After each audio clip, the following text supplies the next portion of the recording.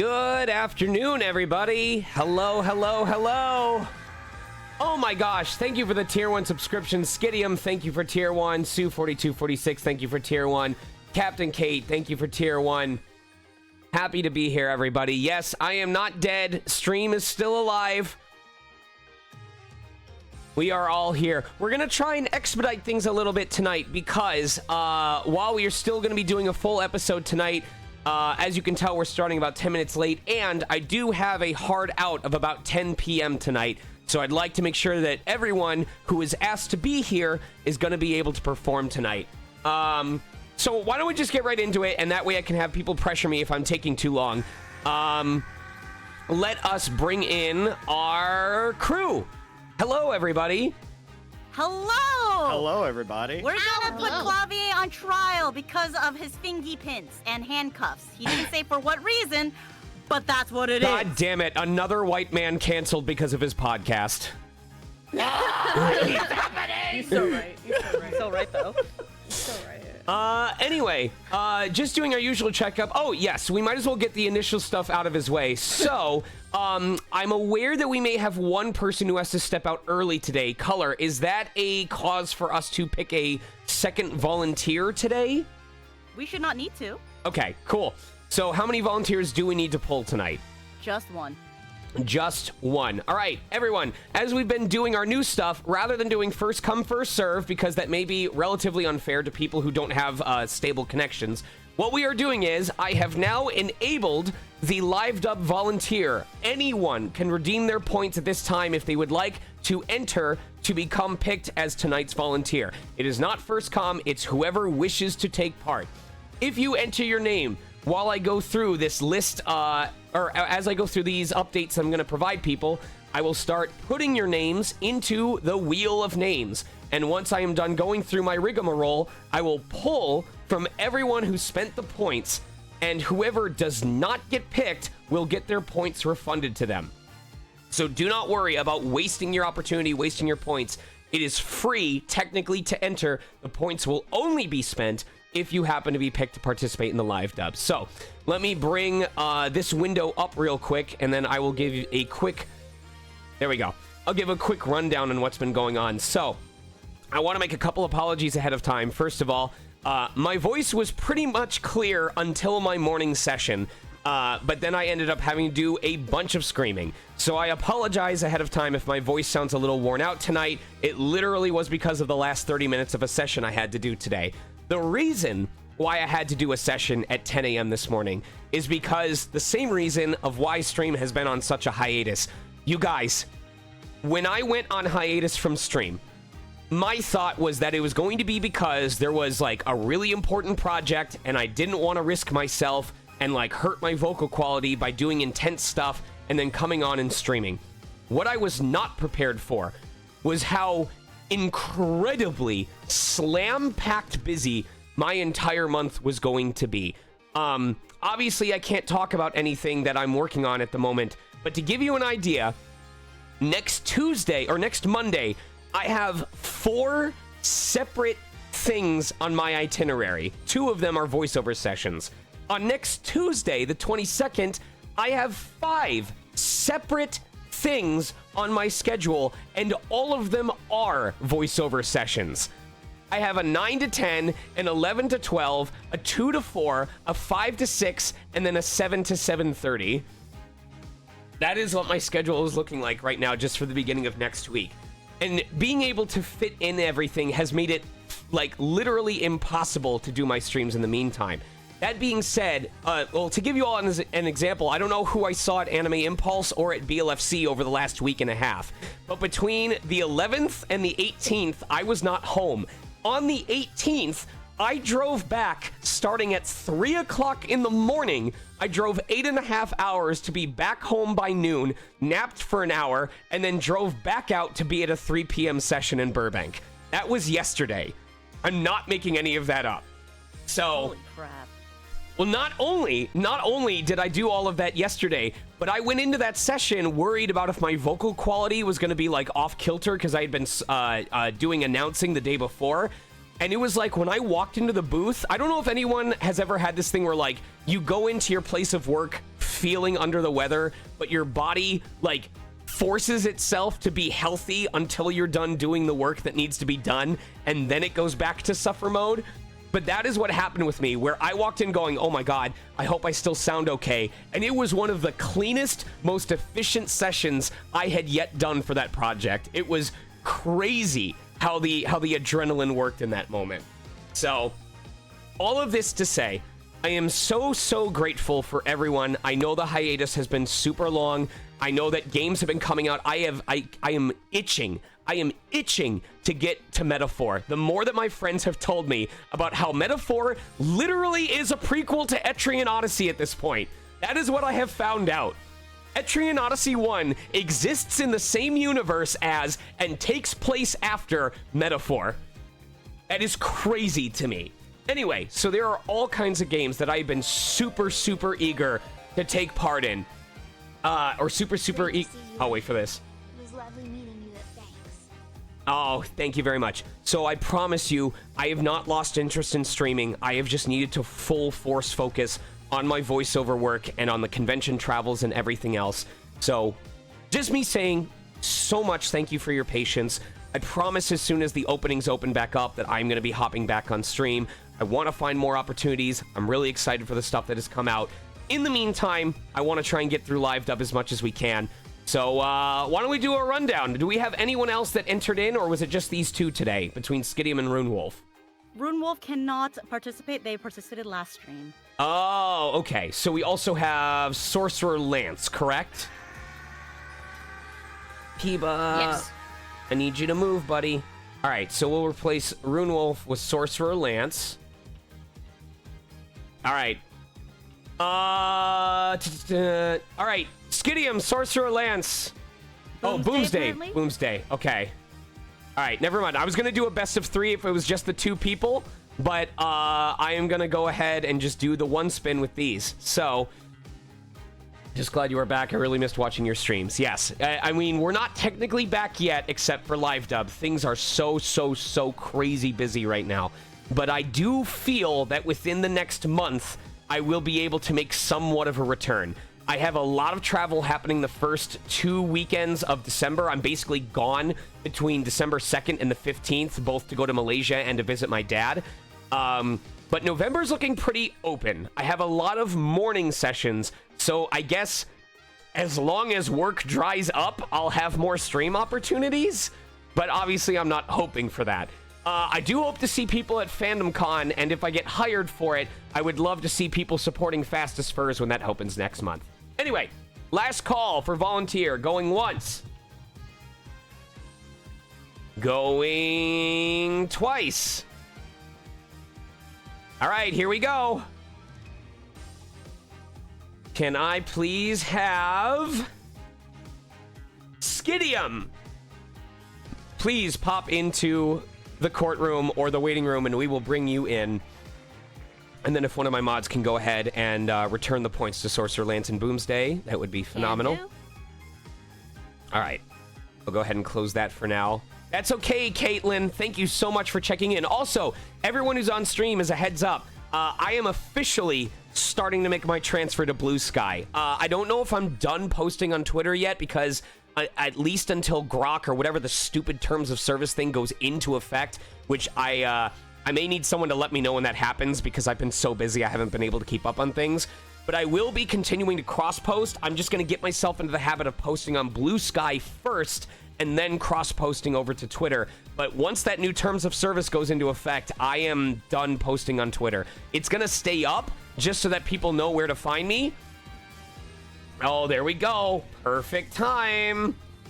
Fox in the fedora. There we go.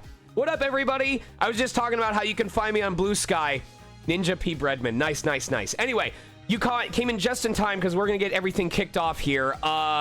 Do we do sound test and then rule repeat? Correct, Color? Correct. All right. Sorry, are you sounding annoyed with me because I'm stalling, or? No, not at all. Okay. Ackle, if I can hear from you real quick. Hello, testing 1, 2. All right, I will adjust if I have to. That looks pretty good right now. Who is... Oh, Captain Kate? Hello. I'm gonna up my gain when I start speaking because my character's a little soft-spoken, but if this is good, I will use it as a base point. Okay. Color brews. I'm just annoyed because I am a spiteful bitch this round. Emmy Ain. Yes, hello. I am here. Paul Hikari. Paul Hikari, going testing real quick if I can hear you talk. Okay, we'll come back to you in a second. Red Muffler Man. I must say, Color Bruce, I am loving the spiteful energy, yeah? It's all because of him. It's all because of him. Skidium. Hello. Yep, sounding good. And Sneaky Spy. Alright, I'm gonna be a little bit louder when I'm speaking, like around here. Okay, then let me bump you up real quick. Go ahead and talk some more. Oh, okay, yeah. You can hear me now? Yeah. How do I sound? That works great. If you stay at about that level, you're going to be right where I need you to be. So just let me know if you end up going any louder than that, okay? Will do. Second call for Paul Hikari. Are we there? Testing 1, 2. It doesn't show them as being muted, so I'm surprised I'm not hearing them. I don't know if they had to step away. Color, how soon into this stream is Paul's character showing up? About halfway. It's like a few lines. Okay. Luckily, yeah. Should we just go ahead and start, and then if they come back, awesome. If they don't, then we'll just have our volunteer fill in for them? Perfectly fine. Okay. One last super important announcement before we get started. I wanted to wait until... actually, Color, please do your rigmarole. Yes. Awesome. Okay. Also, double checking for everyone in cast or in call to have their crisp turned to none. Please go into settings and do that because I have heard some people getting cut off. That's right. If your nuns are not on fire, please correct that.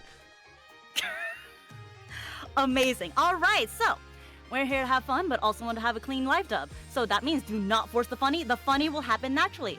That also means that do not talk over people who are speaking their lines. If quipping is okay only if your character is being referenced to or is on screen. If your character is not on screen or not being referenced to, then please refrain from talking. We have mute buttons and push to talk for good news. Also, we are not an airport. If you must depart and come back, you do not need to announce it to everyone on stream. Just let a mod know on the side. If you cannot judge yourself, then we will judge you for you, because this is a courtroom after all. Remember, by breaking the laws of this courtroom, I will personally test you with my next formaldehyde formula. Thank you! All right. I have one last super important announcement. I wanted to wait until everything was squared away before we did this. This is very imperative to participating in live dub tonight.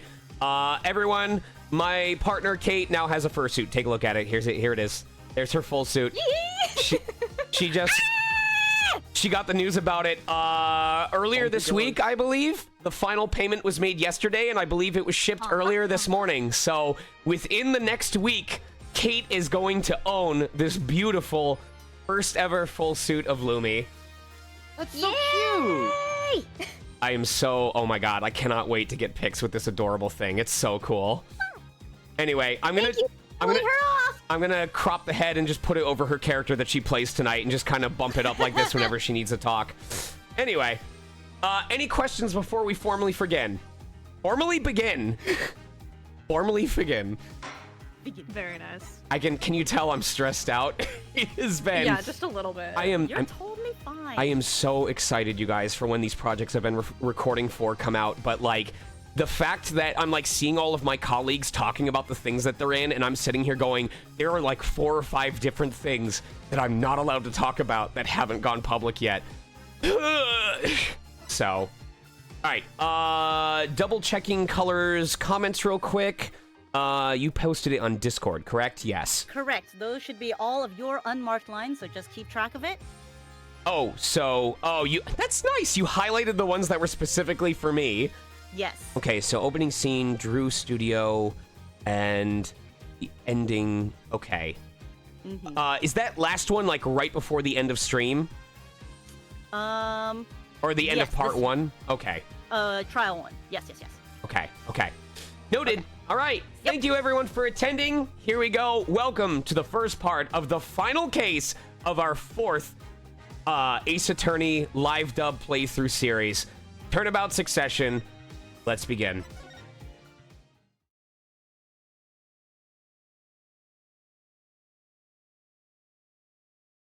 Episode 4, Turnabout Succession. And that is the whole truth of this case.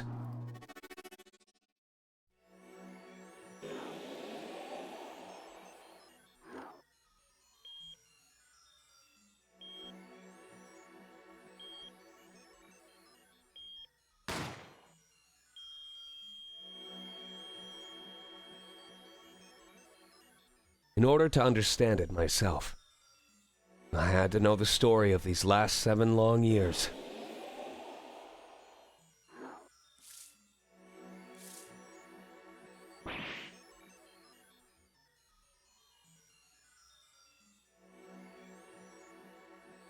Nothing happens by chance.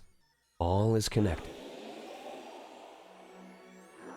Wait a minute, I recognize these colors. This is AI the Somnium Files.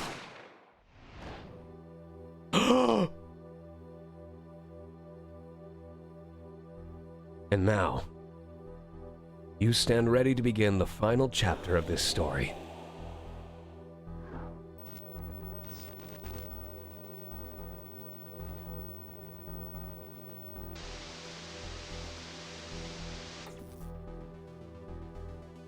Will the defendant be found guilty or innocent?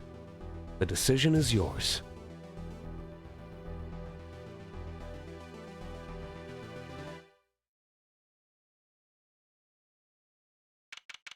October 7th, 10:37 a.m. Write Anything Agency. Hey, Apollo, look! On TV, look, look! Yeah, I'm kinda busy. Wow, look at that! He's the last Grammary, alright? Amazing! Apollo, you should be watching this! Ow, ow, ow, ow, ow, what? What? Ugh. I was writing about our last case in my journal. Ugh. Lawyers are supposed to write things in records, Apollo, not journals. And why now? That case was 3 months ago. Hey, it's a long story. I did a lot, you know. I want to vacuum pack the feel of the moment for later. You know, that way you can huff it like a balloon full of helium and go, I did it! I solved that case! So right now, I'm wowing the crowd by figuring out how Lamorar disappeared. That's right. Uncle Vlad did that illusion too. But you're missing him on TV right now. I was just getting to the good part. I suppose I should watch a little TV with her. After all, her father's expecting me to look after her while he's away. And there's supposed to be a new Mari episode later on. Oh, I love when people get involved in family drama.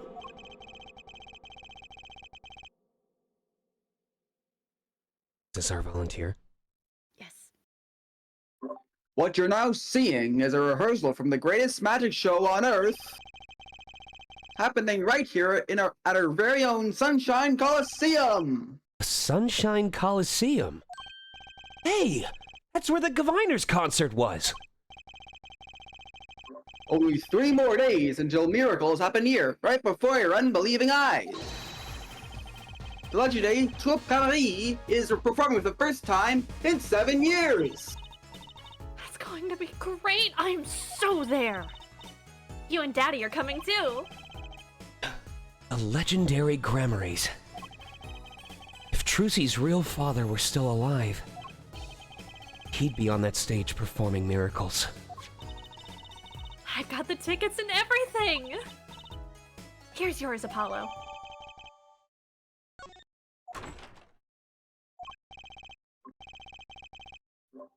Ah, you are here. Working hard or hardly working? Oh, is that mine? Oh. Okay. Sorry. Oh, weird. Okay. Hey, how have you been? Hi there, stranger. Not exactly the kind of greeting I'd want to hear from my own kid. Though he has been gone a long time. How goes it, Trucy? Here, I got a present for you. Yay, pudding! I love pudding. Ooh, it's farm fresh. I love putting people in jail.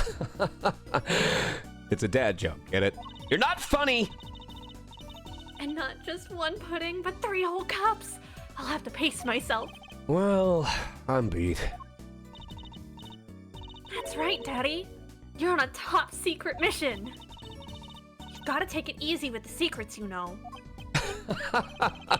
I am on a secret mission. I don't know if I match with that other part, though. All right, you are. So you still can't tell us what your mission is? Maybe it is time. It has something to do with you, anyway. Huh? With me? Ooh, maybe you're getting a top secret mission too. No, I don't think he's one either.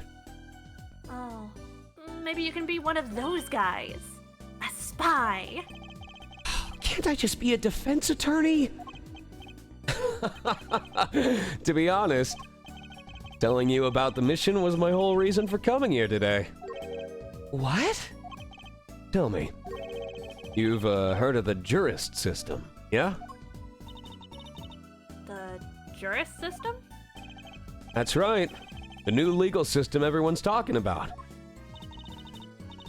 Have you heard of it, Apollo? Huh? Maybe? Maybe not as many people are talking about it as I thought.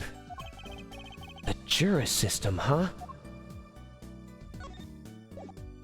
And of course, we have to start with this.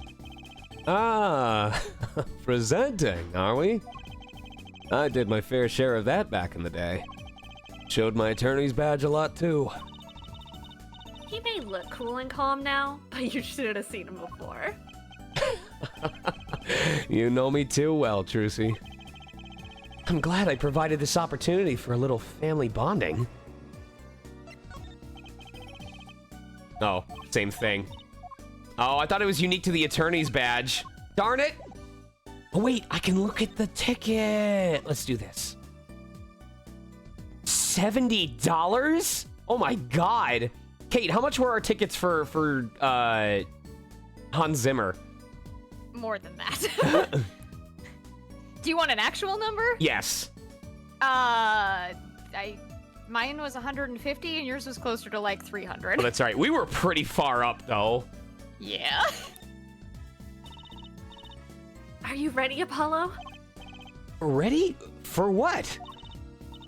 For what? For the Trope Grammary Grand Magic Show! It's not like I'm getting up on stage or anything. What are you talking about, Apollo? You can't enjoy magic if you're not part of what's going up on stage. I'll lend you my spare costume if you need one. Huh? You mean I can't go in this? No. Doesn't get more straightforward than that. Oh, that's right. That's the. Would you rather go to a magic show or own a Nintendo Switch game in 2025? All right. Do some checking of stuff.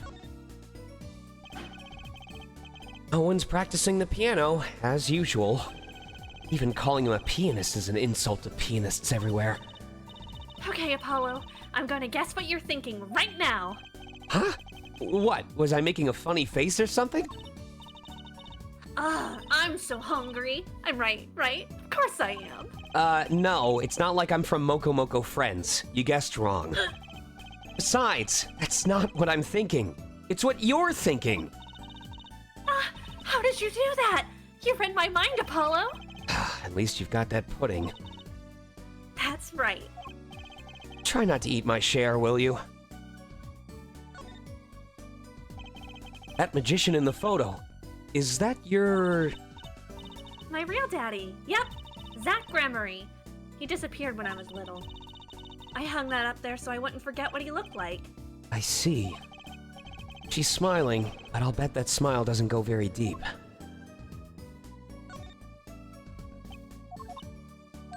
I thought it was something different.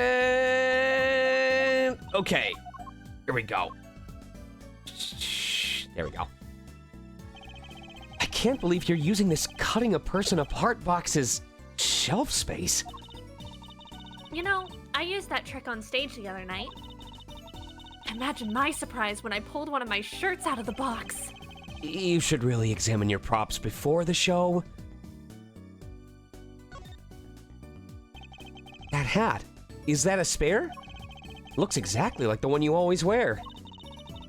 That's the first first rule of a professional. Be prepared. And also villains who happen to be lions. You know, I put it on the other day, and this strange white substance fell all over me. It was like magic.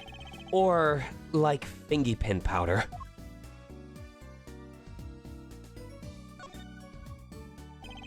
A plate of plastic spaghetti for displaying in a shop. Where the heck does she get this stuff? No comment needed. Want to have a go at the ring, Apollo? No. I was just touching it. Oh, come on. There's no need to be shy. Just slip it on. There. Ouch! Oh, you're way too tense. You gotta loosen up there. The human body wasn't meant to bend like that!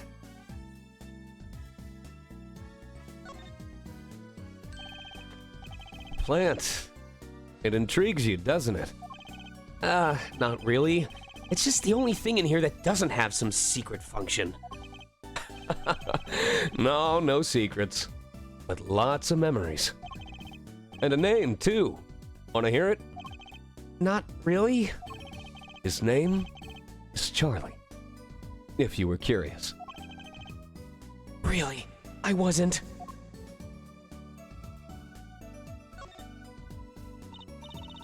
Oh, careful there, Apollo.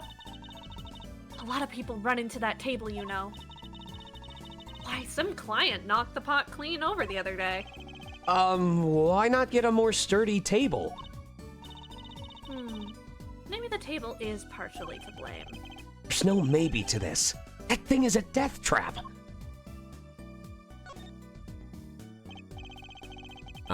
Those legal books were left by my mentor.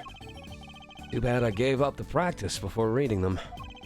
There's quite a few magic books in there too, you know. Those would be Trucy's. She'll remember they're there eventually, I'm sure. For a moment, I thought Mr. Wright might do magic too. Scary thought. Is that everything in this room of note? Of personal interest? It looks like it. Okay. So, Daddy, what's this Juris system thing? Well, Trucy, apparently it's supposed to be the new battle mechanic for Persona 6. But do you happen to know what a jury is? I've heard of it. Isn't that those people who sit in court in those old courtroom dramas? The ones who get to decide if a guy's innocent or guilty. Do you know, Apollo? Only from TV. It's 12 people chosen from the community, right? Well, they're thinking about reviving that system. They're calling the new system the Juris system. No more doing whatever you like, Your Honor. Not quite that harsh. The jurists cooperate with the judge. They help analyze the case from different angles. Oh, and there will only be 6 of them under the current proposal, right? Wow, you know your stuff, Apollo. Their findings directly affect the verdict. Hopefully, people will start taking the courts a little more seriously now, instead of zooming in on some guy's face every time he makes a I feel like I'm on some kind of educational TV show. Starring Dr. Wright. Dr. Wright, his assistant Trucy, and mascot Apollo. A perfect team. Mascot? Hey! So, what is this secret mission? You dumbass, I can't tell you it's a secret. But the Juris system is my mission. More or less.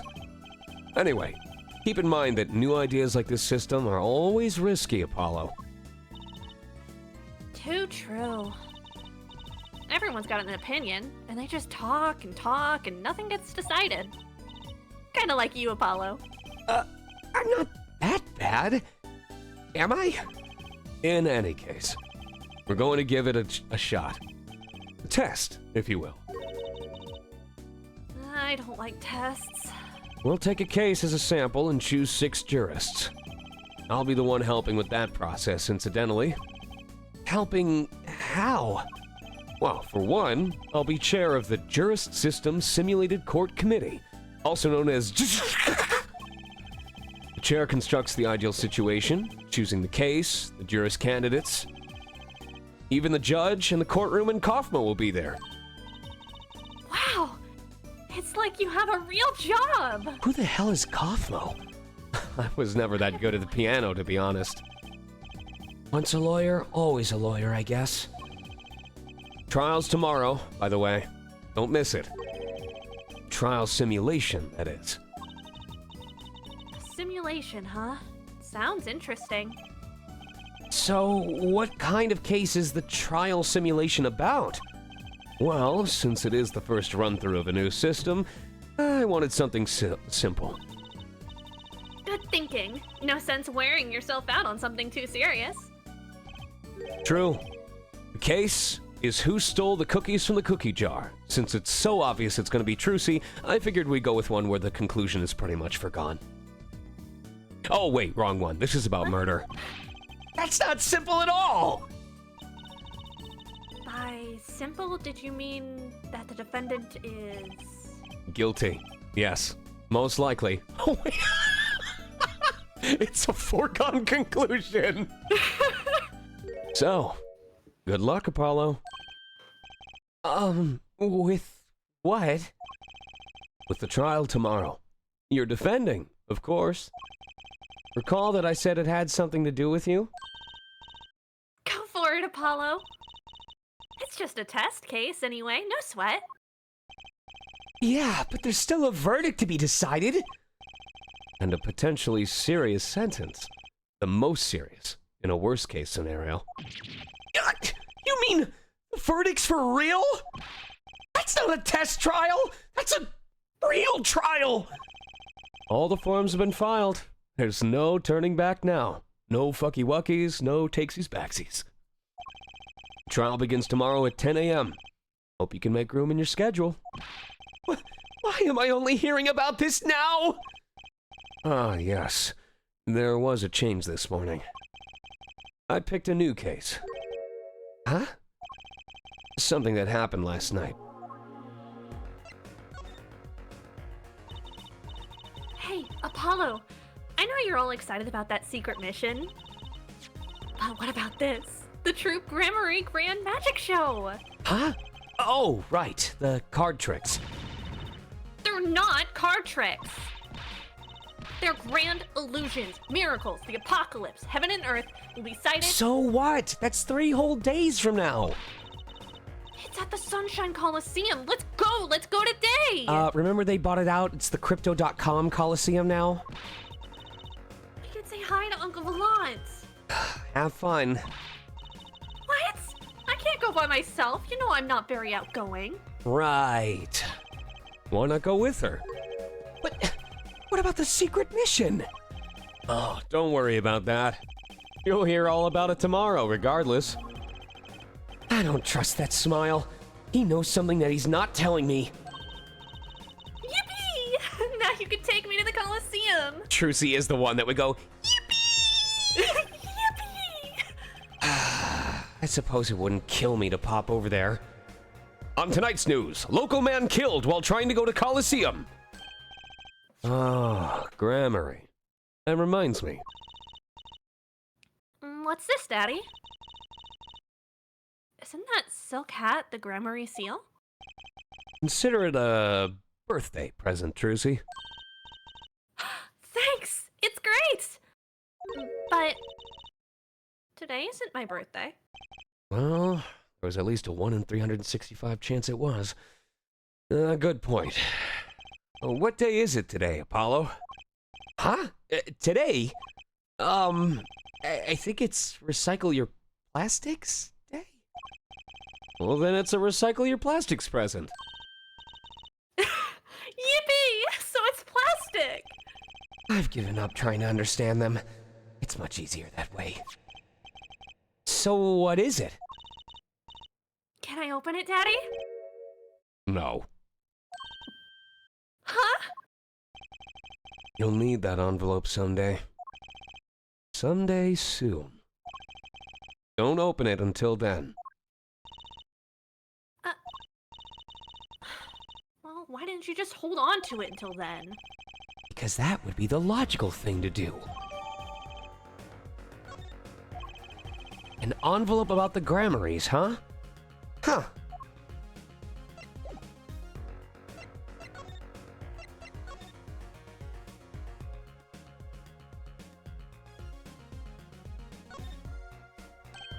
Ah, looky here. A handwritten signature. It says... I can't read it. That seems odd to me. I mean, isn't a signature intended to show ownership? What's the use if no one can read it? Isn't it enough if you can read your own? Oh! I never thought of it that way. Okay, same thing there.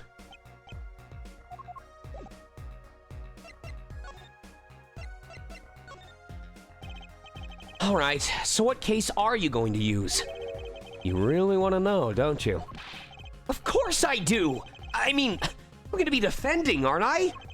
If all goes well, then yes. Of course, this is just a test. We wanted everyone to start without preconceptions. A blank slate, as it were. There's a difference between having a blank slate and just being totally clueless.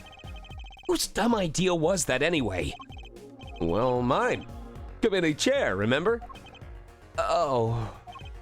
Well, if you want to know that badly, I suppose I could give you permission to examine the scene of the crime. Good! That's better. But you can't talk to anyone involved in the case. What? How am I supposed to defend? You let me worry about the details there. Remember, I'm in charge of this trial. All of it. But you don't want it to backfire, do you? Apollo, if I'm in charge of the whole trial, that means the entire affair is my responsibility, for good or for bad. Just do what you can. And don't worry, I know what I'm doing. All right. I'd recommend going down to the detention center. Your client's waiting for you. You can ask about the scene there. But you just said I couldn't talk to anyone involved. Oh, you can talk to your client. If you can get her to talk. Well, time's a-wastin'. That's not ominous. Thank you for the help, Mr. Wright. No problem. Wait, where are you going? October 7th, Sunshine Coliseum. Whoa! This is it, Apollo. The place where magic and dreams converge. Just a while ago was the place where murder and nightmares converged. Let's go say hi to Uncle Vallant. What about the case?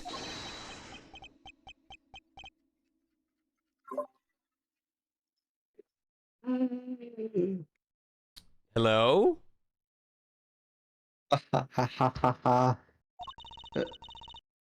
Only a performer laughs like that. Young Miss Trucy. How often I hoped we'd meet again, only to tell myself it was an impossible dream. Uncle Vallant! How's it going? I'm glad to see you too. Yes, you are. Humility is definitely not one of his stronger traits. Well, Miss Trucy, how does the day find you? If you've come to give me flowers, do it after the show. I beg you. Actually, we came to wish you good luck. And congratulations on your big magic show. Oh, but it is I who wish to congratulate you. Not everyone is so lucky as to witness miracles such as the ones I shall perform. Yeah, you're amazing. We get the picture. The world will watch in wonderment as Magnifi's illusions are reborn, here on stage, by my hand.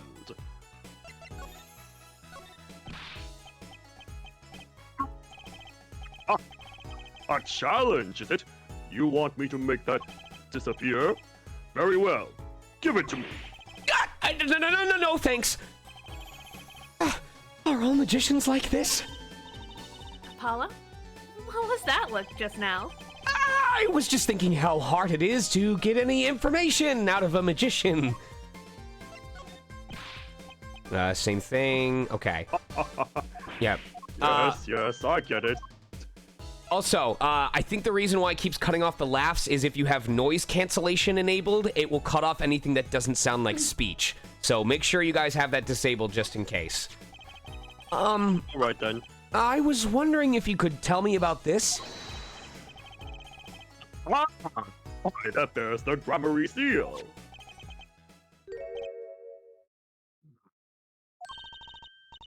Uncle Valon?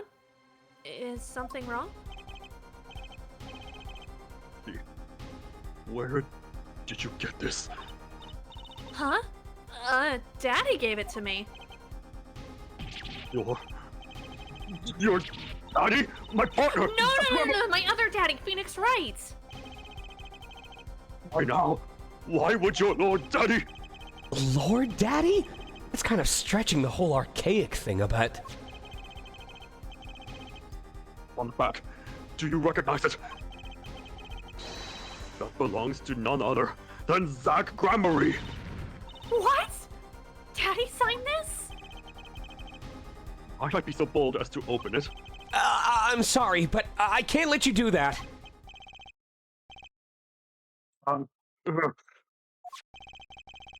What's in this envelope, I wonder?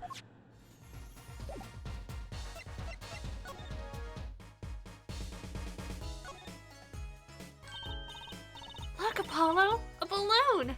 A hot air balloon! And it's just as full of hot air as he is himself, with the Gramarye seal on it, no less. Well, this is a long-awaited revival after all, and it's been 7 years, you know? I've spent plenty of time and a pretty penny on promotion. I hope it's a huge success, Uncle Valon. Oh, I intend for it to be nothing less, I assure you. They both sure seem excited about it. I guess it's a big deal for magicians.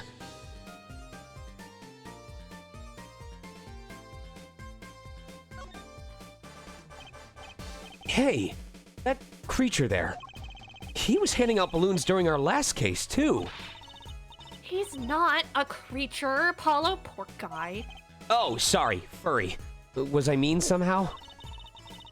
You know how hot it is inside one of those suits. He's stuck in there with only the smell of his own sweat to keep him company. On the verge of passing out, he hands out each balloon as though it were his last. You know, I heard some people are kinda into that. Although it does take the fun out of seeing the blue badger. Wow, that was strangely way too applicable. Yeah, I know, what the hell? You know, I thought this at the time of the Gaviners concert too, but this Coliseum is just way too big. It's huge. It's got a big sounding name too. Sunshine Coliseum, was it? Would you like to hear what the grand finale of the show in 3 days will be? What? Really?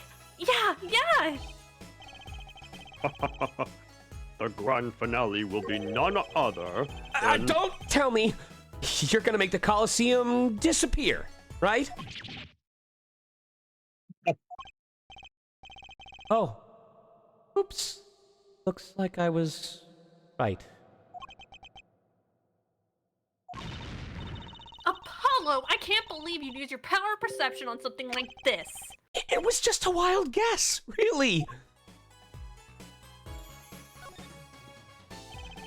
Well, they've changed the sign since our last case. It said Anthrocon just a week ago.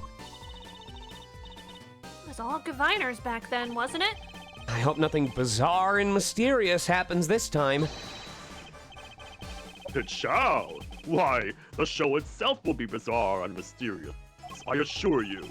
I don't have a problem with mystery, as long as it's legal. I don't think lawyers and magicians were really meant to have conversations like this. And real quick, I'm not going to bring it up on stream, but I am going to upload it to stream chat. If y'all want to know how bad Peeba missed me, and this stream in general, go to stream chat, and I'm uploading what I've been massaging while going through these lines.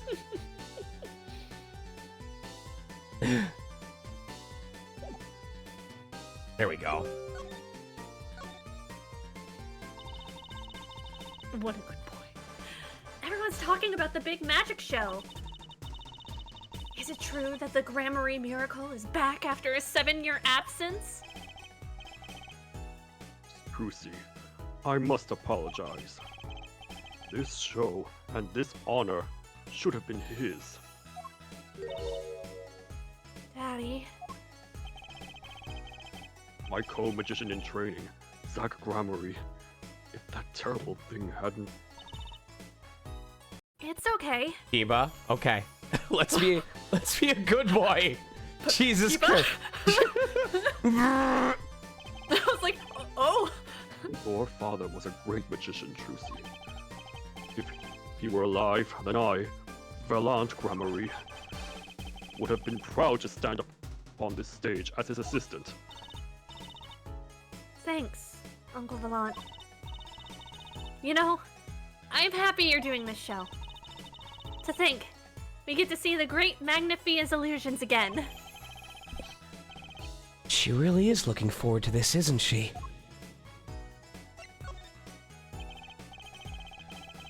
My mentor, the magnificent Magnifique Gramarye, was a true deity among magicians. A creator god who gave birth to magic and illusions that defied our very imaginations. I was so little when I last saw one, but I still remember his shows. He did wheelies in a sports car through the air above an audience. And then sped off to outer space faster than the speed of sound. I'm guessing that memory was a bit embellished. 7 long years, the world has been waiting for a miracle to match his. As heir to the Gramarye Troop's secrets, it falls to me to provide one. It is my God-given destiny! And God told you to wear bright yellow? Yes, you, nameless face who speaks for the nameless masses. How can I help you? If the world was waiting, why did you hold off for 7 long years?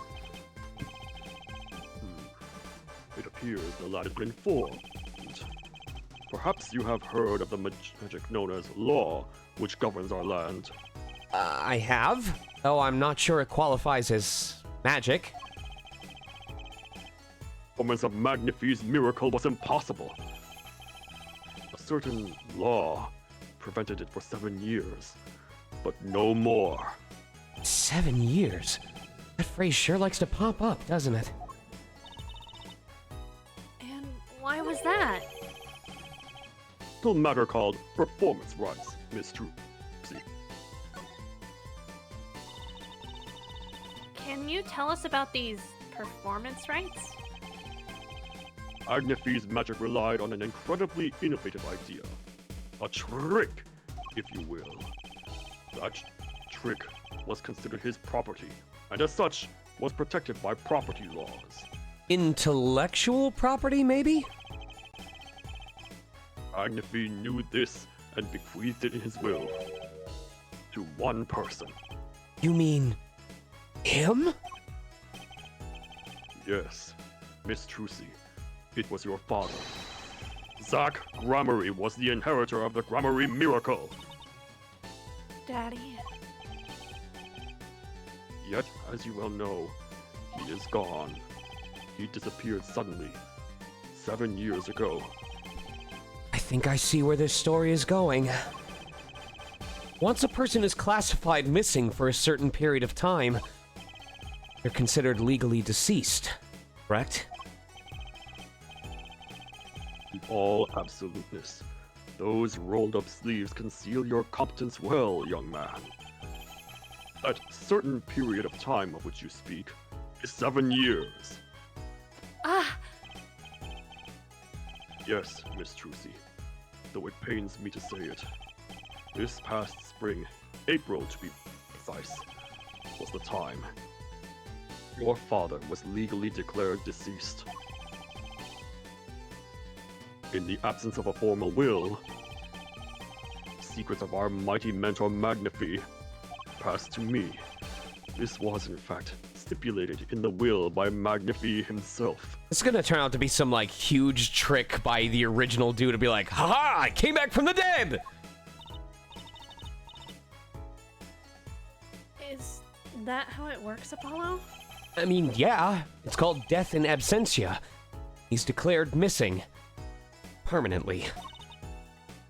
Daddy. That sounded so sad, Emmy. It was so good.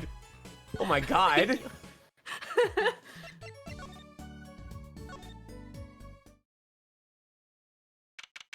October 7th. Detention Center. Visitor's room. Oh,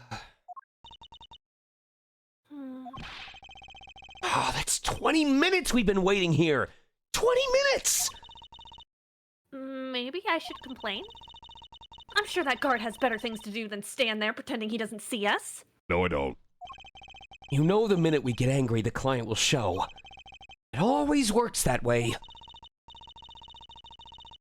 Like shouting, "Oh, waiter!" and they're standing right behind you.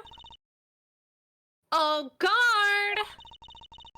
Is our client going to be much longer?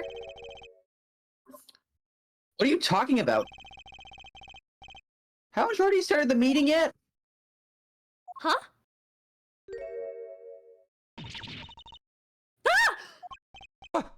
Where'd you come from?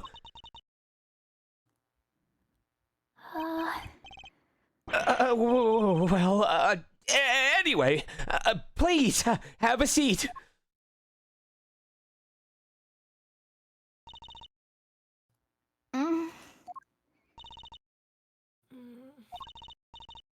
I'm nervous, Apollo. It's the silence. It builds suspense. Why don't you do something, Trucy? You're a magician, aren't you? That's right. Okay.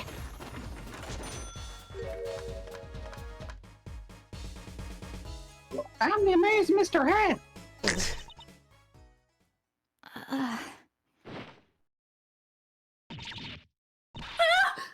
She passed out! This magic underwear might have been a better bet. That's magic panties, Apollo! I am not calling it that.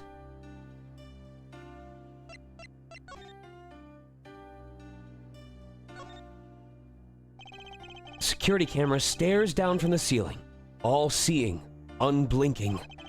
Not that I'm nervous or anything. Same old security guard is glaring at us. He winked. Maybe he's not such a bad guy after all.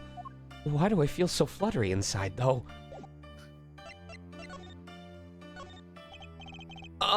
See this here? Does it ring any bells? Does anything I say ring anything?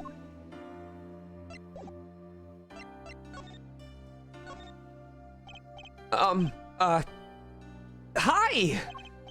Well, I'm your defense. I really think it has to be fate, you know? And by fate, I mean destiny! Did you know I'm good with astrology? Tell me, what's your sign?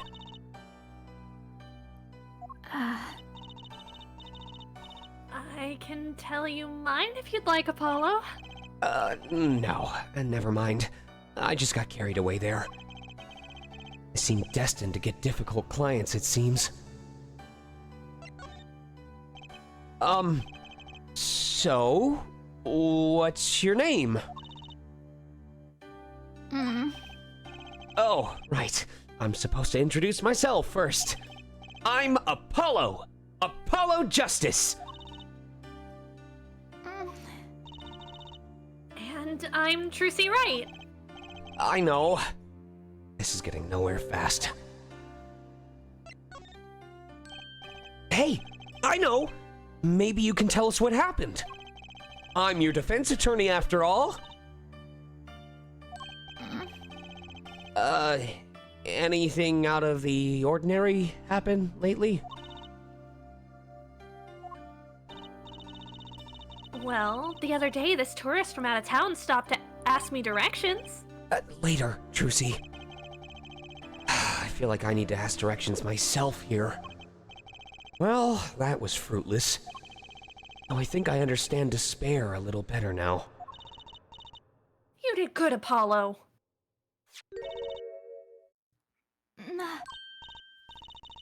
Look! She's doing her nails! What? Are nails more important than defense? Is that it? Oh, let's go, Trucy. Excuse me. Could you read this? Sure. I feel like a teenager on a first date. And wow, what a looker! And this is the love letter we pass from desk to desk at school.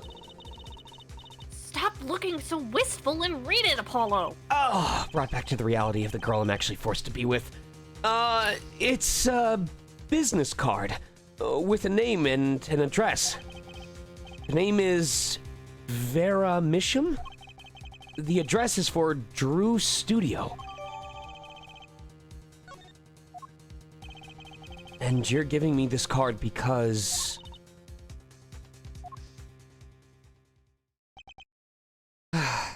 Ghosts. Well, looks like we're finished here. I wonder if Drew's studio is the scene of the crime. Let's go find out.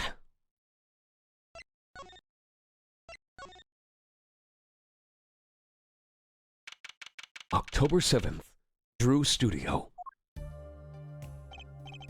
Wow. This looks like... Oh, it looks like a studio. It's like life imitating art, or maybe it's the other way around? The tape on the ground there.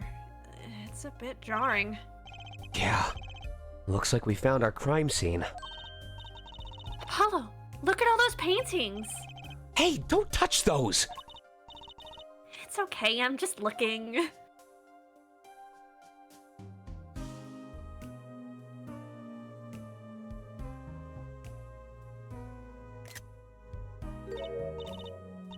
Huh?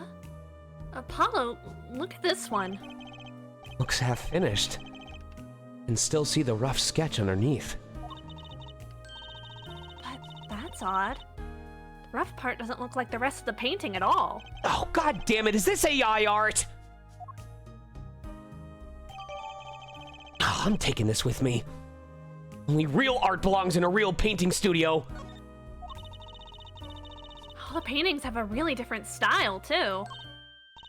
Oh. Oh, actually, it's me. Oh. That's fine, sorry. That's my mistake. I thought I might find you two here. Emma! Long time no see! Huh? Seems like I run into you far too often. I bet I know why you're here, too. You know about the trial simulation tomorrow? I've heard about it, sure. So Mr. Wright chose you, huh? We don't even know what the case is about. Well, he was killed. The artist who runs the studio, that is. Mr. Drew Misham. Mission. And his daughter was put under arrest. Yeah, we just saw her at the detention center. It was funny, though. She seemed more like a victim than the kind of person who would commit murder. You don't say. Not even by poisoning? That's how it's done, you know. Poisoning's a common way to get the job done when the murder's a woman. Poisoning? Oh, you're not gonna make the comment about the woman thing? Alright. Anyway, Mr. Wright told me you'd be coming. Are you building up your own poison tolerance through your food? Shh. Don't worry, it's for science. Feel free to take a look around. I'll just be over here with my snackoos. Was she trying to poison me with them? You'll get tolerance, it's great. We can't talk to anyone related to the case this time around. Which means we better find out as much as we can here at the scene. Or else. Emma, I was wondering if you could take a look at this. Look, I'm a detective. a detective. You can't just ask me any old thing and expect an answer, okay? I think you need to be a little more focused in your inquiries. Scientific, even. Somehow I knew she'd get around to science. It's always about science, baby. Not even this? Nope. Not scientific enough, man. What about the science of a signature? Uh-huh, sure. Scientific. Real cool, Apollo. The card that we got. What? How is this science? A painting! Women like paintings, don't they? Oh, wait. Oh, that's quite good, isn't Oh! Oh my god, hold on! it? You want me to examine it, is that it? I'd be happy to let you if you had a good reason. But without that, sorry. I guess she wants us to do a little footwork on our own first. Emma, about this painting. That? Quite good, isn't it? Alright, Yeah, so it's all the need same more there. reason.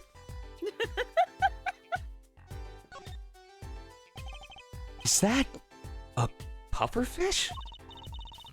Apollo, that's clearly a porcupine fish. No, it's a stepladder fish. They're not the same thing.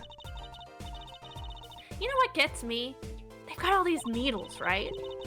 But what's protecting that soft spot on the lower belly there? Nothing! Must remember to keep Trucy away from small, round fish. You know, if you really want to get your poison tolerance up. Oh yeah, pufferfish! Why is it? Okay.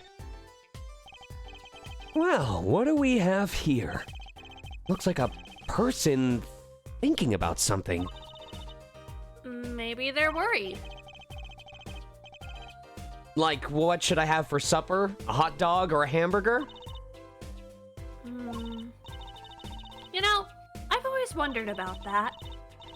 Why are there supper and dinner? Are they different meals or the same thing? Maybe that's what this person's thinking about. I'm wondering if, like, the signature is hidden. Like, you know when you play Jackbox and you play murder, it's that murder party thing, and you have to, like, draw your signature within one of the murder weapon scenes, and then people try to figure it out. And, like, my initial guess is that the signature on this is going to be hidden in one of the paintings. And, like, that's how we signify who it belongs to. That would be so dope. Yeah, weapons drawn.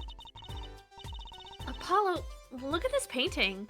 You can see the rough sketch. Oh, looks like it was only half completed. Huh? That's funny. Do the rough sketch and the finished painting look totally different to you too? They do, actually. What's that all about?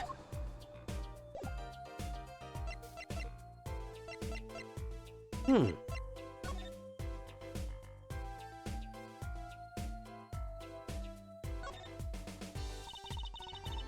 What a pretty business card. Looks like a postcard almost. And on the back, she's a part of that Datreon website too. And just her name besides that.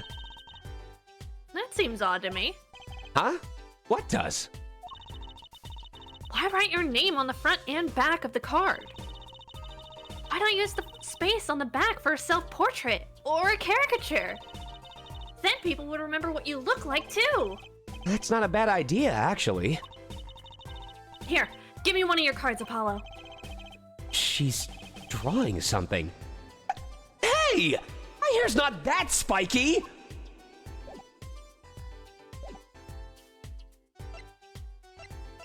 Oh, at the end of the day, so now supper and dinner are used. Oh, interesting. Thank you for sharing that. So, this, Drew Misham was some kind of artist? Apparently. Did a lot of illustrations for books, I hear. Had a lot of female fans, too, for what it's worth. Oh? Well, I guess his stuff is kind of pretty. Like that oil painting over there, for instance. Yeah. That wasn't one of his illustrations, actually. Huh? So it was a standalone painting or something? Is that what she means? He's an odd bird. Misham. Hasn't shown his face for anyone until he died. What do you mean, to anyone? He was always locked up here in his studio, apparently. His only connection to the outside world was through letters he put in that letterbox there. Letters? Do people still write letters? What do you mean, Apollo? I mean, when was the last time you wrote a real letter? Don't most people use email and stuff these days? Not Mr. Misham. Couldn't stand technology, it seems. He did everything by mail. Maybe he thought that way was more artistic, you know?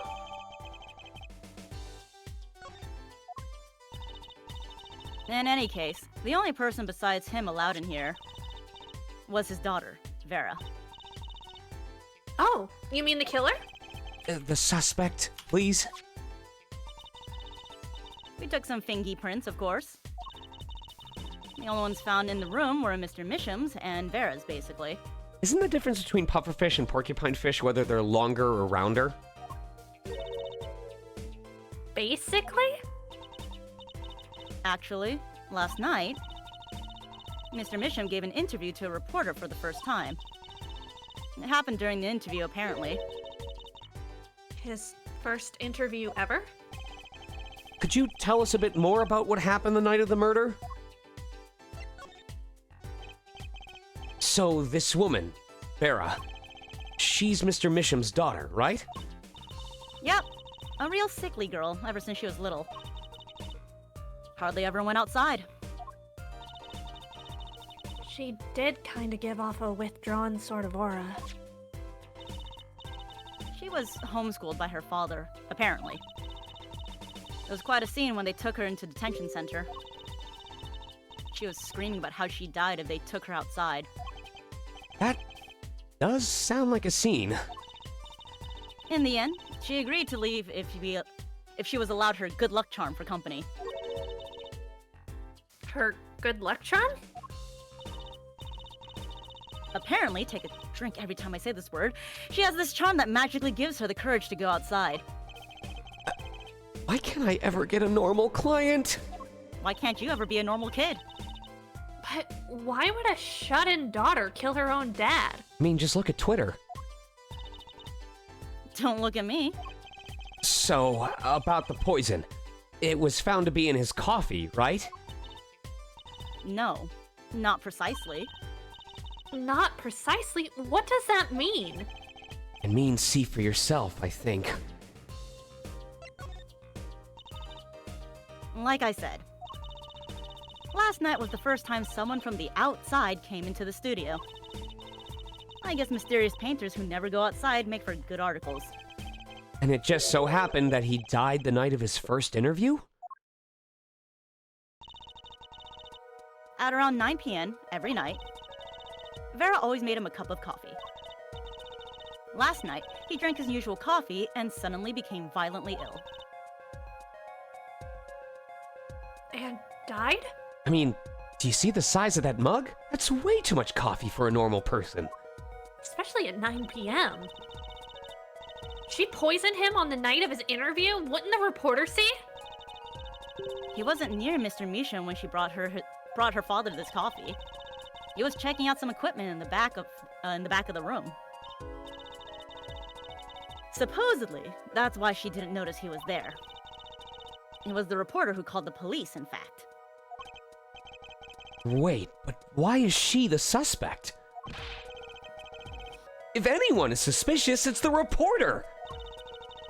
Yet the reporter never got near Mr. Misham's coffee. Even Vera acknowledges that. Regardless, I want to know more about this reporter.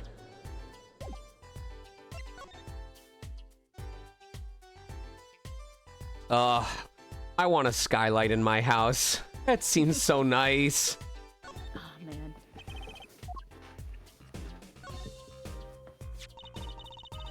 That letterbox looks funny sitting inside a room like this. Let's take a look. Empty. The other half of that letterbox is actually connected to the outside of the studio. Mr. Misham would put his letters in there. And the postman took them away. Impressive that someone still writes letters in this day and age. Or wrote, rather. I believe the word's written. Hey! There's a painting hidden back here. Hey, you're right. What if it's embarrassing somehow and he didn't want anyone to see it? You certainly seem pleased by the possibility. Huh? It's so normal. That's hardly something to get mad about. Huh? What is it, Apollo? Well, doesn't this painting look like... never mind.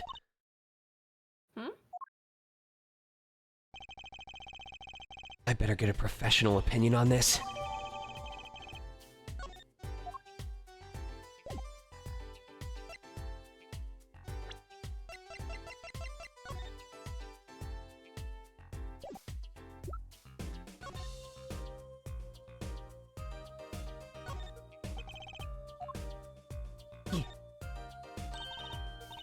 Hey, Apollo.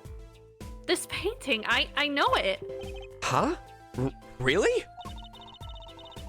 It's that story where the old woman is doing the wash in the river. And this giant peach comes a-floating on down. That might possibly be the strangest thing I have ever heard. Well, besides magic panties. I need to see if there's anything on the back of this. Nope, very plain. I'm sure we're gonna have to tear one of these open at some point. Why would you do that to art? That's the victim's coffee mug. Aha! So the poison was in here. This is my first time seeing a real poisoned mug of coffee. Hey, you should take a sip out of it, see if there's still any poison left over. I would hope so. It'll raise your tolerance. Poisoned coffee? Not exactly. Actually, take another drink. What do you mean? No traces of poison were found in the coffee. What? You'll have to figure out the rest yourself. I'm officially not on your side, after all.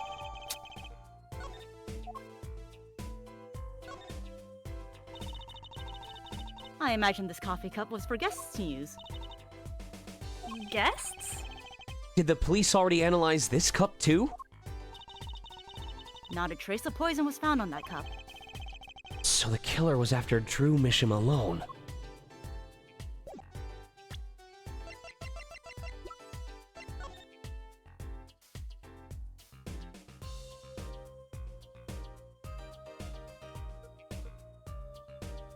Can't check anything about this cup. It's amazing you're checking it with the coffee inside of it. I know, and not you're like spilling. flipping it upside down. I used to work at Dairy. Did Tracy teach you? I used to work at Dairy Queen. It was part of the onboarding. Ah.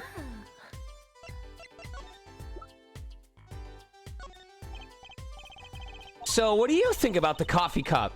I hope you're not trying to grill me for information. You know I'm not talking. I suppose you are the detective here. Now you're getting it. So why don't you two take a look yourselves? If you find a clue, I might not be unwilling to lend a hand. Is that a double negative? I think she's going to help us, Apollo. Let's check out this mug, shall we? I did! It didn't let me do anything on it! This game! Wait, is it gonna actually... Please don't tell me it activates something once I talk to her. No? Okay. What's the blue? Yeah, what's the blue? God damn it. Hey! Look there! That stain doesn't look so healthy, Apollo. That must be the Blue Mountain stuff we've been hearing about. Oh, a new Mountain Dew flavor? Something tells me that even Blue Mountain coffee isn't this blue. No, this stain is probably... Now I get to progress the story. You seem a little, frustrated there, Apollo. No, not at all. No? Oh, How about this mug? It's a pale blue, residue on the rim. Is there a new style of magic powder? Huh? Oh, that! Well, it's just a rumor. But I heard there's some kind of coffee called Blue Mountain. I'm pretty sure it isn't actually blue, Emma. I'm pretty sure that's not scientific. Right. Okay, you got me. That's left over from my testing spray. Forensic science! I knew your hobby was behind this somehow, Emma! It's not a hobby! So, what kind of scientific stuff were you up to? This spray, that's what. It turns blue when it touches poison. Oh, look, it turns your tongue blue, too! What? What? So the poison that killed the victim was on this mug? That's right. See? It wasn't in the coffee. The killer applied it to the rim of the mug itself. Wow, science is amazing! I like you all of a sudden. Science also doesn't I'm the favorite, Apollo! taste very good. Certainly is helpful. Maybe Emma'd be willing to help us out a bit more. You should try buttering her up, Apollo. Wow, you are... science! They say flattery will get you everywhere. You are so science! You're really bad at this. It's certainly worth talking to her a bit more.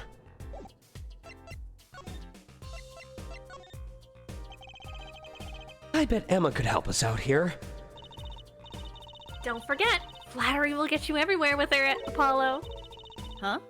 What are you two whispering about? Oh, well, I was thinking, wow, if you look up the word science in the science-tionary, Emma's right there. Yep. Mm-hmm. I mean, what is it we always do when we run into you at a crime scene? What is it we always do scientifically? Ha! You know me too well. Okay. Okay, meaning, we can get scientific now? Oh, I suppose. Just this once, you're such a flatterer. Bring me anything you find suspicious and we'll check it out. Good job, Apollo. Earlier.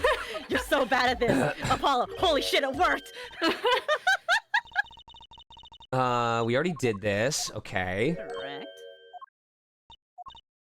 Haha, science. Science. Uh-huh. Don't turn your tongue blue. Yippee, science. Uh-huh. About poison analysis. I was afraid you're going to ask about that. See, this solution is used to test for atroquin. Is that a type Quinine? of... Atroquinine. What kind of horse is that, Trucy? The pretty big ones. Huh? Atroquinine! It's a deadly poison found in the autopsy. Uh-oh. I know that spark in her eyes. She's getting excited. Best tread lightly. I'm vibrating with excitement. It's one of the most virulent poisons, but is absorbed into the body astonishingly slowly. I heard when ingested, it hurts your linguistic skills. It does. I'm part of science, not English. It takes at least 15 minutes from the time of ingestion for adverse effects to show. Oh, and guess what? Recent research has shown... That's fine, really. We don't need to know all the gory details. I think I get it. You just spray this stuff on something you want to test, right? Precisely! You could find even the slightest trace of poison with this. I want to try it too, Emma. Pretty please. I bet your Yeah, whole... you're definitely the favorite. She's definitely... She's definitely gonna turn out to be the most toxic out of all of us. You don't have to ask twice. I already used it on everything suspicious, of course. That's why my butt felt wet. And blue. Yay! Let's give it a whirl, Apollo. Ow! What are you doing? I was just seeing if I got a reaction off of you. How's this for a reaction? Never do that again! I'm not poisonous! But definitely toxic. Definitely toxic. Tell that to those hapless witnesses on the stand. Let's just get down to checking the real poison, shall we?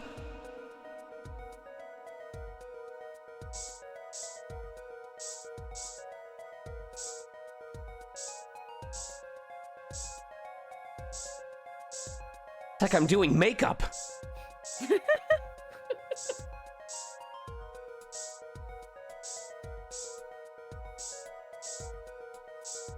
Not gonna be here.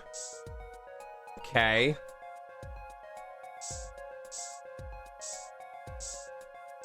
I know, I'm spraying it. Thank you. Got some in my eye. Oh. Wait, isn't that what your glasses goggles are for? I did put it on in time. Oh. Oh my god, I'm gonna feel like such a moron. I think it's called Moron. No, it's But you know. it's Moroccanine. Sorry. English is not my forte. Science is, though. Is it on the chair? Is it on the drawing board? I must say, I'm very envious of his drawing board. Yeah, that's It's such a nice looking I drawing. kind of like looking at this being like, this is a nice studio. I want the studio. Is it on I the know, I feel door like handle? No, go ahead, go I ahead. feel like this front section is actually based off of Van Gogh painting. I'm trying to find which one it is. It's the like it's Starry based off Night of one, his- right? No, the actual layout of the room looks a lot like, he did a series of bedroom paintings in the different places he stayed. Oh. I feel so stupid right now. It's okay. They're giving you a tiny puff and very little to go off of. Oh my god, okay. I would assume because it allows me to move through the room that it'd be over here. But is it on his easel? Is it on his painting? She charges per spray. Look, I don't want to end up like the other detective, alright? He already gave me his science pans, and that was a little odd. Can we just like empty the whole bottle in front of a fan and let it do the work for us? That's thinking smart. We're thinking scientifically. Oh my god. I was like, okay, maybe it was on this and they put their eyes on it. Like, okay. This is kind of stupid.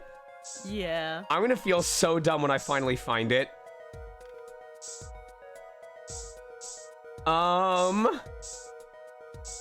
Was he working on a painting? Is it on this section? Let me double check in case we do need Oh to my just, gosh, this move is along. this is so dumb. Am I supposed to like back out of it? Maybe. Oh, sorry. Too bad. No reaction there. I'm sure Emma checked out all the likely spots. Wait a second. What is it, Apollo?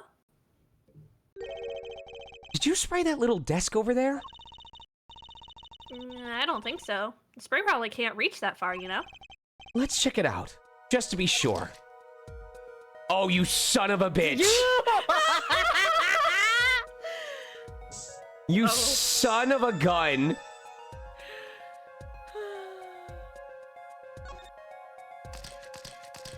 Zoom! Enhance! Ah! A reaction, Apollo? Yeah, here's a reaction too. Where? Does anybody else need to scream? The inside of that cute little frame. Look! Wow, would you look at that? Nice going, Trucy. My favorite one. I'm known to work magic and science. Never mind that I was the one who found it. Why would the inside of that frame have poison on it? Looks like we found the only other place that was poisoned in any case.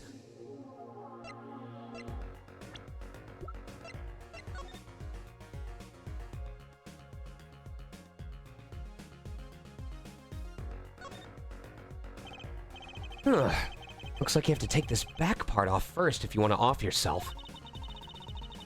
It'd have to be a really small photo to fit in here. True.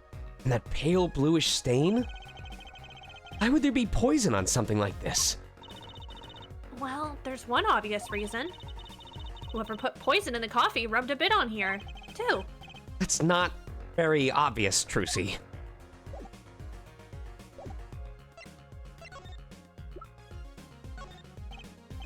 Emma, I was wondering if you could take a look at this. Oh, it's the same thing? Okay. It's the same thing. I don't know if it's scientific enough, unfavorite. So wait, what am I supposed to do at this point? Oh wait, I can go over here and also... Yeah. I wouldn't mind taking a closer look at those paintings. I just love oils. You know how they're so thick? Is that the word? These paints are all dry. I'm just surprised at how different these all are. Yeah. And what's going on with this half-finished one? Must have been a work in progress. You can still see the rough sketch below. That's what's so weird. The sketch part doesn't really fit the finished parts. I noticed. That is weird. Oh my god, that like brought the scene back way too fast. Apollo! That's where the body was! That's the spot where Drew Misham died, passed away. He put his coffee mug to his lips, and the next moment... There's quite a bit of paint on the ground. See that half-painted painting over there? He must have been working on that right up to the moment he died. Wow! A true artist to the end! Or maybe he started a year ago and was procrastinating. Just like this You know. live dub. Listen, Emma, I don't need you to call me out. Oh, it's just not you, Trucy. It's every artist in this chat. Look at all these paints, Apollo. There's so many. He's got like 20 kinds of red. We could repaint your suit, Apollo. How about this shade of green? Oh, that'll be enough of that, thanks. I don't need people editing me into Photoshop videos.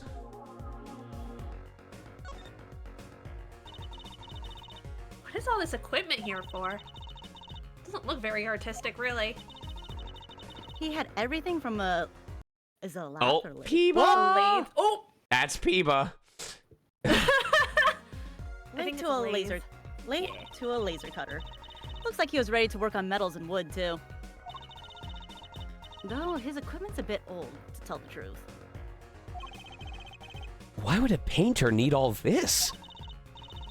From the dust, I'd say he hadn't used this stuff for years. This corner doesn't fit with the rest of the studio.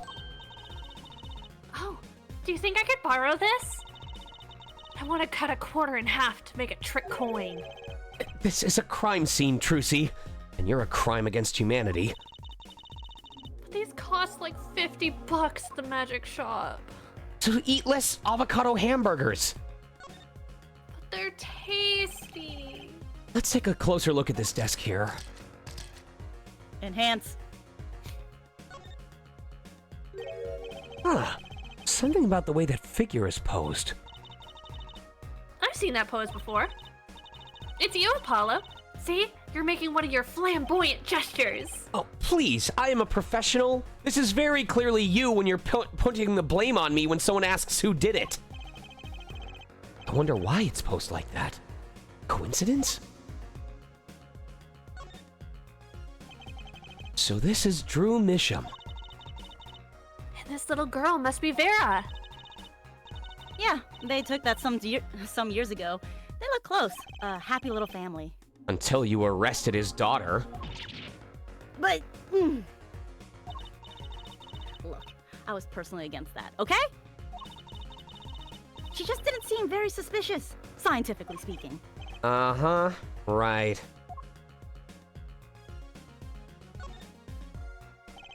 I wonder why there's poison on this tiny frame. Very strange indeed. Wait, I know! I'll bet it was poison from the time he bought it. Haven't you heard about some kinds of green paint being toxic? I don't think they sell that kind anymore. And the poison was atroquinine, by the way. A tiny, mysterious, poisoned frame.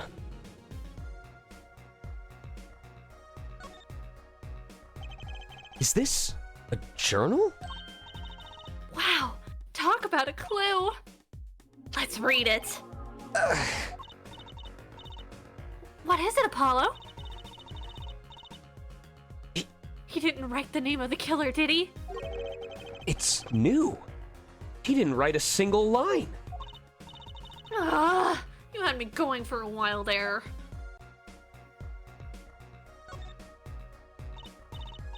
Hey, Apollo, what's this feather thingy? Isn't that a pen? Like an old-fashioned quill pen? But it doesn't have a pointy end. That was most likely for sweeping detritus off the desk. Wow, you sure know a lot, Emma. Just not English. Bold and scientific, that's my motto. Exactly what about that was bold or scientific?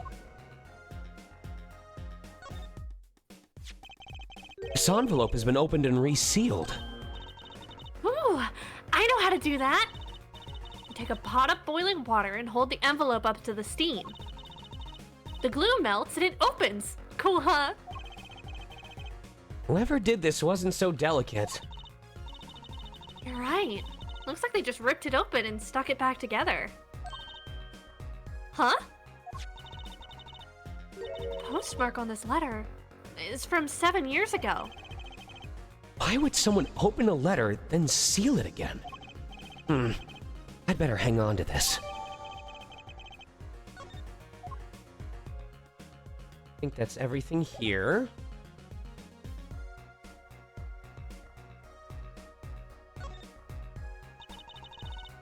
Is this desk for painting, Apollo? That would be a drafting table. Drafting? Basically, it's a tool for making precise diagrams. Wow, painting is harder than I thought. Why would a painter need a drafting table? Was he an architect too? Just letting you know, as an artist, I'm screaming. Same. Both of us are just like, nah! So that we're is it so that you're not hunched over a desk the entire time? Yeah, it's to keep the angle at you, and also makes it very easy for certain drafting for lines in perspective. Yep, a lot of traditional comic artists will use drafting tables. I remember back when I was in wood shop back in high school, we had to do a perspective assignment, and we had the drafting tables for that reason. Yeah. I don't think we had. Go ahead. I miss my drafting table from college. I don't think we had angled drafting tables, but I know that we had like flat drafting tables and like all the materials required for it.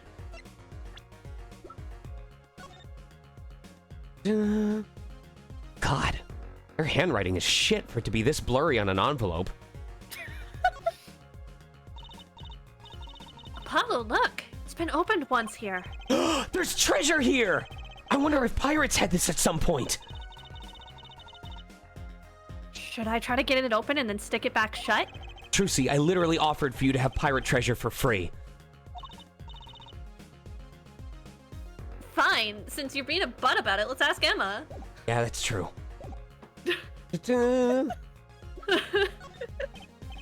Emma, about this? Oh, that! Yes! Why, that's a bright red envelope and not a map to a treasure chest. She sure is jumpy. Someone opened this, didn't they? My lips are sealed. Your lips are sealed?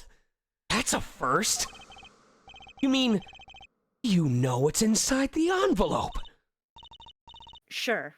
I read it after all. Huh? You mean you were the one who ripped this open? Please, I would have steamed it open. But she did sneak a peek at it, apparently. Now that I have a powerful weapon on my side. Weapon? Yeah. The use of tools. Highly specialized tools for information gathering. Oh, I think I saw this on the internet once. Tools I wouldn't mind getting my hands on. You should try flattering her, Apollo. They say a little praise can open big doors. Never heard that one. But it's good advice. Let's try talking to her some more. About that envelope we found. I was wondering if you could help us out with that tool you were mentioning? You want to know about my tool, do you? It's called an X-ray analyzer. X-ray? Like the X-rays you get at the dentist? That's right. At least that's what I call it. Huh? It has a real name, but it's much more complicated. The X-ray spectralization. Something. How am I supposed to remember all that? So basically it lets you see inside things like envelopes. That's right. You're sharp, Trucy. I knew you're my favorite. But it's a bit more complicated than that in practice, of course. Actually, to tell the truth, I'm not really sure how it works scientifically. Can I try it out, Emma? Please? Oh, I suppose. Of course, I've already checked out everything suspicious myself. All right, let's give it a spin, Apollo. Oh! What are you doing? Oh, just seeing if I can see through your hair, but it's like lead. It's part of my skeleton! Point that thing at me anymore and it might all fall out! Then I wouldn't need an X-ray machine to see through it. Let's just get down to business to defeat the murderer, shall we? Right. Let's test it on a sample first. That isn't Apollo this time. It just so happens that I have a lottery ticket here.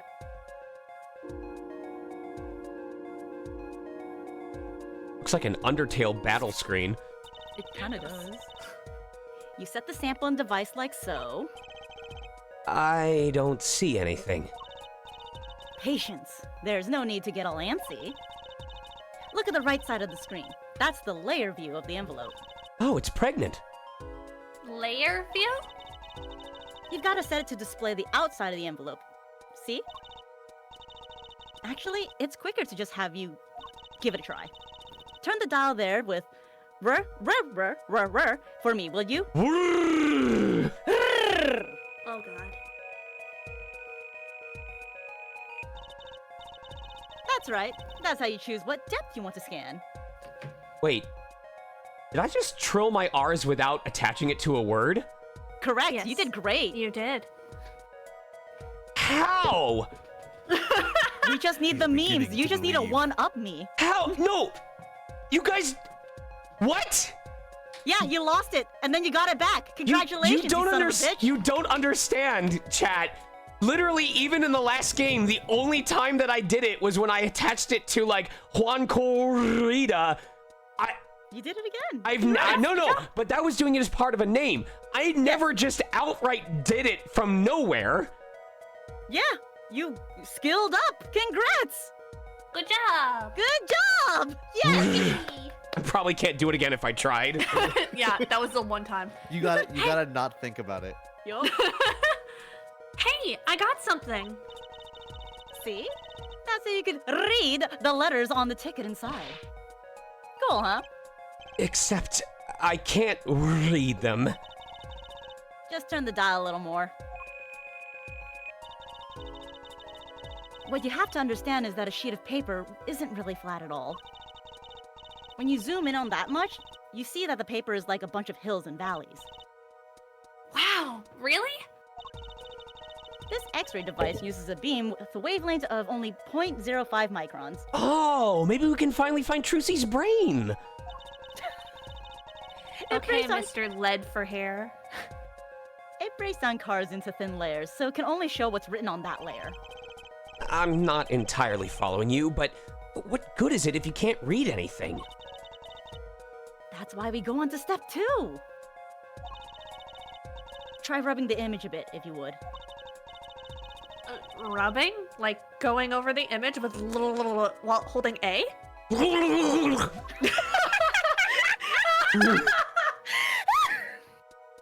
you go.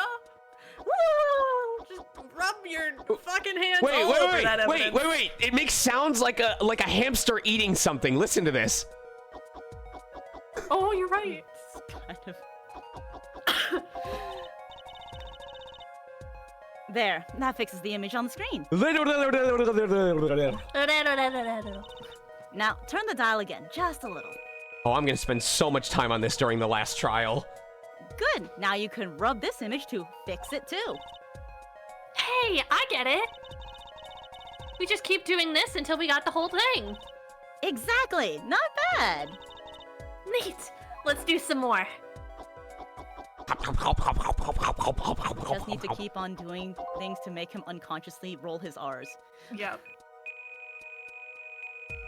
Oh.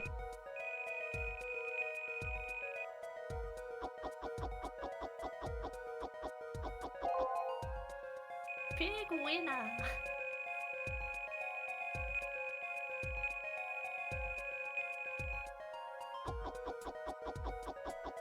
Oh, I thought that said big wiener.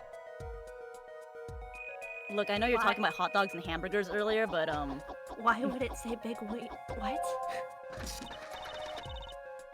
okay, let's print this one out.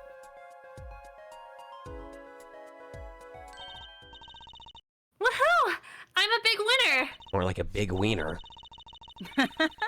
See? This is the true hidden power of my weapon. Neat, huh? Now let's try it out on the real thing, shall we?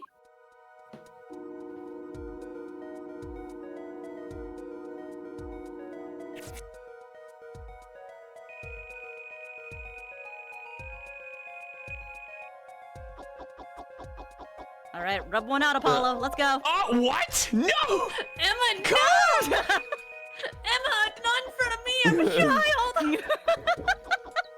Dang, maybe I'm your favorite. Sounds like someone wants to be the favorite.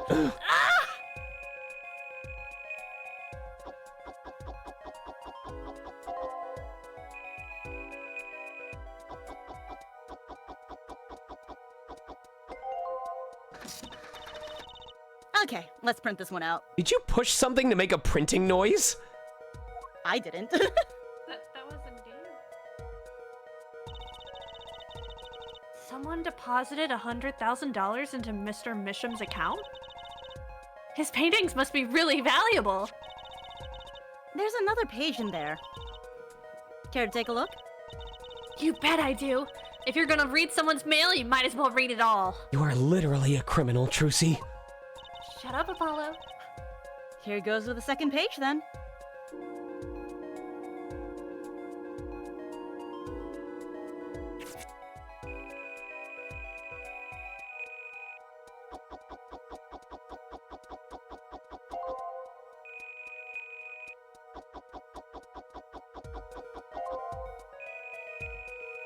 Remember to drink your Ovaltine.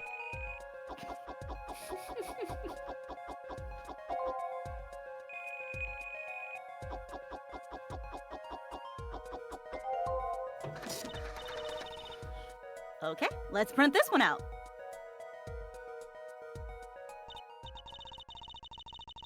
So it was a letter about payment for one of his paintings? Why all this secrecy, though? And what? why was this letter the only one in here? It's 7 years old, right? Maybe it had some special significance to him. Well, Emma? Well, indeed.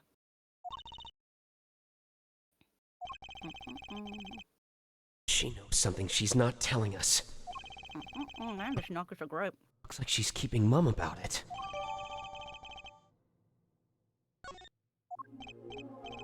So, Emma, I was wondering, what's the story about this reporter that came in here for a story the night of the crime? Ah, I'm afraid I can't tell you because he's going to be a witness tomorrow, I hear. I thought so. I'll never forget that face. But what was his name? Ah, right. Brushel. Brushel. He's after a scoop to sell to the papers. So a reporter comes for an interview with a painter. His first interview ever, and that night, he's killed. Seems strange to you? Really strange. It does raise a few questions. I'd like to speak with this reporter if I could. Well, I hear he's on the beat today, too. Said something about covering a magician. Magician? Well, if it's not Trucy, that leaves only one other person. It wasn't Volant Grammary by any chance, was it? Yeah, something like that. He's got some big show lined up, I hear. So he's out interviewing Volant Grammary. Looks like I'll be heading out to that Coliseum again sooner than I thought. Here, I'll give you the reporter's card if you want. You want to show stream? No? Wife just came back and she had got her nails done like Frankenstein. I said the mummy! Oh, okay. She did really well. They did really well with the ink blots on this part of the nail. She also got her haircut done. It's very short. Let me see the side. Hee hee hee. I love you. What? Scratch it. Oh, scratch it? Yeah, I'll give you more tonight. What? Very poofy. Alright. Love you.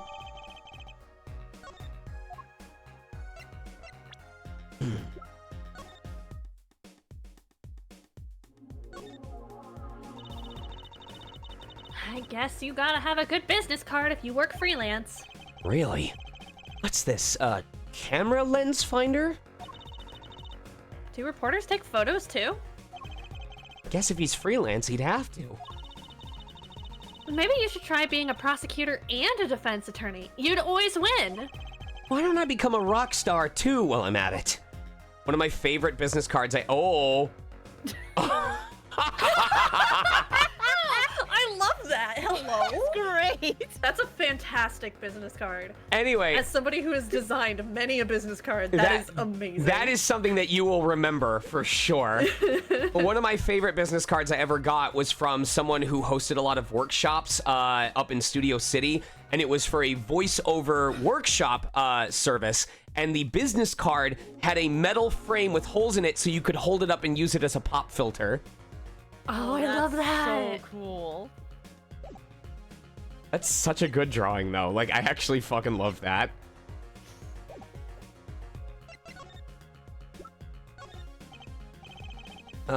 Same thing? Okay.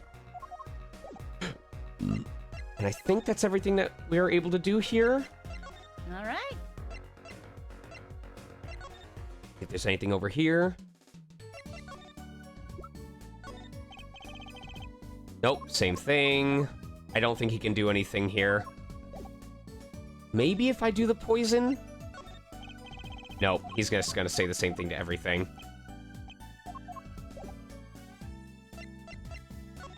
Alright. Oh, Hedges, I want to know what, like, the shittiest business card you've seen yet is. October 7th. Detention Center. Visitor's Room. Ah, you're here to see Paramisham. Yes, that's right. She's in the medical office at the moment. Medical office? Is she okay? Christ, she's just lying down. She said she didn't feel so good. Sorry, but I can't allow any meetings at the moment. Most annoying client ever. I guess we should come back.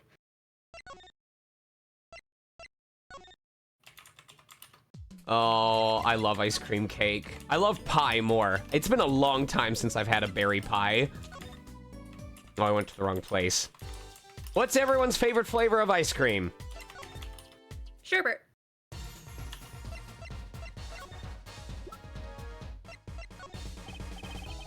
So, a journalist was here on a story?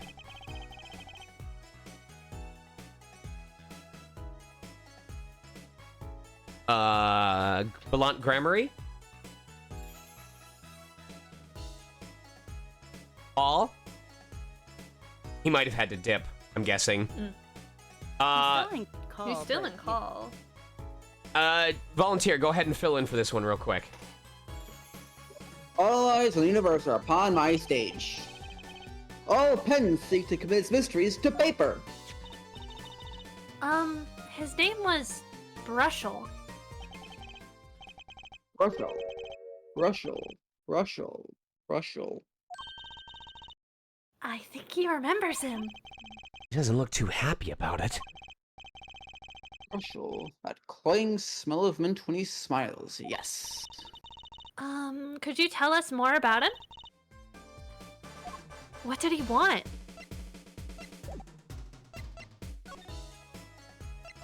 Testing again. Paul, do you happen to be rejoining us? Testing, I'm testing. There we There you go. A man by that name called on me just now. Just now. Valant's vision is always towards tomorrow. Valant's feet step always forward. That is all. That's all? Very confusing. I am to perform a big magic show, yes. I wanted someone to cover it.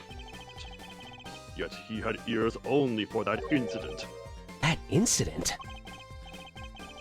In any case, I requested that the rapacious reporter remove himself. So a painter has died. Stop it. That's capitalism's typical response.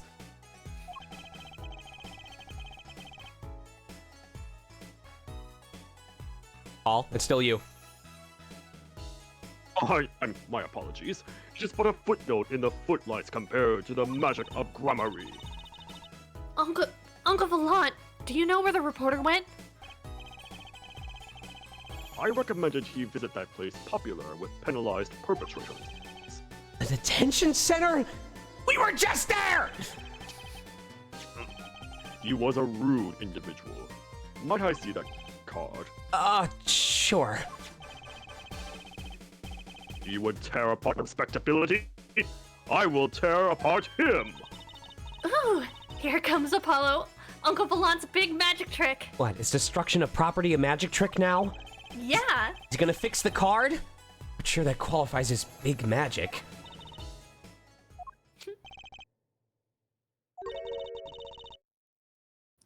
What happened to the big magic? Is it not more miraculous for it to stay ripped? He must have really not liked that journalist. Now, the time has come when I must return to make my prestidignation preparations. By your leave, Miss Trucy. Thanks, Uncle Valant.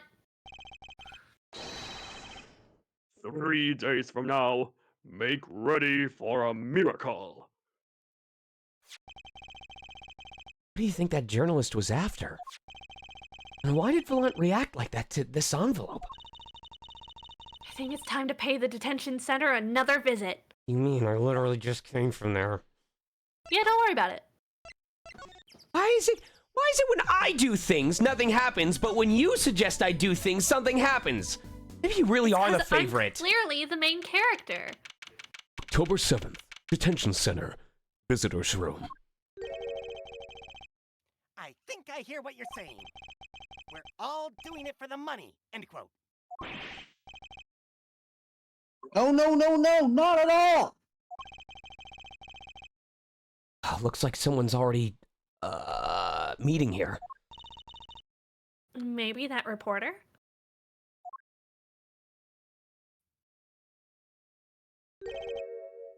Hey there! How you doing? Who might you be?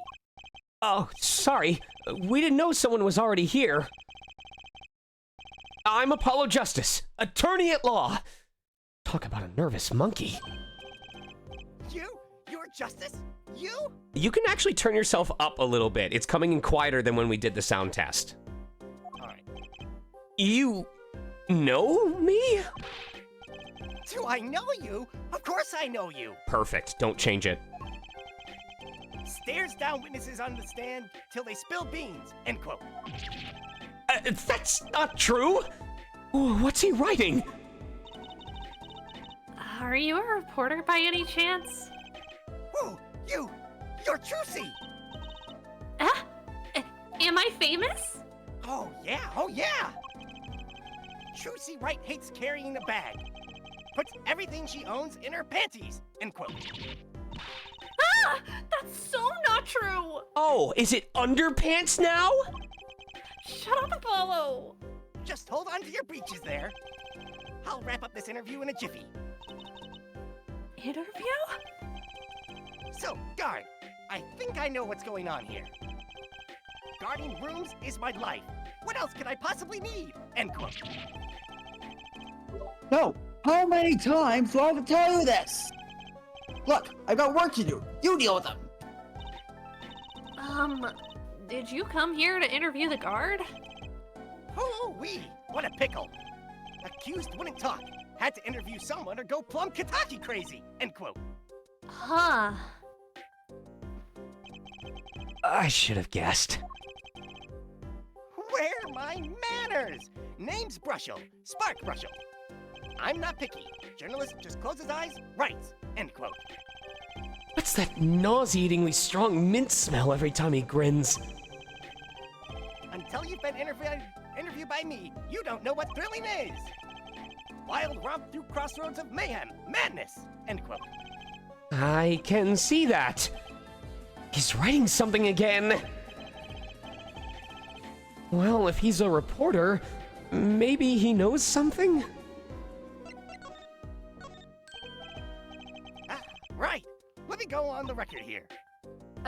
Yes? I know what you're going to say. Brushel, take this. Write brilliant column. End quote. I don't think so. Look, buddy. I write brilliant columns about one thing. And that's food. Try to understand. What could he possibly be writing? He didn't listen to a word I said.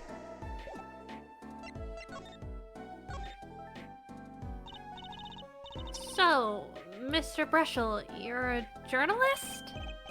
Ah, me? Look, let me state one thing for the record here. Yes? I'm the interviewer. You understand? Yeah? I'm the one asking the questions here. End quote. Okay. For instance, you think a movie director watches movies? Well, I think he probably does. Exactly. I knew you'd understand. Huh? So, the night of the murder, you were at Drew's studio? Who, me? Look, let me state one thing for the record. Yes? I may look calm and collected, but I'm busy. Real busy. Always on the road. Journalist always buys one-way tickets. Never looks back. End quote. I can understand that philosophy, but... You want to know the thing about one-way tickets? Once you use them, they're gone! All because you have to give them to the guy at the airport. True enough. But don't they give normal tickets away too? Exactly! See? It's the same thing! What is?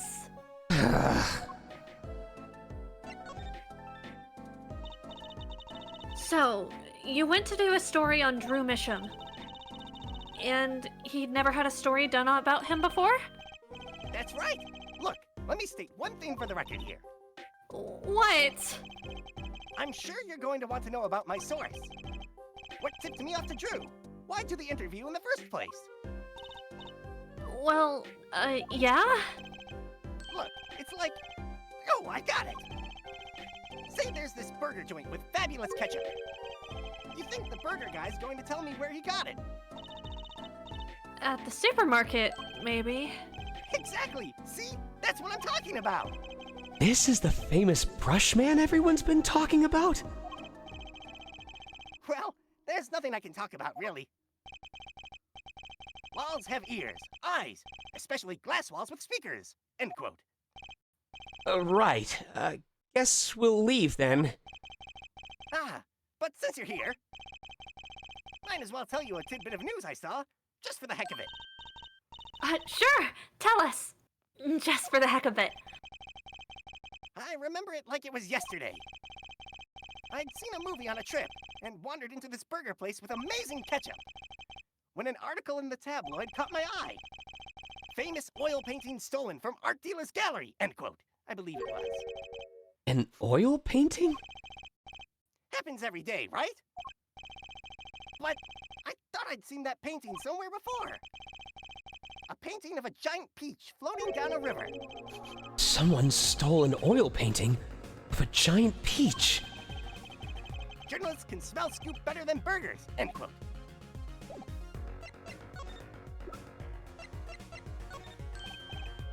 Ah, right! Let me go on the record here. Yes. I know is this- what you're going to say. Oh, it's the same thing. Okay. Sorry. Okay, same thing. So I gotta present something to him. I'm wondering if there's gonna be... One of these has to activate it. Oh, go ahead, go ahead. Oh no, I was belching. Oh, hot. I was so sure that after we talked to him that it was gonna bring up, that we were gonna have to present the painting in order to continue it on.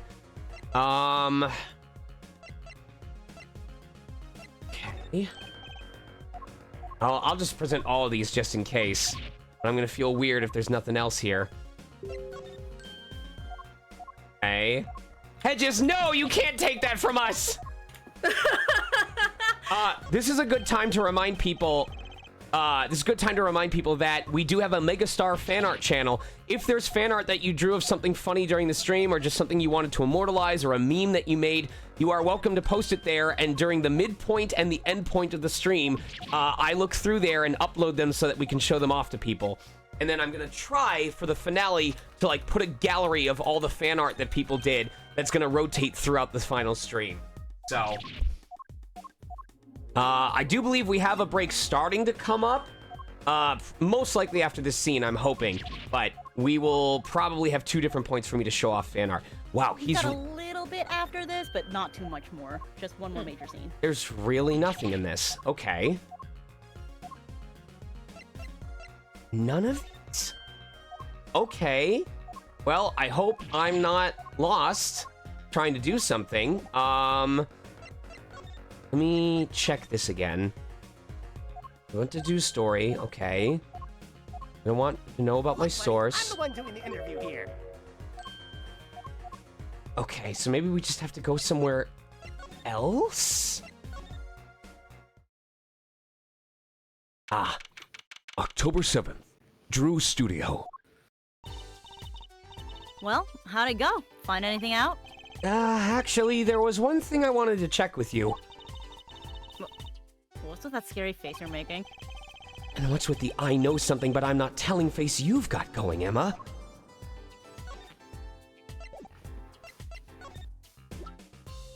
Oh, that was it. But we just did the X-ray detection thing. Oh, right. Sorry. This painting came from behind that dresser. Ah, yeah. So? It was stolen, no? I was hoping you wouldn't figure that out. Should have poisoned me harder, Emma. So, do you think you could tell us a bit about this? Hey, you're getting, your resistance to it. I suppose. It's what you think. Drew Misham was a forger. Not Anya or, the other people in that one show, but like an actual forger. A forger?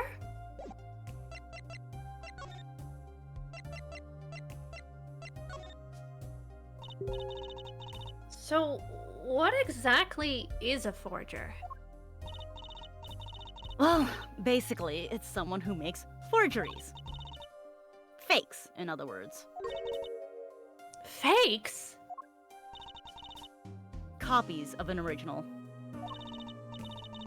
Exact copies. So precise you can't tell them apart.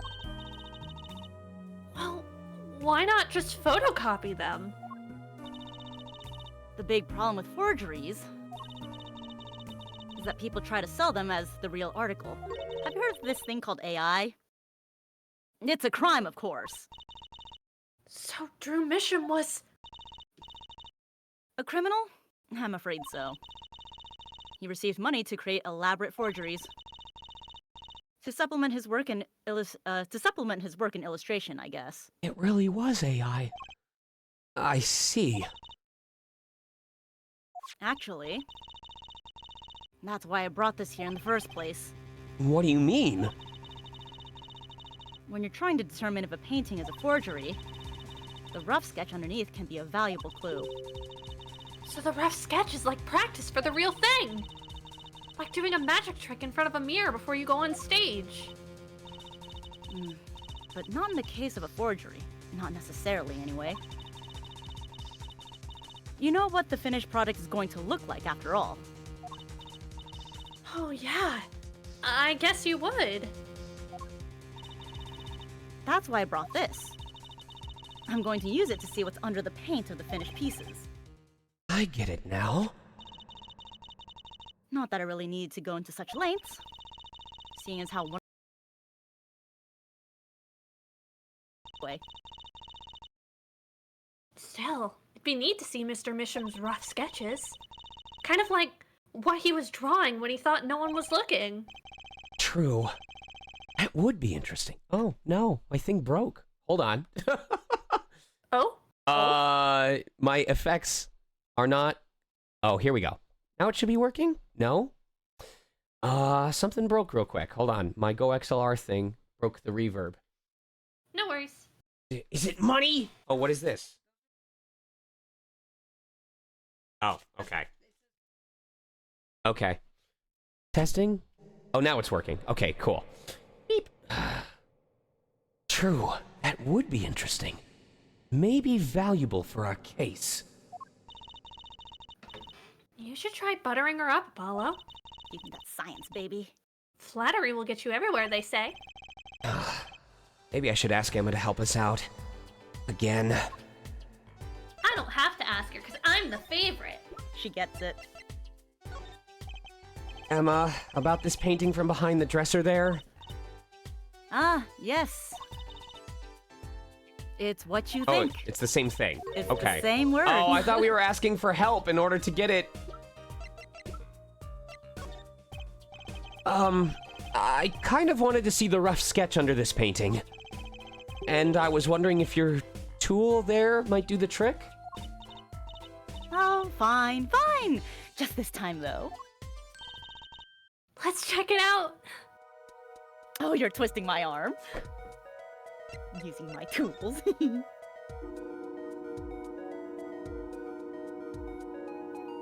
It's like eating through different layers of a cake.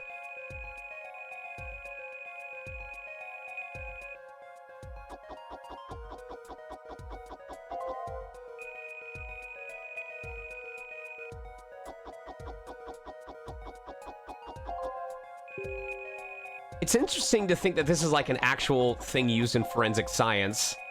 Mm-hmm. Art historians will use this to check to see if original paintings have been altered in any way. It's really cool. Oh, that's sick. Okay, let's print this one out. What the heck? Wow, he really blows. The finished painting isn't anything like the rough. Devices like mine didn't exist until recently. He probably thought he could draw any sort of thing he wanted for the rough. What do you mean? Well, in the past, you could only analyze the composition of a rough sketch. Composition? In other words, the traces of charcoal between paint and the canvas. So you could tell if there had been a rough sketch. But not what it looked like. Oh, I think I follow you. So in essence, it wouldn't matter what was underneath the finished painting. Some pros would actually paint out a rough sketch entirely, then do a completely new painting on top of that. So, Mr. Misham was drawing whatever he wanted before painting over them? Possibly. Is there a problem with that? Not particularly, but something about the sketch itself is kind of odd. You're awfully silent all of a sudden, Apollo. You think we could check out one of the other paintings? Well, sure. You like this detection stuff, don't you? See, she would let me if I wasn't the favorite.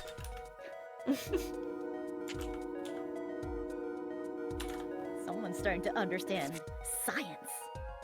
No, it's under panties, Emmy. No! No! Let me be an art nerd!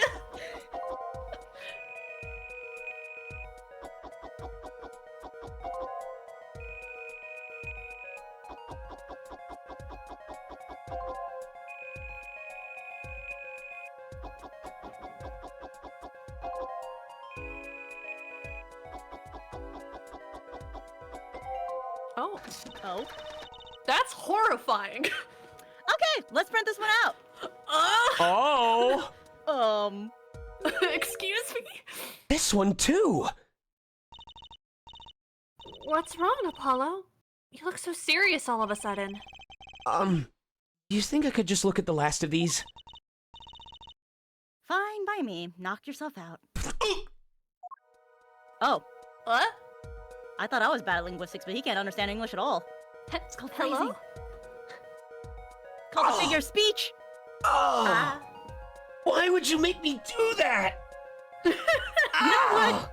I gotta give the kid props. He did what I said. That's bumping up to some favoritism points. No, that's bullshit! Is this what they meant by hitting the books? How are you supposed to solve a murder case like this?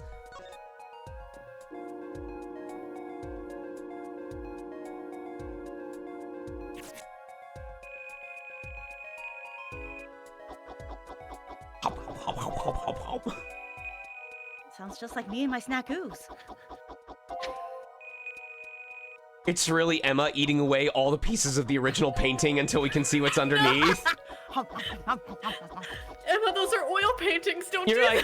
She's like, you know, I gotta tell you, this artist has great taste. Tasty turpentine. Oh. Okay, let's print this one out. What the heck is all this? I hesitate to ask why you're getting so excited. You sure your device isn't leaking some kind of strange radiation? Trucy, look at these 3 sketches. Do you notice anything?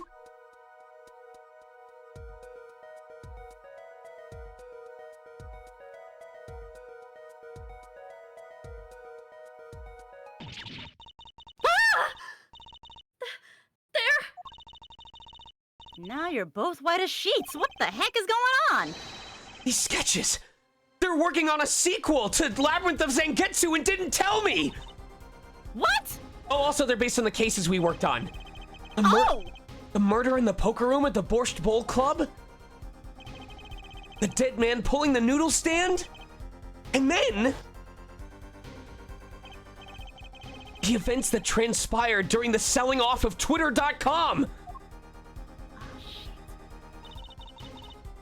What could it mean? How could he have drawn those things? And why? That's what I want to know. Wait, is Drew Misham your father? Oh, give me a break. Does that seem even remotely possible to you? I'd never even heard of any Drew Misham before. I hadn't even seen a picture of him. But there were my cases, drawn on his canvas. Every single one of them. It couldn't have been a coincidence. Just who was this Drew Misham? And what did he have to do with me? Ooh, is that our break period? All right. Yippee! Go. All right, how are we doing on progress so far, Color? This should be around the time we're a little behind what I expected, but that's fine. The next part is the trial, which tends to be a little longer, but we're hoping to get through it. It should be around the same amount of time you took on this. Should we only take a 10-minute break instead of a 15 then? That would be great. Okay. We're gonna just get this so the music is going, and then we're taking a 10-minute break until 7:35 p.m. Pacific, 10:35 p.m. Eastern time. So do not read this out. We will be right back, and we'll be back in 10 minutes. Yay.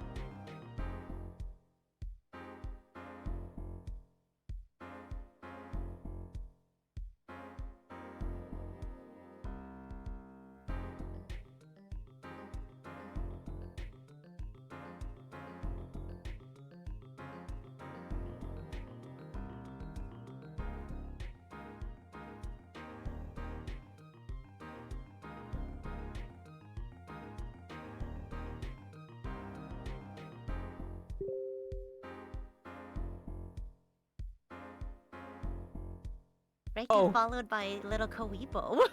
I was very happy. Yeah.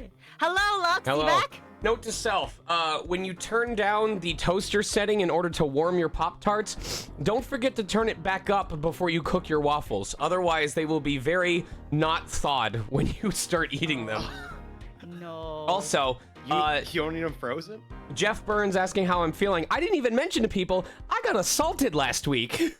That's right. Yeah. Yeah, that was. You may have seen a video going around about something that happened during BLFC. So I walked up and there were a couple fursuiters being harassed by this group of people. I missed this part, but from what they told me, like, they had been making, like, sexually inappropriate comments about the suitors. So I noticed that something seemed amiss, so I walk up and I'm like, I'm not gonna say anything. I'm just gonna record in case something happens. Like, I didn't want to be the bystander who does nothing. So as I'm recording them having the conversation, I hear, "What are you doing? What are you doing?" And then I turn over, and this person's two younger friends come up to me and start assaulting me. Like, they literally try to grab my phone. One of them literally tried to grab my phone out of my hand, and it was my gorilla grip that prevented them from getting it. I was holding on to that thing for dear life, because I was like, if this phone breaks, I'm gonna be late for my shift.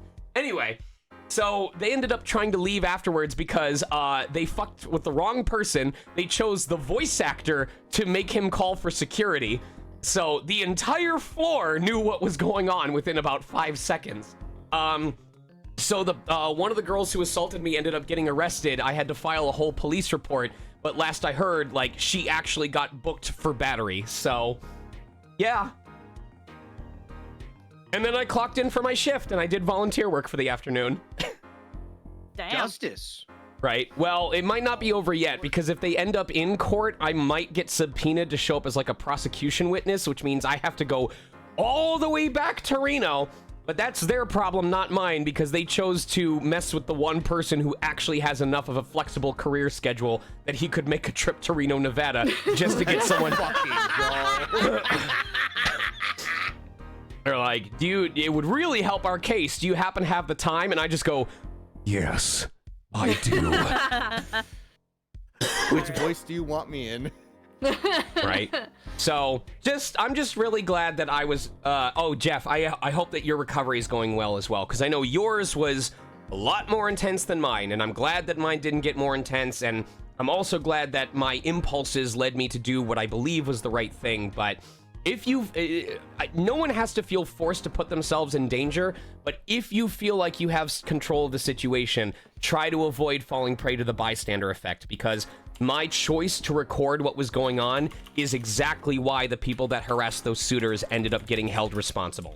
So, anyway, we only had 2 pieces of fan art, so I'm going to elect to continue this, ideally so that we can speed through everything at the end rather than changing tack and having to do it twice.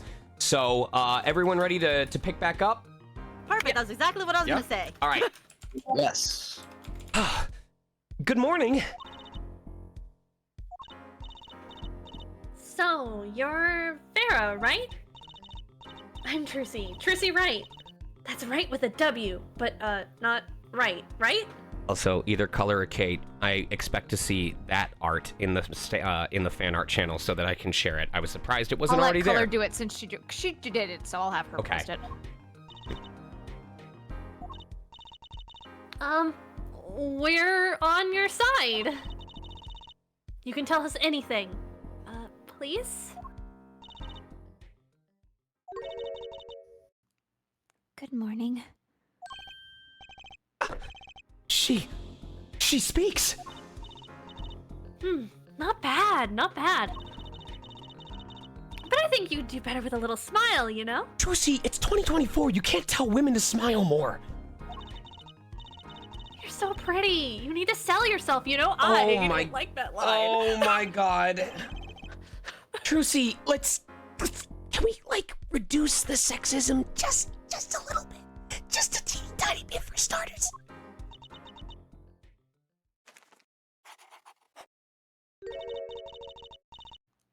Thank you for taking my case.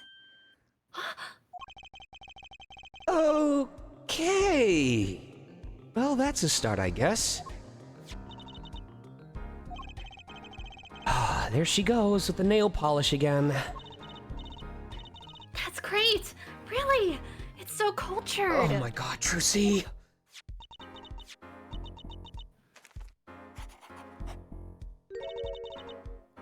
Want to try? Really? Girls.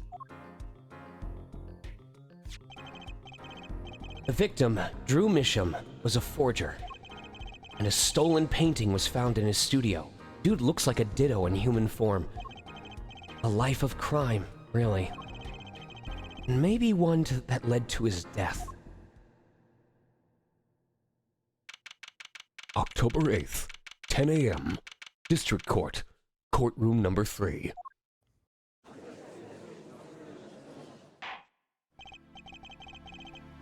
Well, we will now begin the trial of Vera Masham. Is the judge okay? His voice is all raspy and he's looking around all nervous like. We're in the middle of a strike. They had to replace him temporarily. Oh. The repercussions of today's trial will most likely be felt for a long time, and may indeed alter our legal system forever. Today is a test of the jurist system, and the first step toward a new order in our courts. Daddy's secret mission! You're not supposed to talk about it! The jurists will function like a jury. It is hoped their inclusion will help the courts to better reflect the people's will. Why aren't there any jurists in the courtroom? 3 closed-circuit cameras watch this courtroom at all times. It's like a Twitch stream, yeah?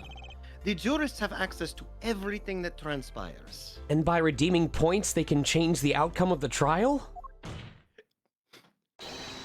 By redeeming points, they can make water spill on Air Forehead's head. Yes. Judge well and judge cool, yeah? That's my line. Almost. Now see here, Prosecutor Gavin. I was going to address chat. My if we can get to apologies. level 5 hype train, we'll get the double death penalty.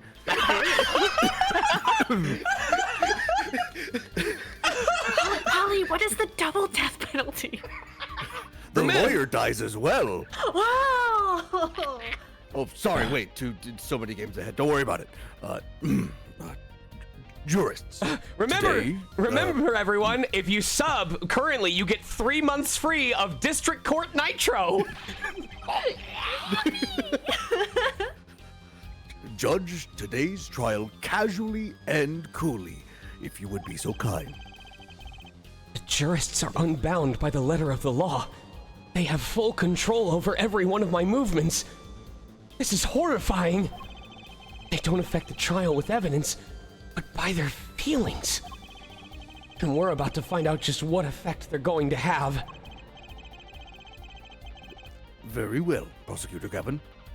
The details of the case, if you would. The victim is the painter, Drew Misham. He was killed in his own studio. His coffee was poisoned. By whom, you ask? By none other than the defendant, Vera Misham. Objection! There wasn't any poison in the coffee! Achtung! Someone has been doing their homework. Your Honor, he's already lied. Can we remove him from the stand? No, he brings in more subs. God damn it, jurors and feelings! Indeed, this is a vibes-based courtroom, Air Forehead. Poison was not present in the coffee, but on the mug itself. The mug? Ah, residue was found on the rim, I see. The autopsy report describes the manner of the victim's death.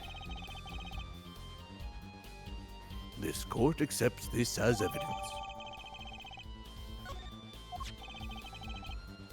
According to this report, the victim's death was caused by atropine poisoning. A chemical compound that does not occur naturally. Lethal dosage is a mere 0.002 milligrams. A touch of atroquinin in the body is the touch of the Reaper's scythe. Very well, Prosecutor Gavin. You may present your witness. I have for you today a simple man for a simple case, yeah? A man who witnessed the murder in its entirety. That journalist, no doubt. Get ready for this one, Chad. The witness will state his name and occupation. Ah, right. Well, for starters, my name's Spark Brushel.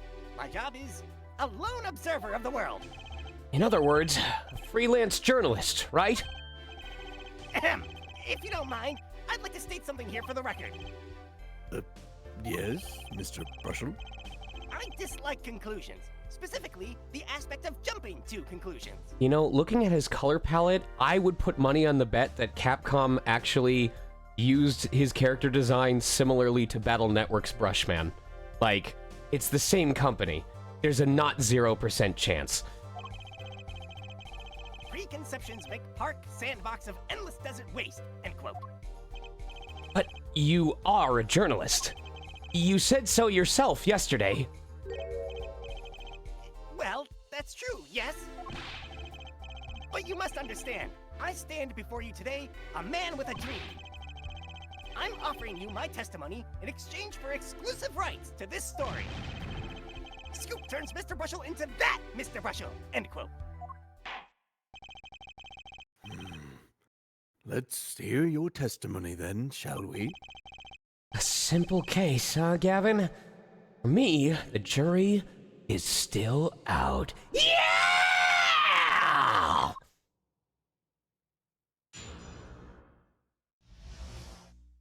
The journalist's story. I visited the studio around 9 that night to do the interview. The first outsider to enter the atelier. Journalistic history made, end quote. His daughter brought us coffee right after we started. And you know what happened next? Star Falls, end quote. No one else entered the room besides her the whole time!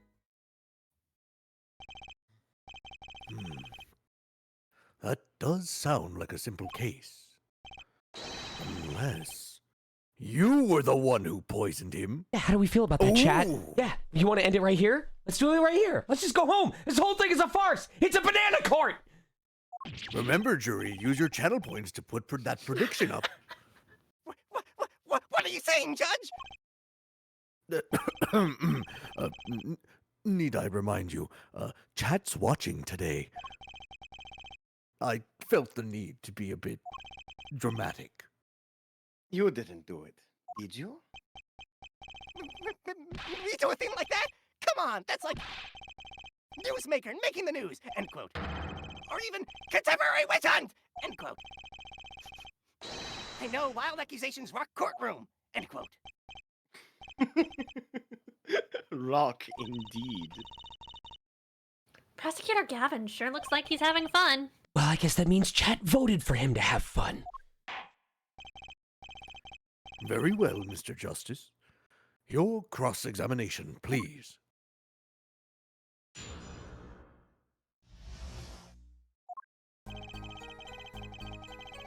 Hold it! 9 o'clock at night. Isn't that a little late for an interview?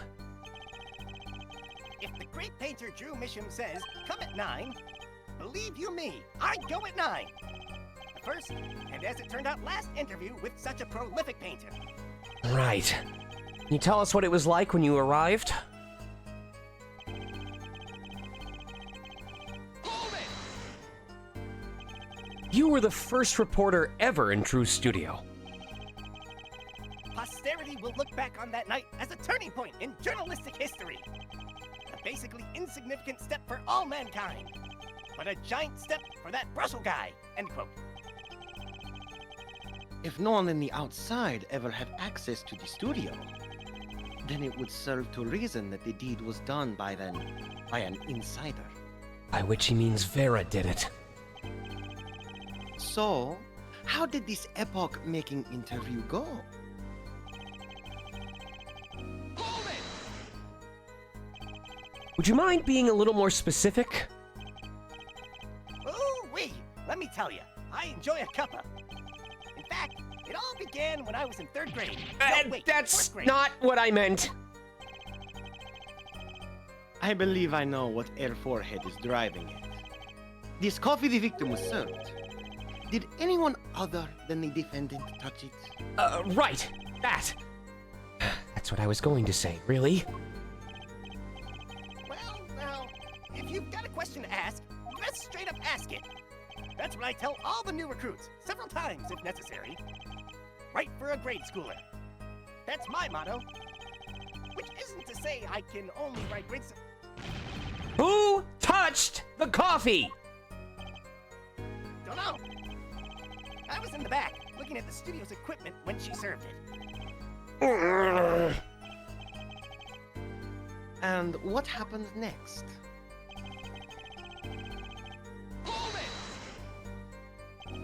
What's this about a star falling? Star falls, huh? It's like an old telegram. Send money over. Zowie! You don't know? That's like a journalism code word. An important personage passes away. A star falls. Get it? But there's no gravity in space, is there? I wouldn't think stars could fall, really. Does this matter? Oh boy! This is good stuff. Good stuff. How about star breaks? Nah, lacks punch. I know. Star dies. Nah, lacks imagination. Of course, you could go with true dies. Straight to the point. I like it. I think we need to hear about something a little more substantial. About when Mr. Mission passed away. Oh boy, what a thing that was. He puts his coffee mug down with a crash, right? Yes. And then? Then the cold finger of death touches his spine. Life's flame sputters and fails. Yeah, I remember reading about stuff like this in grade school. So cold was that touch. He could do naught but tremble uncontrollably. Him saying that while smiling like that is even worse. Actually, life's flame is a little tired. Life's river froze over. Yes, that's a go. I think he's starting his article already. Could you describe that a little more simply? Well, as you can imagine, I was pretty surprised. He hit the floor, as they say. Artist's seizure is final performance, end quote. Atraquinin paralyzes the central nervous system. The body arcs back like a bow. The limbs tremble and the throat burns. Jesus fucking Christ! I'm pretty sure that's against TOS. Some of us want to be able to sleep tonight. Oh yeah? Well, I want details. Lots of juicy details. Oh, we're getting so bad.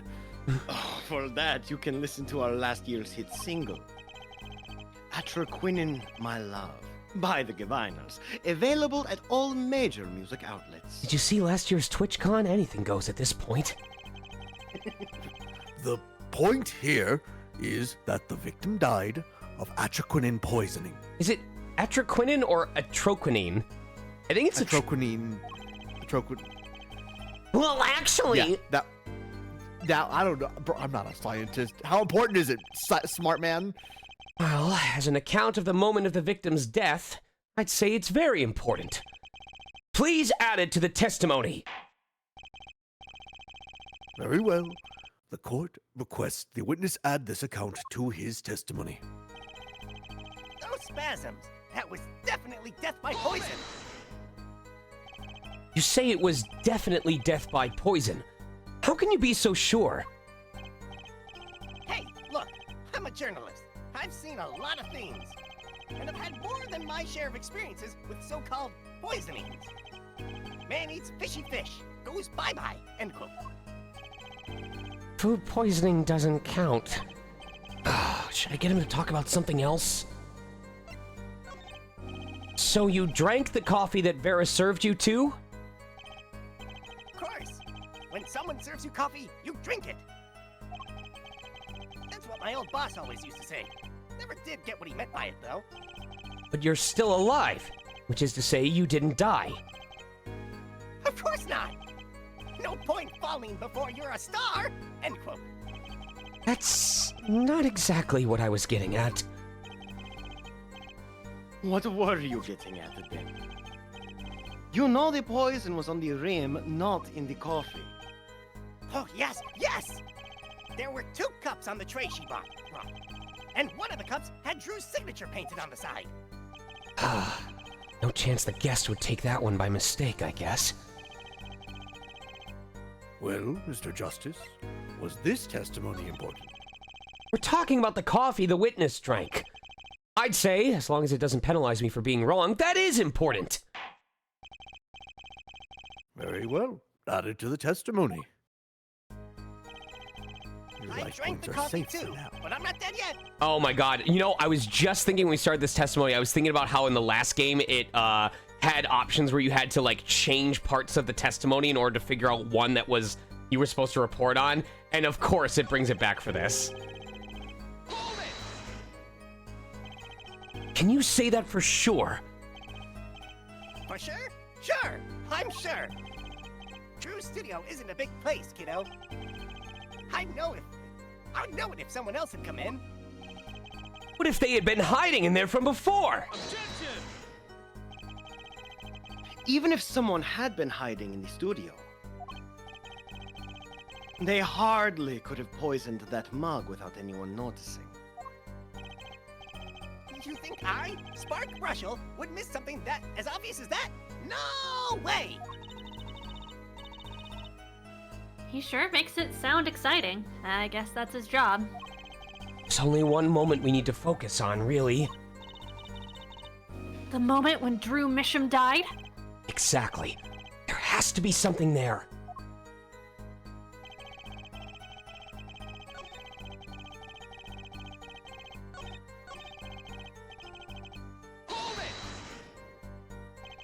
You're sure you drank the coffee? Oh yes, yes, quite! I gulped it down, felt that sweet scorch in my throat. But you say the victim took one sip and fell over. And you still kept drinking? Of course! Drink your coffee when it's hot, never when it's not. That's what my old boss used to always say. Never really knew what he meant by it. I should get him to talk about something else. You say Mr. Misham had the coffee too, but did you actually see him drink the coffee? Of course! He who sees it wins, but he who says it wins bigger! End quote. I live in a man sees dog eat dog and writes about it world, Yet? I guess I can't say I saw him drink it, really. He had one so-called sip, if that. Man puts lip to mug, drinks, end quote. That poison is quite virulent, I hear. My stomach did a so-called somersault. Since I gulped it down, that coffee without so much as a second glance at it. Wait, maybe something's there. Some kind of so-called trick. Anyone want to venture a guess? For the record? Does this guy have a pause button? Well, Mr. Justice, how about this one? The victim drank his coffee, then immediately fell over? Oh yes, yes! You can go to press with that one. Your Honor, this is a vital piece of information. Please add it to the testimony. Very well. The witness will add this to his testimony instead. Vital, right. He had one sip, if that. The next moment, he was on the floor. So he either took a sip or he didn't, and then fell over? Oh yes, indubitably. Just like that. Wham, bam! So Mr. Misham drank the coffee and fell over immediately. I think Brushel's telling the truth, too. Should I get him to talk about something else? There's no real need to change the testimony. The problem with the testimony is already pretty obvious.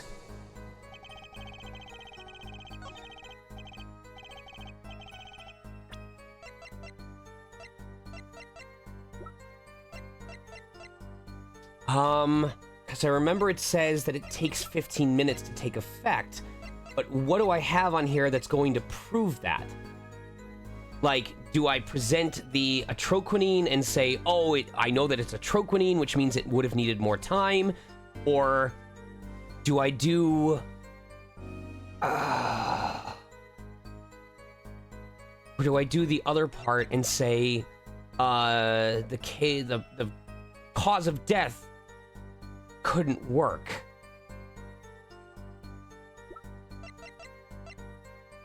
Oh, they both say death by atroquinine poisoning.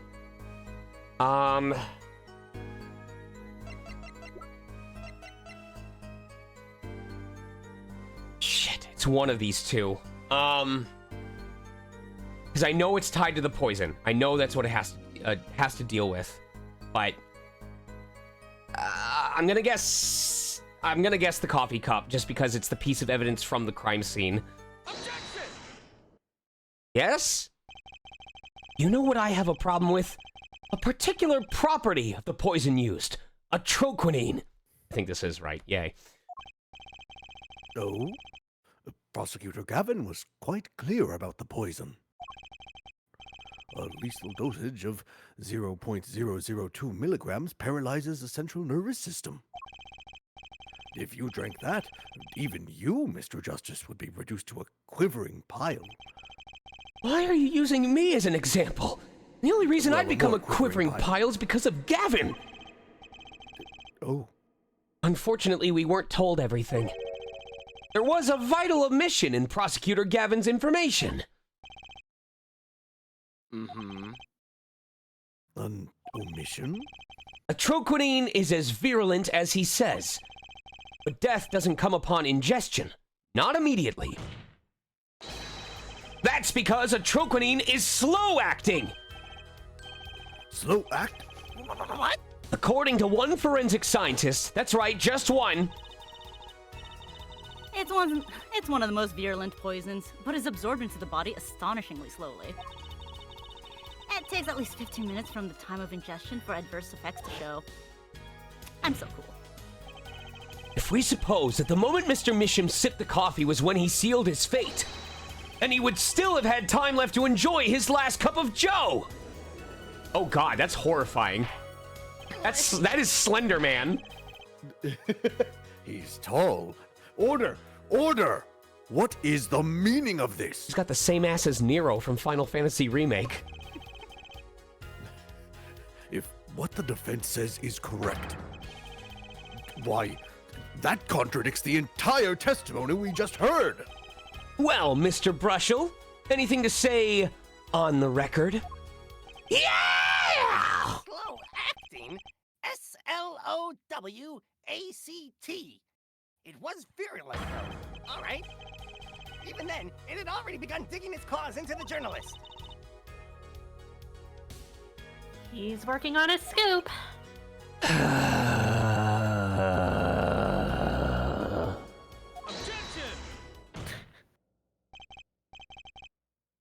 It's Brushel, yeah? Herr Brushel, let's take a trip back down memory lane. Huh? Did the victim really die the instant he took a sip? Think it over. This is vital. You know what I think? I think that was a not-so-subliminal suggestion, end quote. I admit, it does cause a problem if he died when you say he died. I would be forced to say, auf Wiedersehen to my simple case. And you would be forced to say farewell to your article. Come again? You can't write a story based on conjecture, can you? And as the case drags on, other reporters will pick up the scent. And you'll be forced to kiss your exclusive scoop goodbye. I don't want to watch him kiss anything, Gavin. Scoop. Oh! Oh! Oh! Stop! No! Stop! Look, No, wait, cool, it gets just wait a worse. second. Just 1 second. We're waiting. We're waiting. What? Please stop. I think I just recalled a so-called important detail. Your Honor, anything that Brush touches should be considered a bioterrorism attack. I agree, Your Honor. A revival of recollection, end quote. A story survival, end quote. Attorney utterly confused, end quote. Actually, I did notice something when I visited the studio. I'd heard of poison that takes its sweet time, see? But not what I've been saying for the last few minutes, apparently. All right, Chad. Level 10 hype train, and I killed Mr. Brushel right here, right now. Wait! Are you saying you noticed something that explains what happened? You bet I am! The antidote for a poisonous contradiction, end quote. You might say. Or, I still have no idea what you're talking about, end quote, I might say. I figured it out, but only after an in-depth interview. See, thanks to my journalism skills, I know who poisoned that coffee. Order! Order! Order! As far as I can tell, the witness is standing not very straight by his testimony. His neck is like that because when he's getting a scoop, his body stands still, but his neck extends until he's within earshot. He's sniffing at the scoop. That Mr. Misham died the instant after he drank.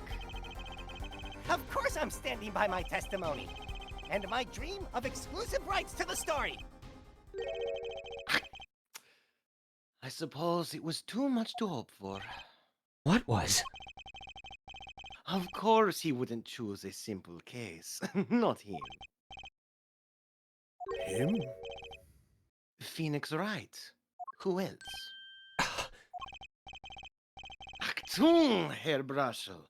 Report for us, if you would. What is it that you noticed? This court is a critical trial of the juris system. I'm afraid no room for doubt is permissible. You will testify to the court about what you noticed. And please straighten your back. What Brushel noticed. When I arrived at the studio, Mr. Misham was at his desk. He seemed to be writing a letter, but he quickly sealed the envelope. I thought nothing of it at the time, of course. Now that I think about it, what if he was writing a suicide note? A suicide note? Yes, he had this look on his face. Man's face inscrutable as quadratic equation, end quote. Suicide? Poor Mr. Misham. But that means Vera's innocent. Look, if I had to be interviewed by this guy, I'd be considering it too. Did someone commit suicide in the middle of an interview? Oh. Very well. You may begin your cross-examination. I mean, I've heard of career suicide during an interview, but he doesn't look like a Republican.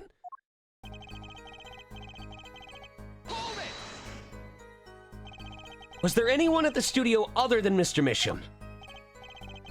Well, his daughter Vera, of course. Was anyone besides Mr. Misham and Vera present? Not a single one. Not a cat, not a rat, not even a mouse. The only person who didn't belong to that studio there was you, wasn't it, Mr. Brushel? Yeah, I know what you're doing. I know your game. Attorney uses classic Ramsden phenomenon ploy, end quote. If you intend to suggest that this reporter is a suspect, I'm sure you also intend to present supporting evidence. Yeah? In the meantime, let's move along, shall we?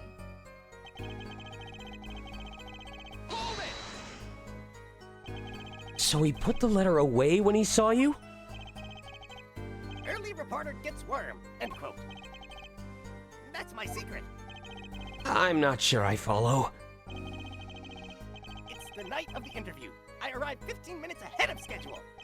The handle turns, the door opens, and I barge in. Are you sure that's okay to do? I mean, isn't that unlawful entry? Really? Mr. Misham sure seemed to think so. You should have seen him.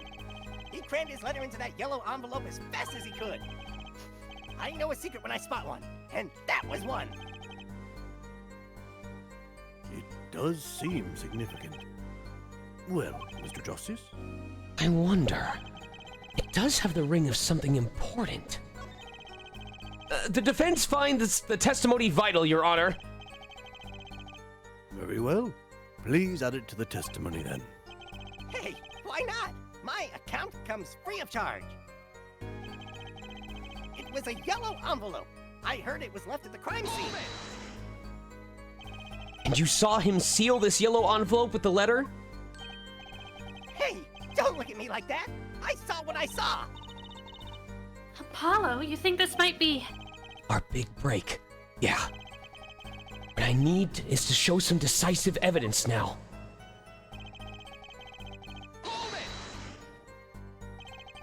You didn't think anything might be wrong at the time? Hey, when I go in for an interview, that's what I'm there to do. Interviewer finds looking more effective than caring. End quote. So what about now? Thinking back on it, did you sense anything strange in Mr. Misham's behavior? Well, yeah. That's why I'm telling you all this to begin with. Very well. Please continue with your testimony.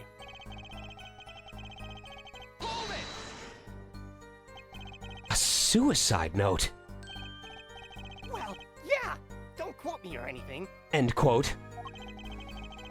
I'm just saying it's a possibility, you know? End quote. Mhm. So you didn't actually check the letter. Of course not. It was sealed. Contents of can unknown until can is open. End quote. You can always check the label. Do you think Mr. Misham was writing a suicide note? If he was, that would solve the case in a jiffy. It kind of makes me wonder about that letter.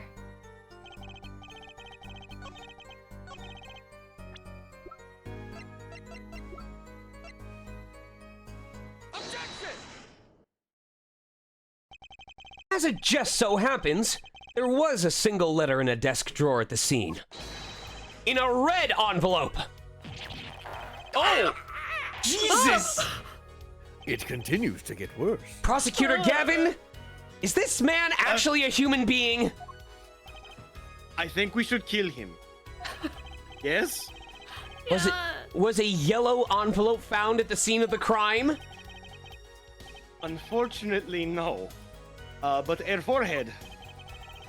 It's easy to mistake the color of an envelope. I agree. When you're not from this planet, it is quite easy. But not this envelope. You see, it was postmarked already. 7 years ago. Well, Mr. Brushel? I can explain that. Drew, right? He wanted to get that letter into an envelope pronto. Get it out of sight of my beady eyes, right? So he grabbed the nearest envelope and crammed away. And what about the whole red and yellow envelope contradiction, chump? Well, Mr. Justice, have you anything to say to the witness's claim? Not that I can say with this current ESRB rating. But that night, the victim put a letter he had been writing in a red envelope. That's impossible. Ah, I like your expression. Ah, so full of confidence. It's simple, really. As it just so happens, the defense team investigated the contents of this envelope.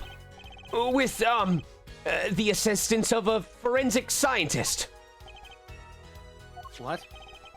Note that this letter is addressed to Drew Misham. Oh! Why would he address a letter to himself? Unless it was a future suicide note? Let alone send a suicide note to himself! Oh, oh! Oh, God! Oh, God! Jesus fucking Christ, please stop doing that.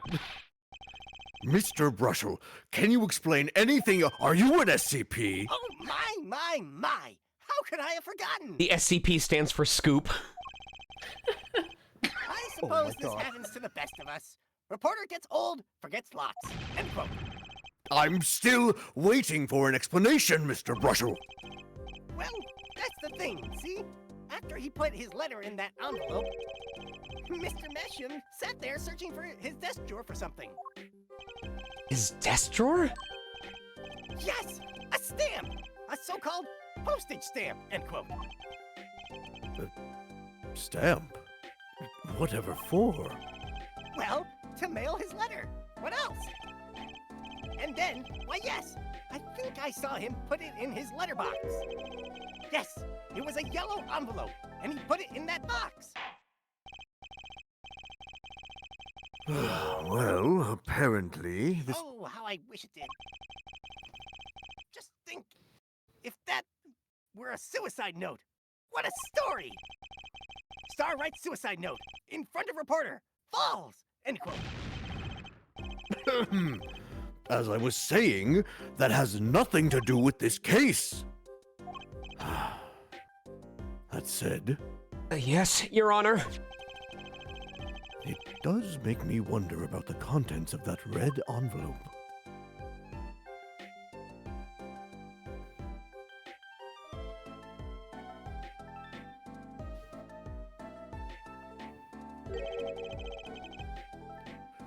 $100,000 is quite a good deal of money. So this was from 7 years ago, yeah?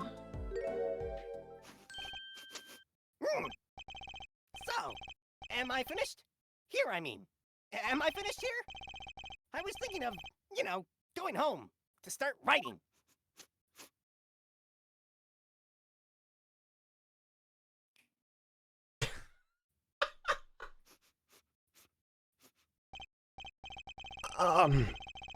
I hate to state what should be pretty obvious to literally anyone, but when you catch the scent of a story, you make that, rather unique face. Come on! Attorney has active imagination, little else, end quote. No, he's right, Rudolph. Even I noticed something, and my eyes aren't what they used to be. I think I'm starting to understand the game mechanic of this edition. Judge has active imagination, end quote.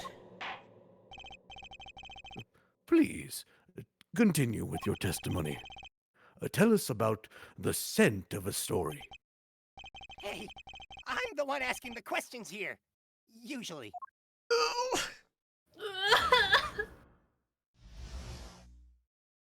The scent of a story. Actually, it took a bit of work to get a thumbs up for the interview. Reporter leverages story, gets his interview, end quote. The story concerned a certain case from 7 years ago. That red envelope probably had something to do with it. Say what you will, but Drew's talent was without compare. So, you threatened to go to the press with this story. That's how you got your interview? Blackmail? Well, yes. I mean, no! No. Oh, you... Chat one sub and I'll kill him. It wasn't exactly black. I mean... Whoa! You're using that word? Whoa! Whoa! No, please! All right, well, sub, say no more. You're fucking dead. Look! This is my story, my tidbit. Journalist info is livelihood, end quote. I see. While you have me chatting away in here, what's going on out there? What if some Wally Wordsworth or Sally Scooper gets wind of my story? They could be going to the press while I'm going to waste! Yeah, don't fucking care. The court feels your pain, Mr. Brushel. Mr. Justice, please pick up the pace. A certain case 7 years ago. Wait, 7 years ago? Huh?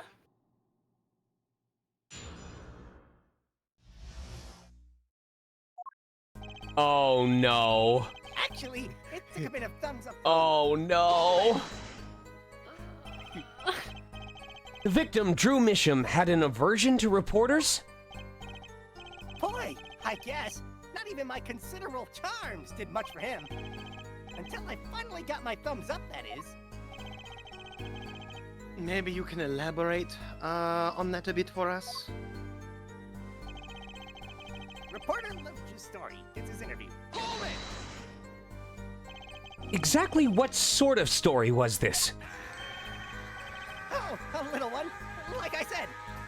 A golden kappa train? What? Contribute. A golden kappa train is a special, like, rare train that you get. It's basically, it may pop up from one of your hype trains. So you got a hype train. Congrats. Oh, so we have a rare hype train. Yes. If in 24 hours, if enough people sub within the next 3 minutes, we can unlock the golden kappa. I'll contribute. I'll contribute a gift sub for that. Fuck it, let's go. Congrats! Hold on. 24 hours of a use of golden kappa. There you go. Is there a way to unlock it permanently? I don't think No. so. All right, wait. Gift a sub. Can we kill Brussel for the golden kappa? It's a loot item that he drops. No, that's my scoop. Don't take my scoop. The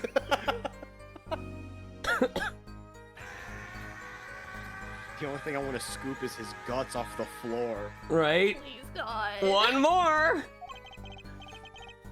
Nothing more, nothing less, nothing in between, end quote. I might have suggested I had a lead on this particular story. But I didn't threaten or cajole or nothing! Honest! So a suggestion was enough to get an interview? Mr. Mission must have really wanted to keep it under wraps.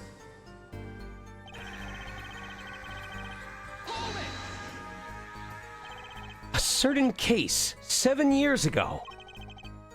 Tell us, what case?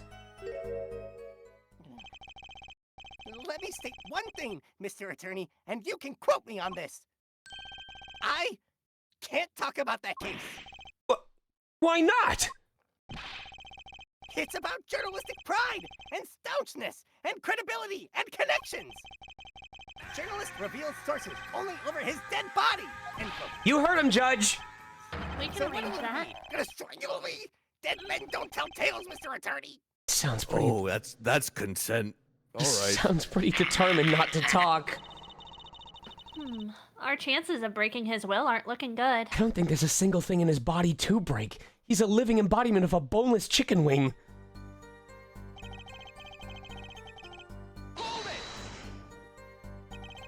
On the one hand, we have your story, and on the other, this letter. What makes you think the two are related? Oh, I was just saying it's possible. Call it reporter's intuition, end quote. Hey, I say a lot of things. You're going to pick all of them apart? Be my guest. All of them? No, just the incredibly suspicious ones. So yes, all of them. I see. Anything else to add about Mr. Misham?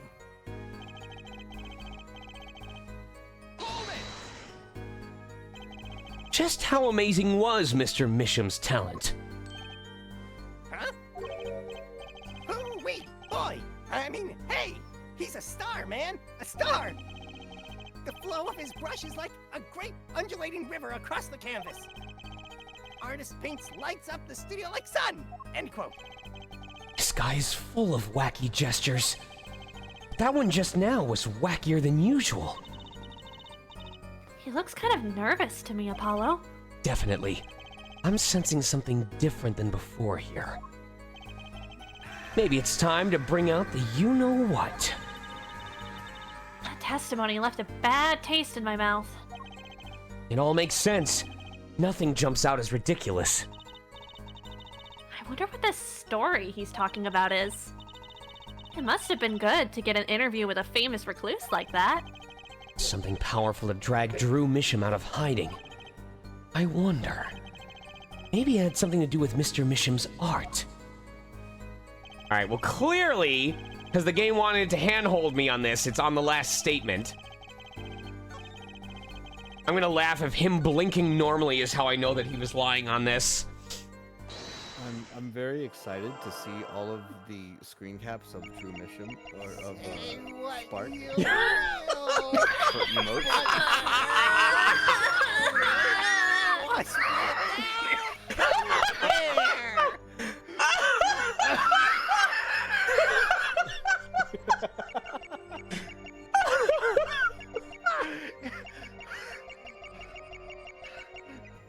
I can't do this in one hand. Hi, Nashu. You heard my despair? Yeah? I think we're gonna have to kill this guy, Apollo. Oh God, there's like hair in his brush. Like, look at how uneven that is. That's my eye isn't my eye is not perceiving. It's straining right now. It's like, oh, what the hell? He's horrified right now. Even his brush spells kill. Wait.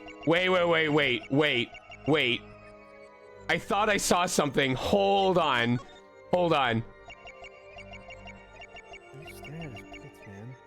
Oh! My guy's sweating like a Smash player. So gross! I hate this episode. I hate this. I don't want to be here anymore. Sweat much, Mr. Brushel? Yeah, well, a man can't help his glands, you know. I did not need to hear that statement, and I hope I never have to read that again. From now on, when I'm asked to apologize for farting, I'm just gonna say a man can't help his glands, you know? Shut up! No! I can see you using that with Sage. Absolutely. Sage. It's more than that. When Mr. Misham's talent was mentioned, you suddenly began to sweat buckets.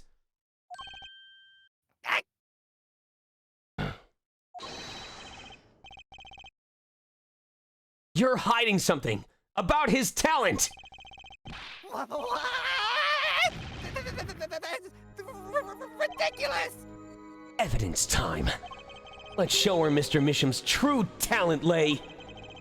It just so happens I have evidence showing the talent mentioned in that letter. Making sure...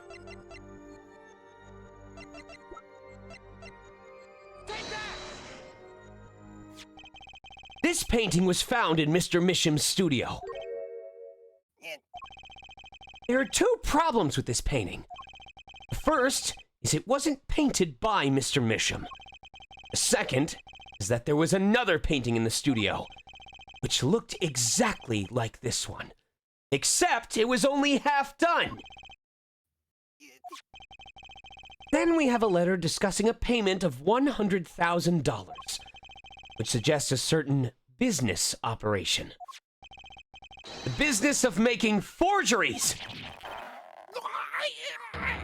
Oh, that's... Oh. Oh. That's Gygus right there. Oh, fuck! There's like 7... Ah! That is all, Your Honor. There's like 7 emotes from this guy alone. I'm in hell. Everyone, please, everyone! Can we keep this private, please? This is my story, my scoop! Forgery. That's a serious crime. Not if I chat can't wait to doesn't write say about it it is. on my blog. Drew Misham is known as an artist these days. But there were rumors he dabbled in another kind of art until a few years back. Oh god, he's a furry too? Another art meaning... forgery? Furry! It's pronounced fur. Drew Misham was talented, all right? Talented at making precise, detailed fakes. A fact that certain criminal elements were quick to discover. Wait, furgery? What are all the jurists in this chat furries? Criminal elements? What? You can't seriously be talking about... Exactly. I'm talking about forging evidence. The rumors started circulating 7 years ago. 7 years ago? So, are we to understand that this letter, this payment of 100,000 US and not Japanese currency, was for... Well, it might have been for a PS5. Exactly. Forged evidence, that's tiny profit, end quote. You know what? I'm not even going to tell him to stop anymore. He just doesn't care. It's like our victim was living a double life. This is my chance! So the victim had ties to the criminal world, right? He could have had plenty of enemies we know nothing about. This is my first time hearing of this criminal world. We certainly found no criminal connections when we conducted our investigation. Objection! But how do you explain all this money? You have to admit there's a possibility of some illegal activity here. Objection! But there is no proof tying this letter to our case. Our case was and remains simple from the beginning. Only the defendant could have poisoned that mug that night. And you, of course. Hey, hey, hey! The only thing I poison is my pen when I'm writing interviews. You're poisoning my eyes. What? Huh? Mr. Brussel, your testimony to this point has been quite, unreliable. It doesn't speak well of your reporting acumen on a scale from 1 to Fox News. My journalism's rock solid. Journalism so solid you could stand an elephant on it. End quote. In any case, let's hear a summarized recap of your testimony. If we can ascertain the situation in that studio from the recap, this trial is over. Apollo, what is he talking about? Cross-examination showed Mr. Brushel didn't have reason or means to poison him. As long as there are no other suspects, then the killer had to be Vera. That's what. This next testimony is our last or fourth last chance. It's our fourth to last chance. Mr. Brussel, your testimony, please.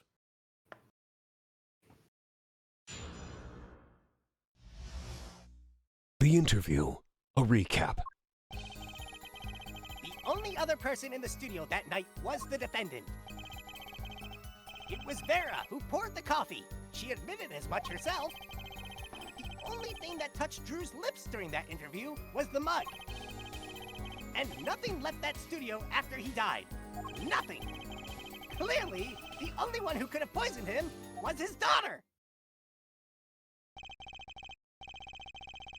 A nice testimony. Clear, succinct, and without a room for doubt. Ah, shucks. You really think so? I believe this clarifies the situation that night. Very well, Mr. Justice. You may begin your fourth to final cross-examination. I don't know. Ooh, can't wait. Exuberance. Right. Still have one trump card left to play. I bought it for $59.99 off of a shopping network on television. And I won't let this trial end until I use it.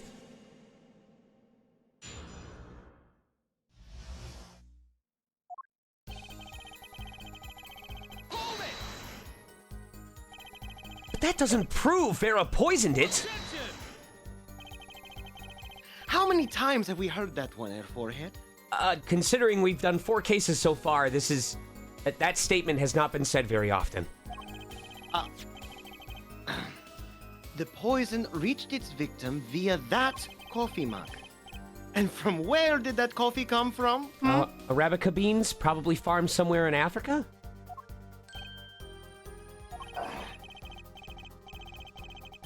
Not to beat a dead horse again and again and again and again, but perhaps you could fill us in?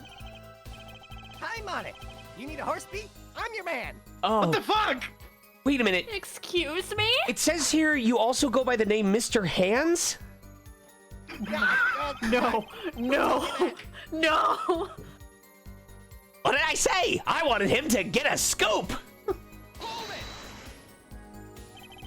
And you witnessed her pouring the coffee. Of course I didn't witness it. When she came in with that tray, the coffee was already poured and steaming. Let us not forget the defendant has admitted to pouring the coffee herself. I heard her statement. I poured, I served, and I killed. What? That last part was just a little joke. I don't think I'm going to get anywhere with this coffee mug. I need to find another weak spot in this case.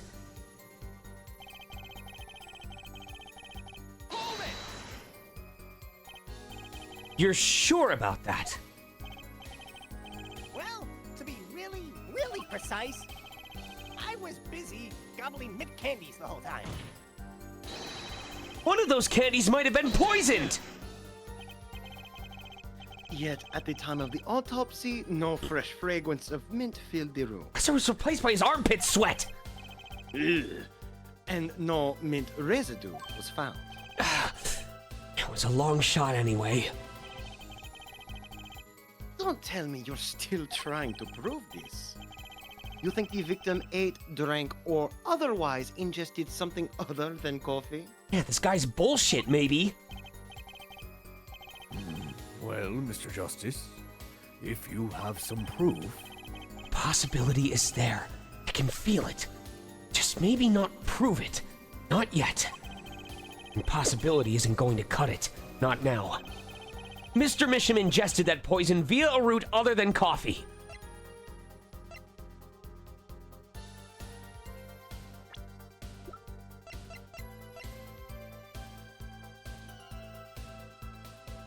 So I was thinking about this when we talked about, or when they mentioned sealing the envelope, but I'm beginning to think he got it from licking the stamp in order to seal the letter, but I don't know if I have proof of that yet.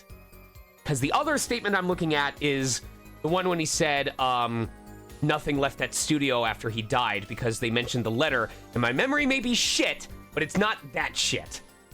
I'm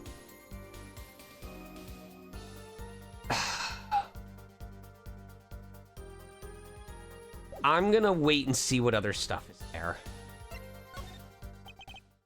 It can't be proven. I do believe our little forehead is growing up. Pity. We liked the rash, youthful forehead best. Another hole in this case that needs plugging before I can prove anything. First things first. I better uncover a weak spot before I try to strike again. I can plug your weak spot there, forehead. Oh, I'm a quivering mess. What? What? Oh, a new Do skill. you need help from Mr. Hands? No, I'm fine. Hold it! Not one thing? You're sure? Yep, sure can be. Well, with one exception. One exception? What?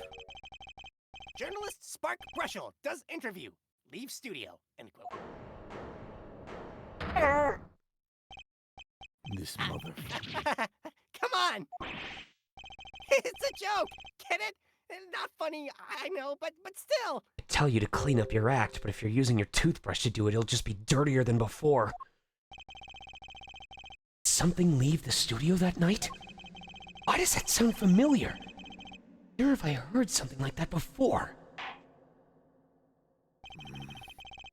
Now that we've proven our witness is a funny haha jokester man of sorts,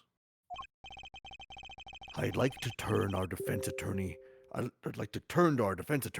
before returning to the testimony. Do you have any idea what, if anything, might have left the studio that night? Okay, but am I presenting the thing? So I still have to press on the last statement. Oh, I can't think of a single thing! If anything did leave, wouldn't Mr. Brushel have noticed? That I would. Nothing left, save myself, of course. Say that again and you'll be held in contempt of court, I say jokingly, because I'm definitely not going to do that. Good luck finding anyone that would hold him.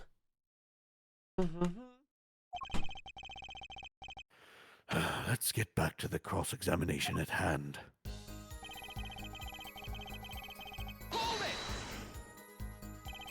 Thank you, Alistar.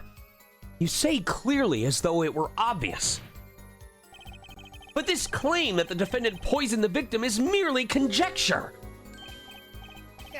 Yes, well, you see, in my business, it's all about making most ridiculous things sound right.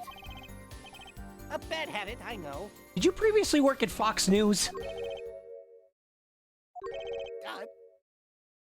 It's not a no. Yes, well, actually, I guess this is more a case of ridiculous journalist sounds wrong End quote. The court is forced to agree with you. Please refrain from wild conjecture. Understood loud and clear. He's never gonna stop. I've given up. Apollo, please, just continue. If only I could believe that. What do you think, Apollo? Everything he's saying seems so not flawed. Well, that's kind of what you want from a testimony, really. I need to keep my eye on what matters. What is this? Oh, is this like a popcorn and oh, this is cute. Thank you for this. I need to keep my eye on what matters. Immediate. I know. That was Nashu, I'm sorry. Oh my god, that was just good time. I thought that was Pima. No, that was Nashu. How and why was Drew Mission killed? Vera poured the coffee. That's not going to change. Sorry, my wife brought me Halloween snacks. That's also what matters. But if that coffee didn't kill him, I need to find what did and prove it. So...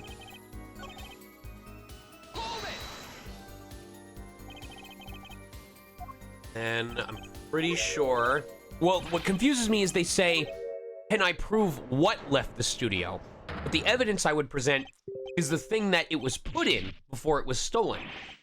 So...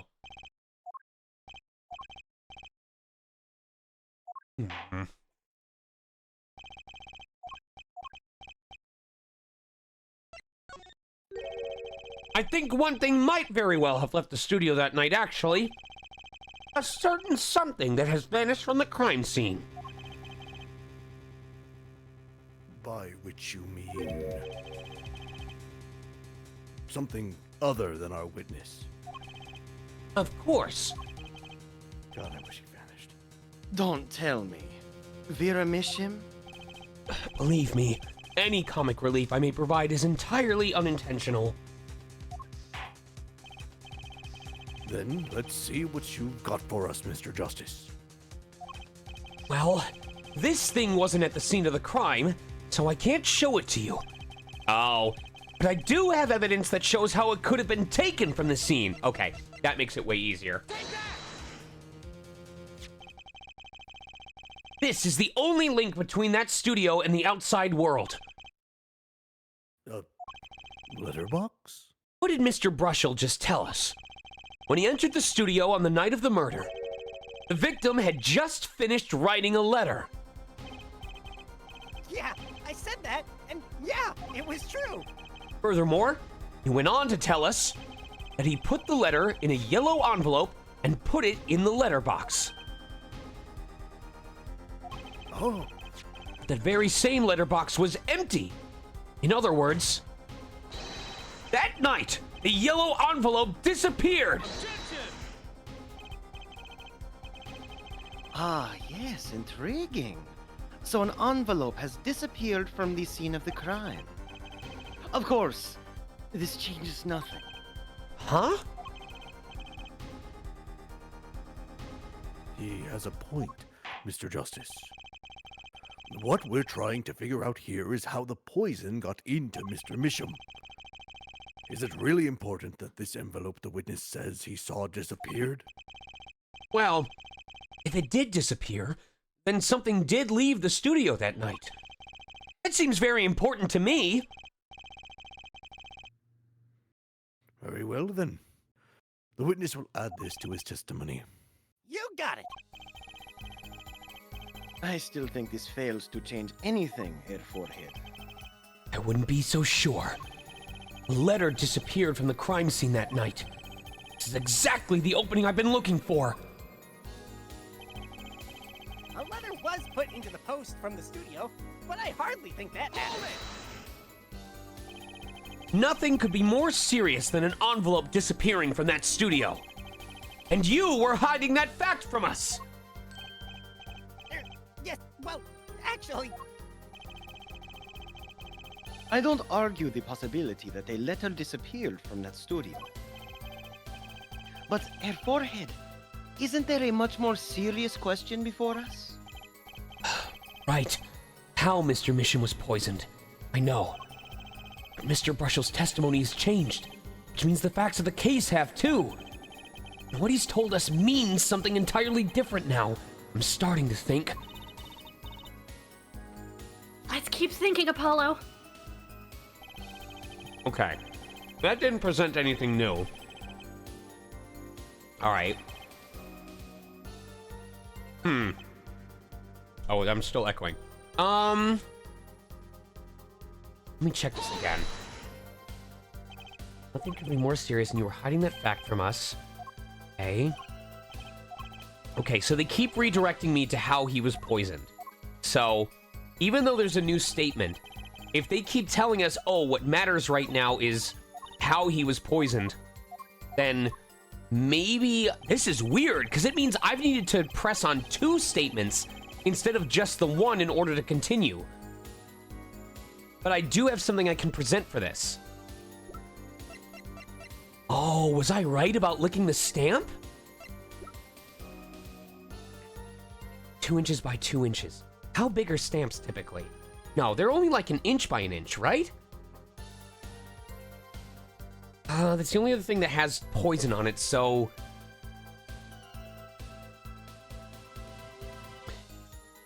Oh, wait. Maybe he kept the stamp in a frame during that time? Can poison be active for that long? Alright, I'm thinking too much. This is my guess. Oh, no. Your Honor, what do you think about the witness's statement? That seems like a pretty generic text box. It clearly, contradicts the, I thought, Oh, how I missed saying this. Go on. Objection overruled. Oh, I know what I did wrong. I am. If this is the one, good. if this is the one thing that I screwed up tonight of an otherwise perfect record, the reason why I failed, I'm gonna be so fucking pissed. God damn it! I was supposed to press on the statement. I was supposed to press on the fucking statement. God damn it! So stupid.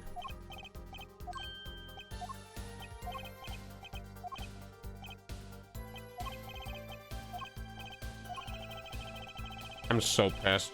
I'm so pissed. Proof is possible. There goes nothing.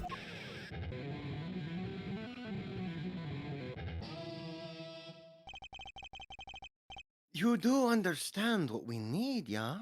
Therapy, but we don't have access to that right now. Proof, Air Forehead. Not therapy, proof, not possibilities. Of course. And Prosecutor Gavin, I hope you understand. I'm ready to give you that proof. What did you say? I have proof of the disappearing envelope. I saw him writing a letter I did. Which was picked up by the mailman, I presume. Of course. Which means that envelope had a stamp on it. A stamp? As we all know, stamps come with dried glue on the back. In order to use the glue, you have to wet it. By licking the stamp. Or using your armpit sweat in his case.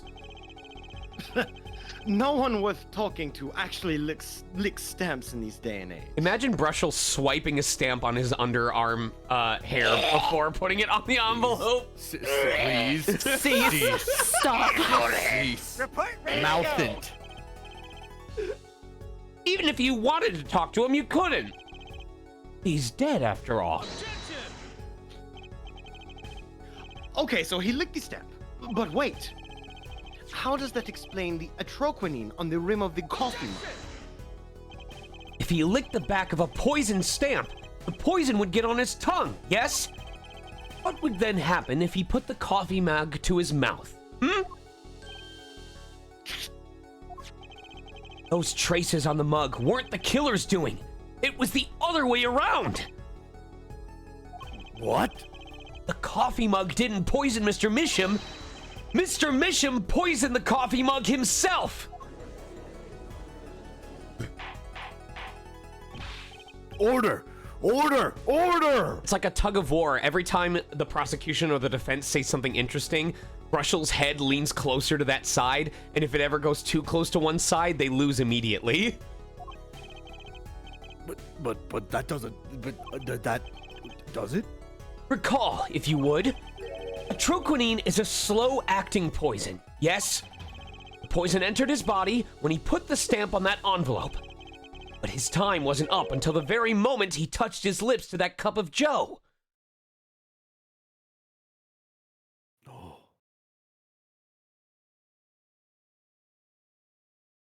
The mug deserves reparations.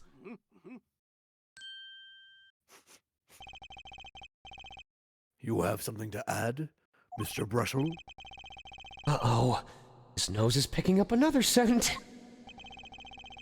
As I believe I mentioned earlier. Well, that's the thing, see?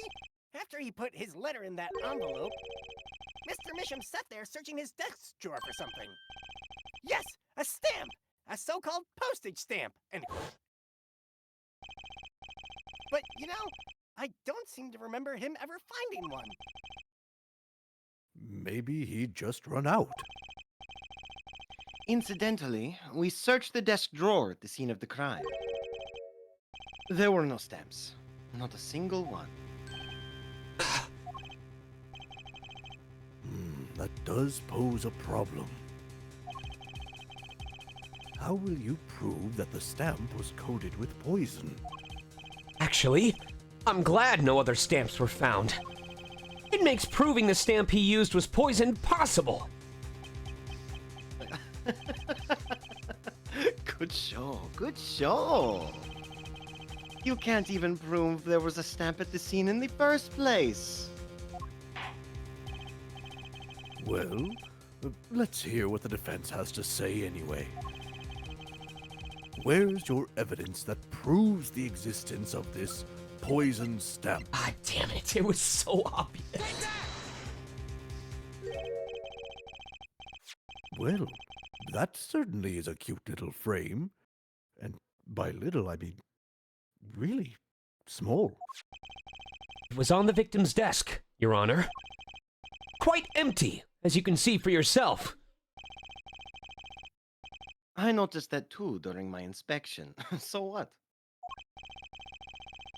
Apparently, you weren't as observant as you should have been. You see, when you saw this frame, it was missing something quite important. Missing something? Yes, a pale bluish stain on the inside of the frame. Atroquinine residue! What? Why wasn't I told about this? The frame is only 2 inches square. The face of the frame is even smaller. Maybe an inch wide at most. You aren't saying... Oh, but I am. Tell me, what fits in such a small frame? A commemorative stamp, perhaps?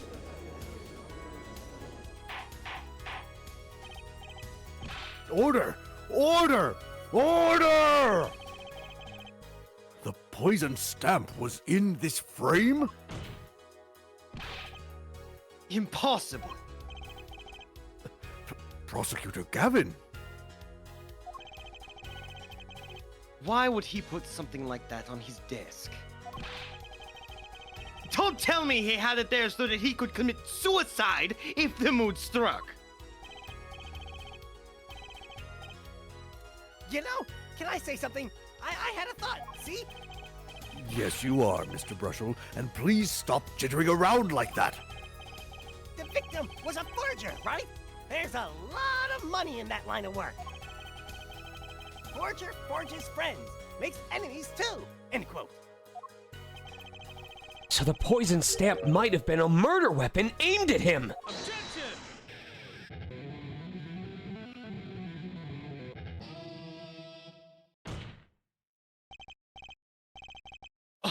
rich. That's rich. Leave the ridiculous flights of fancy to the Geweiner's song lyrics, please. Finally, something we agree on. This stamp was a murder weapon? Nonsense. Murder is a simple business. Who would go to such lengths? No one. Oh, I disagree. Come again? I will if you keep looking at me like that. Recall, if you would, the victim's reclusive lifestyle. Drew Misham hid from the world. He avoided meetings. His only contact with the outside world was the mail. The mail? Now, you wanted to kill someone you couldn't meet, but you knew red letters. A stamp would be the perfect weapon. Ridiculous! Where's your proof? I want proof! Show us evidence that this poison stamp was sent to him as a murder weapon. I might not have evidence per se. Things are finally starting to come together. What is it, Apollo? Your fists are trembling. I think I know what happened. I don't believe it, but I can see it. I think I know how Mr. Mission was killed. Well, fill us in, Mr. Justice. A certain piece of evidence points to the truth, Your Honor. I can show you how someone with the intent to kill sent Mr. Misham the stamp of death.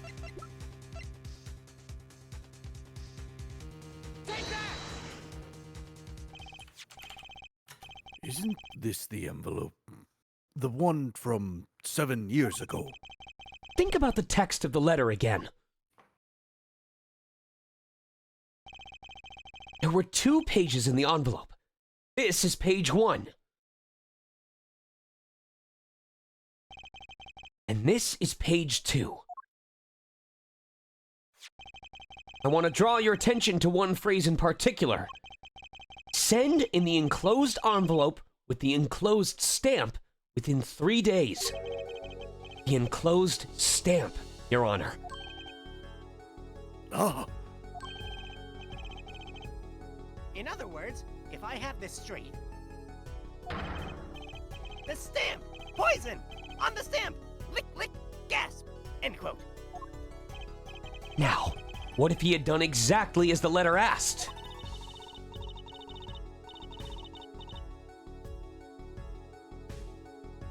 He would sign the document, put it in the envelope, and put the stamp on it, right? Then he would put it in his letterbox. 15 minutes wouldn't have elapsed between affixing the stamp and mailing the letter. The clock started ticking. When the time came, he drew his last breath. And the murder weapon would be taken away from the scene. Quite conveniently, thanks to the postal system.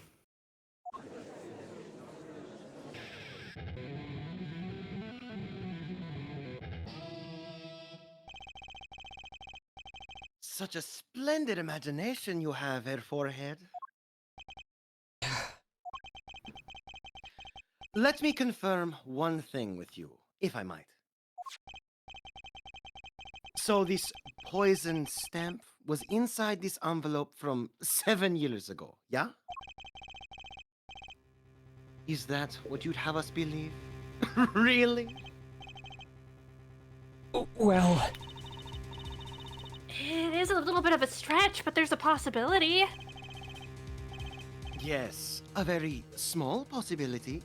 How small, I wonder? A poison stamp in this envelope? A stamp that then became the murder weapon? How do you intend to prove this seeming coincidence? Well... It was 7 years ago! And we don't even know who sent that letter!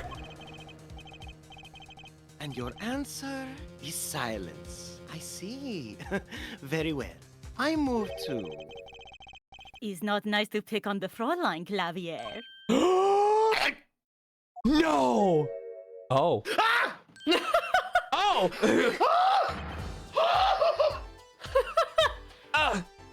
Emma! Well, like my Christoph Gavin impression? Did I sound like him? I thought it was Francisca. Don't quit your day job. Don't you have a crime scene to be looking after, Fräulein Detective? Someone had to come dig y'all out of this mess you're making of this case. Mess? Mess. You know, none of this would happen if you just trusted science a little more. You can find out if that stamp was in that envelope. Easy. Care to explain yourself, Fräulein Detective? Glare at me all you want, but science is on my side. It's all in the residue, right? That's right! The poison detection spray! Science, baby! Produce the red envelope at once! You can open it on the authority of the court. I'll do it myself.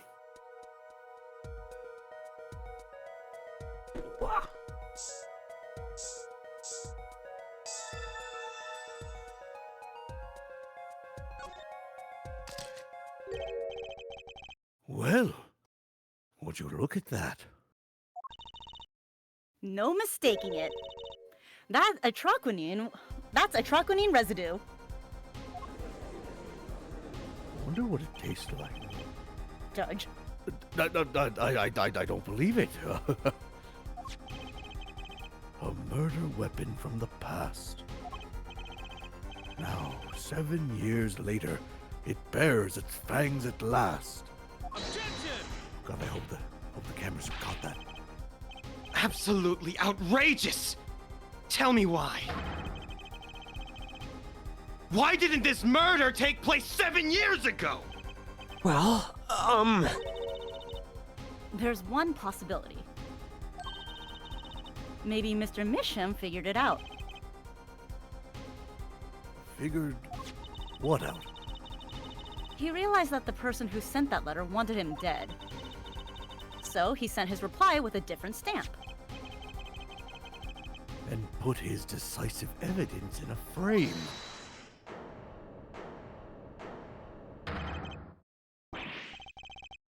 Oh, holy shit, you're still here?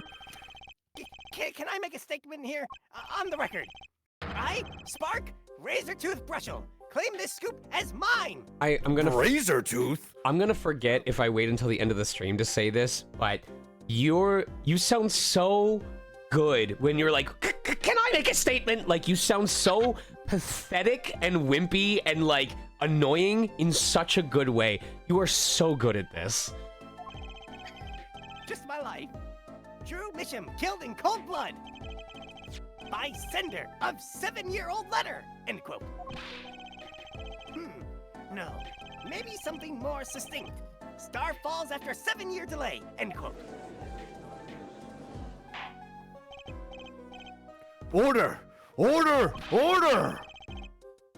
I see no room for further argument here. Oh, I admit, this is all coming as quite a shock. To think that the murder weapon reached his mouth after 7 years. Stamp his ticket straight to afterlife. End quote. Oh, I like that one. Uh-oh, I think the witness is a bad influence on our judge. I see no further need for further debate on this matter. This music gives me hope! The sender of that letter 7 years ago could hardly have been our defendant. Apollo! I think we just won! I get to end stream early! Very well. This court finds the defendant... I win!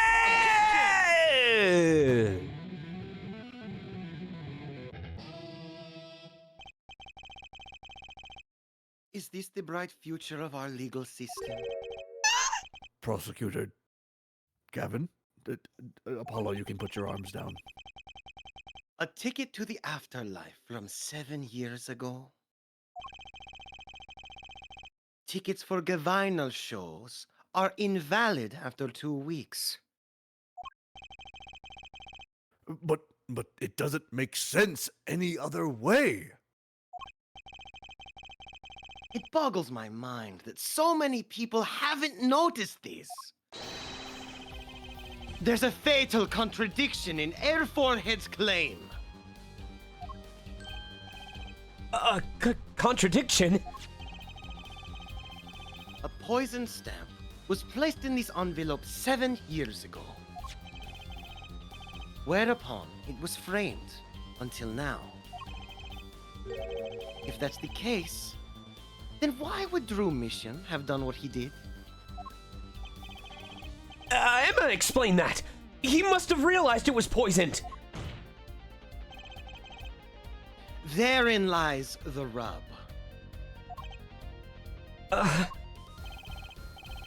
7 years ago, the forger Drew Mishim sensed a trap and put the stamp in a frame. I do not debate this, but this begs the question, why, 7 years later, did he use that stamp on the night of the murder? Just checking something real quick. Poison stamp, okay. Okay. Surely you do not mean to suggest that Mr. Mishim simply forgore? He put the murder weapon in a frame on his desk for 7 years, and he just fucking forgore? You expect me to believe that bullshit? That he sprang the trap on himself?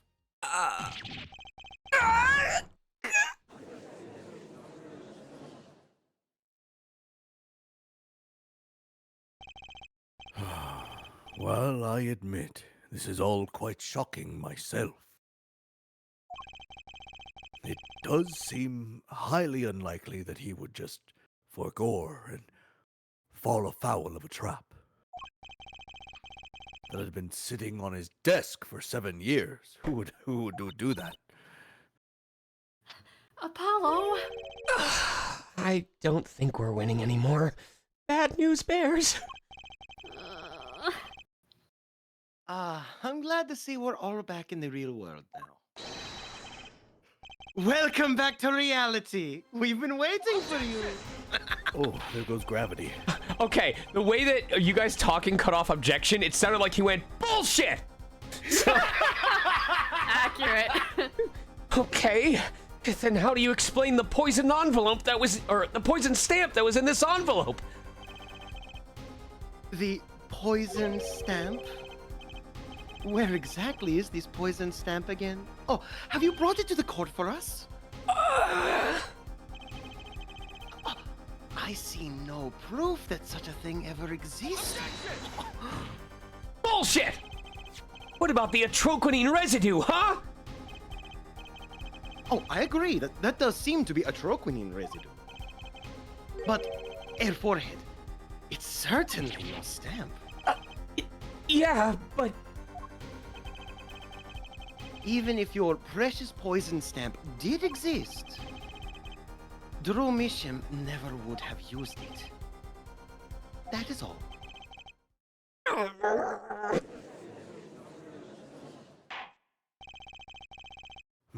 I believe we've come to a conclusion. Again. I get to end stream? Apollo, were we wrong the whole time? Oh, I can't believe it!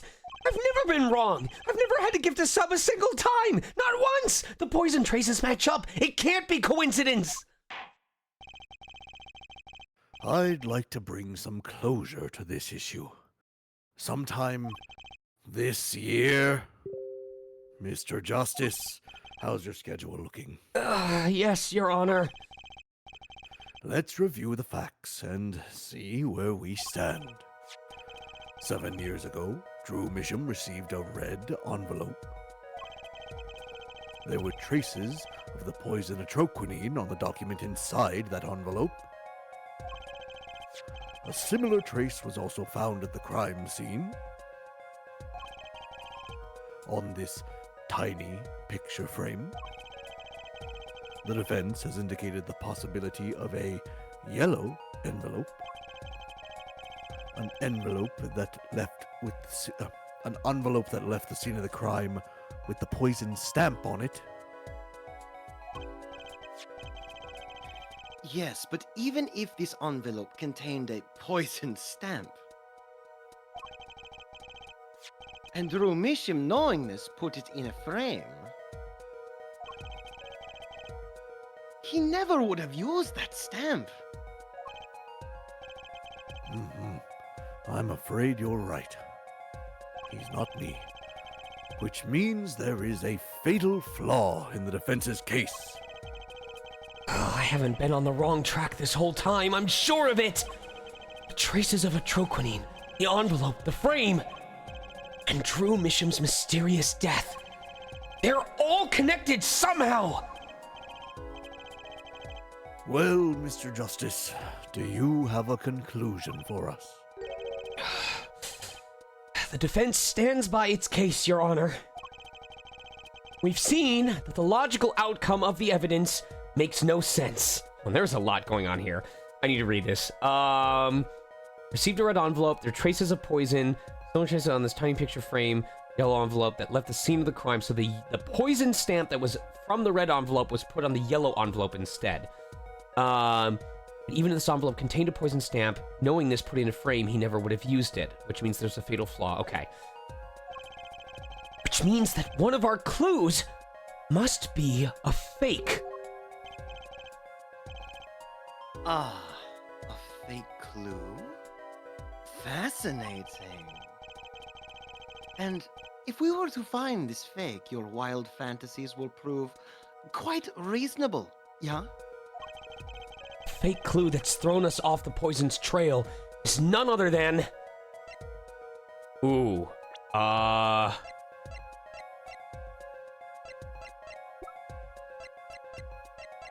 feel like it's the guy himself. Or maybe Drew faked the red envelope himself? That also feels like a possibility. I'm gonna see... I want to see if this punishes me if I do this. Because it didn't seem like to be a risk, and I want extra dialogue. I personally think it's Drew Mishim. This red envelope is a fake? Without a doubt, Your Honor. Objection! Wasn't it you who presented this evidence to the court? Oh. Hold on a second. Apollo! The poison on that envelope, the frame, and the coffee mug. They're all connected somehow. Oh, right. I can hear it already. It looks like the fake was you, El Forehead. Oh, I love you. I love you too. Apollo, Now's no Mr. time for your gross fantasies and wallowing in self-pity. Let's get thinking, Apollo. Yeah, the fake clue that's thrown us off the trail is moderately less attractive, man. The victim was a fake clue? I'm afraid I don't understand. I'll explain. You have an envelope, frame, and a mug linked by poison. That all makes sense. What doesn't make sense is the victim himself. Objection! Congratulations! You've completely lost me. So the fake evidence is none other than the master of fakes himself, the forger. It makes a good story, I'll give you that. Fake clue. Fakes. Forgeries. I know that face. That's the I just had an idea face. I don't know if I'm right, but I'm going with it anyway. What if our forger is the fake? Come again? I need at least 45 more minutes, sorry. Oh, take your time. 7 years ago, our forger sniffed a trap and stepped aside. 7 years passed. Now the forger stumbles into that very same trap and dies. Why? That's what I want to know. Because the forger who was killed was a fake. Here we are again. The victim was a fake?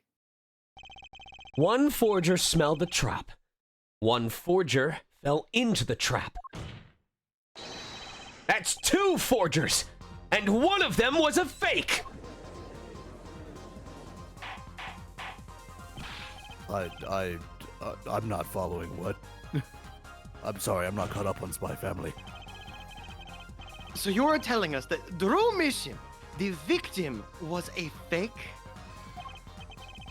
Well, if he was the fake, who was the real forger? You'd better not be claiming there was some kind of switcheroo. I'm afraid you're going to have to back up your story.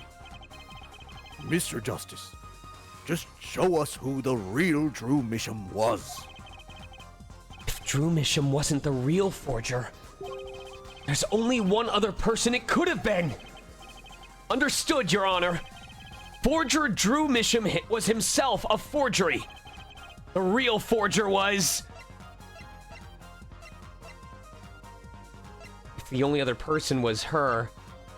Please don't let this be the end of the stream, because I'm gonna be so mad if I ruined a perfect episode off of a single stupid mistake. There can be only one explanation, really. The real identity of the forger known as Drew Misham is none other than... his only daughter, Vera Misham!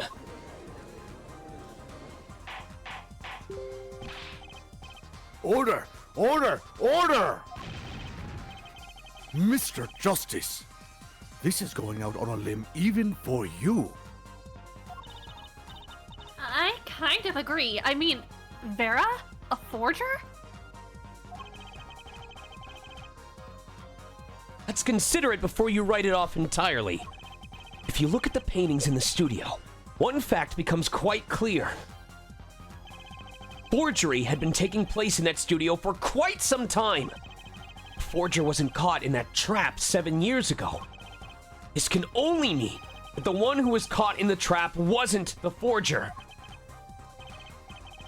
Well, actually, that does kind of make a certain kind of sense. One more thing. Only 2 sets of fingerprints were found in the forger's studio. Drew Misham's and Vera Misham's.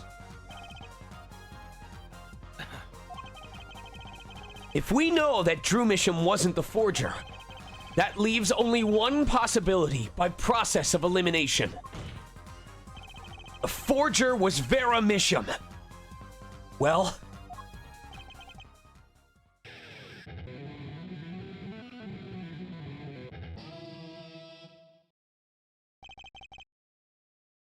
Fascinating.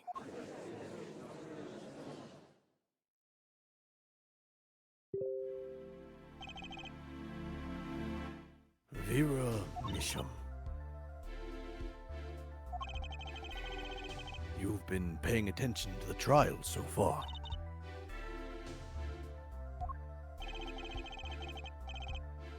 Let's just ask her and be done with it, shall we? Who are you? Who is the forger, Drew Misham?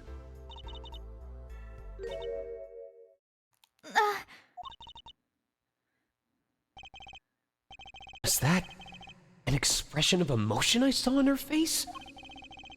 She's staring holes into Prosecutor Gavin's face. I'm used to being stared at by Fräuleins, believe me. Though they usually talk to me too. Tell us, were you the one who forged those works of art?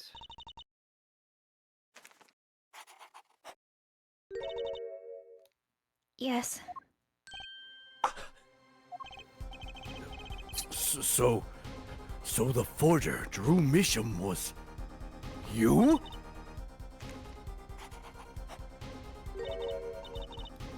Yes, it was me.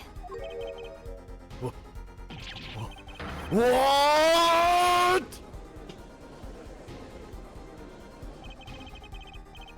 Court was in an uproar, and it wasn't coming down. We had to break for a 10-minute recess. The judge would keep going on the metal slide, so no one else actually got a turn. It was quite embarrassing, really. Oh! Is that the end of stream? We did it! We did it! No, actually, no, you're not done. What? Oh. What do you mean? No, you're not done. What do you mean I'm not done? That's trial former. What? Like, we have to do more right now? For the sake of him needing to meet his deadlines and whatnot, we can finish this next time. But technically, it is not done. Oh, well, how long is the next section? So, Longer than half an hour. Yeah, it is longer than half an hour. I will absolutely. say it's longer than half an hour, but not longer than an hour. I would give it that. That's why I'm saying that. We can technically add Let next time. let me check something, because if I can like push this and say, hey, you know, I need to go run an errand. Can I start this thing at 10:30?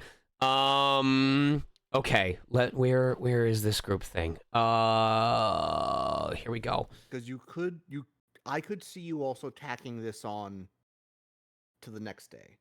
Things up around. So you want to say by like 10:15 we'd probably be done at this current pace? Yes. Okay. 10:15, 10:20 maybe. Okay. If you're including fan art and stuff, I'd give it an extra 5. Well, I can also grab the fan art while people are doing their personal stuff. So let's, for the sake of, because we already know there's at least 2 dates that we were gonna have live dub that we can't anymore, I would say let's try and fit this in. So. Okay. All right.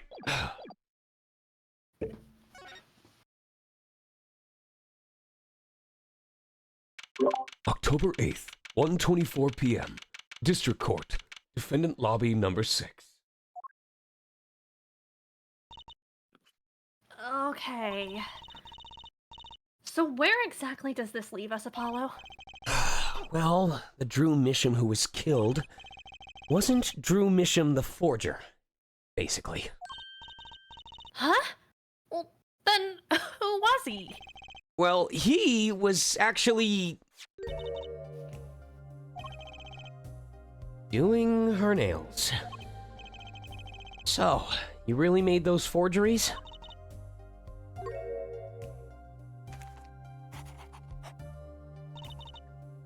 Yes. For Father. I know it was wrong. Could you tell us how it happened? My father was a painter. I loved painting ever since I was a child. One day, Father saw it in me. He saw that I had the talent. The talent for making forgeries? How should I say it? It was not only paintings I made. Given the materials, I could make anything. Anything? And Father was so proud, and I so happy. But in the end, I was making those forgeries. I've never had a good constitution nor personality. I know very little of the world outside my door. And now, because of me, Father is... Do you know about this red envelope? I remember that envelope. It was some time ago. So you were already you were already creating your works back then. I started when I was only 12 years old. So the one who figured out that the stamp was poisoned, that was... Mr. Justice, it's time to the courtroom, please. Right! Oh, out of time. Wait, Vera, just one more thing, please. Those 3 paintings in the studio. I painted those as part of my work. Right. See, we checked them out and we saw what was underneath. We saw the rough sketches under the 3 finished paintings. I see. Mr. Justice? Yes? Father, he knew of you. Of both of you. Your late father? He was watching, gathering information. All about the Wright & Co. law offices. But lately, we're not doing just law. Yes, you do tricks, gags to amuse, and play piano. Well, they're not really gags. They make me gag. Yet, when Father heard you had resumed the legal business, how pleased he was. Who was Mr. Misham? How am I supposed to know?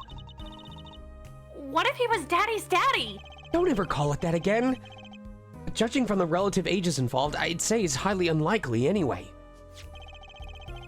Things are already confusing enough with all these daddies running around. We know that the victim's daughter, Vera, was the forger. What does this mean for the case? Guess we're about to find out. October 8th, 1:36 p.m. District Court, courtroom number 3.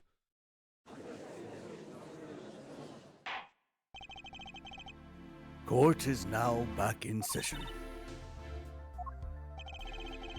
Vera seems pretty tense. She's practically chewing her fingernails clean off.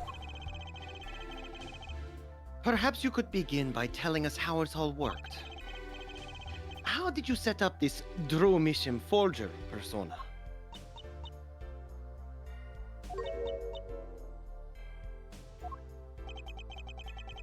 There's that stare again. She's drilling more holes into his head.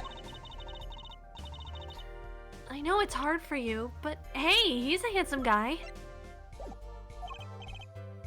What's hard? Very well, miss, if you would. Did you really make those detestable forgeries?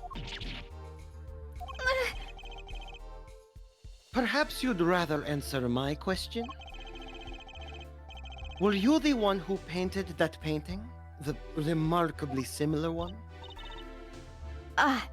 Yes. I painted it, yes. Father praised me quite highly for it. So, she was the one who made the forgeries.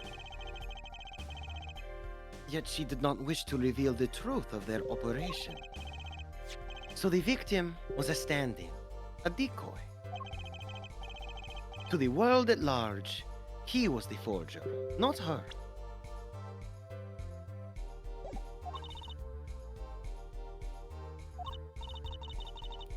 I've done a bad thing. I have, haven't I? Regardless, we need a little more information. About, for instance, this. You have seen this before, yeah? Yes, it was in the desk drawer. Very well. You may proceed with your testimony. Tell us everything you know about this envelope.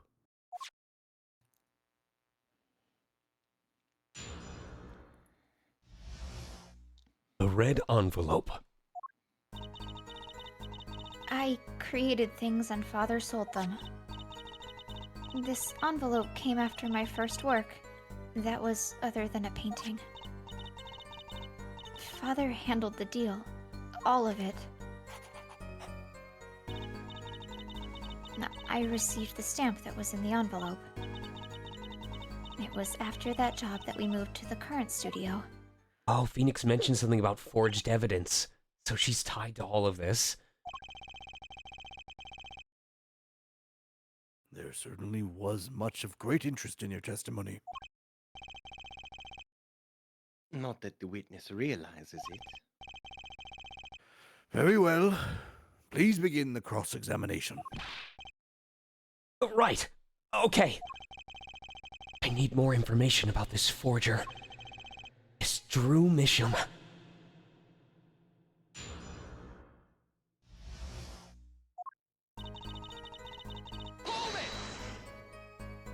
So these things you were making, you mean paintings identical to other paintings, right? The closer they were, the happier Father was. I was happy too. Still, you're quite young now.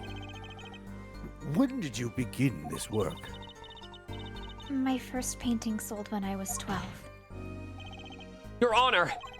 She had no idea what she was doing was illegal. Easy there, little attorney. You're not here to defend her for the crime of forgery. True. Please, tell us more about this envelope. This envelope that may very well have killed your father. All right.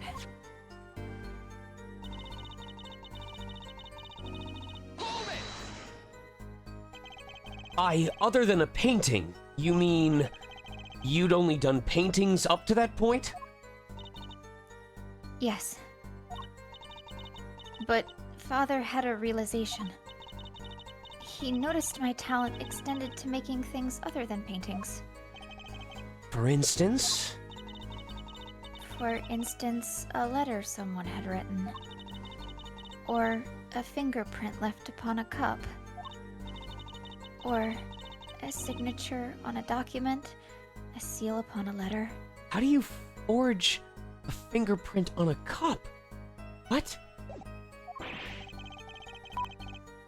None of this makes her sound very innocent at all. And the $100,000 promised in this letter was the start. The beginning of a new industry for Drew Mission. Industry. The creation of items to be used in criminal proceedings. Oh, shit. Forging evidence, in other words. Oh, shit. Uh-oh.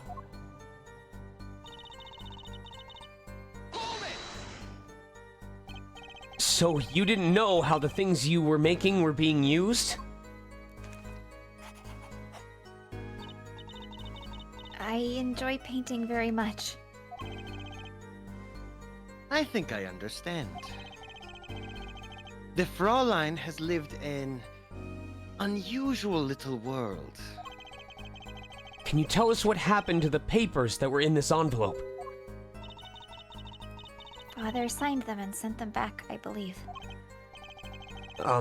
Did he follow the instructions? Send in the enclosed envelope with the enclosed stamp.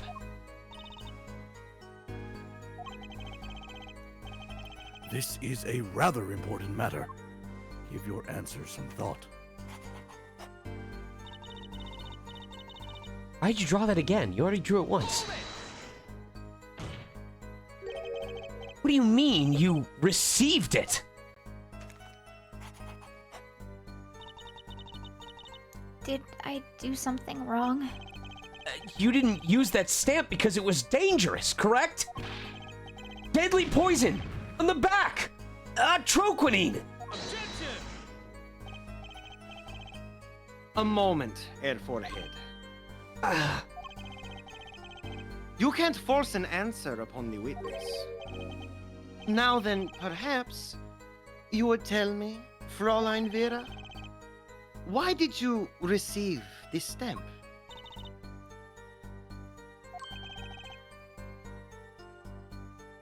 Is something wrong? It was beautiful. Ah, you mean it was one of those commemorative stamps?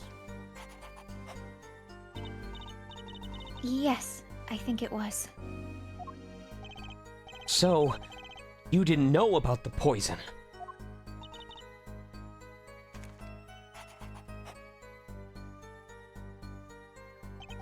I guess not. So the trap failed by chance, by mistake. Thanks to this commemorative stamp. Quite the close call.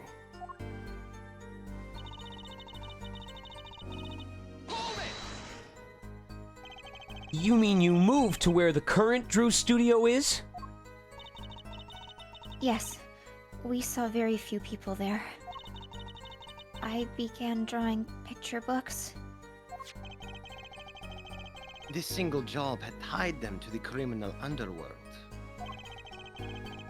I think Mr. Mishim wished to reduce their visibility in the world at large. When we had to meet someone for some reason, the father posed as the creator of the work. So that was the real essence of the artist Drew Misham.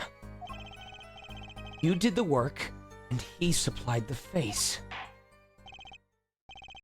So, you really didn't know anything, did you?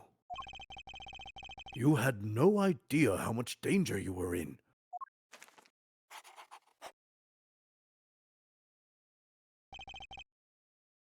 Apparently not. About this commemorative stamp. Could you tell us more about it?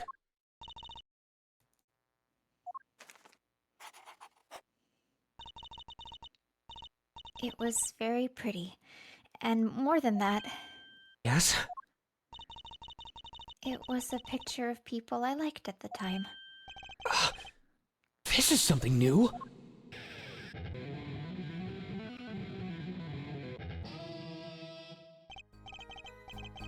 Apparently, we've got some cross-examination yet ahead of us.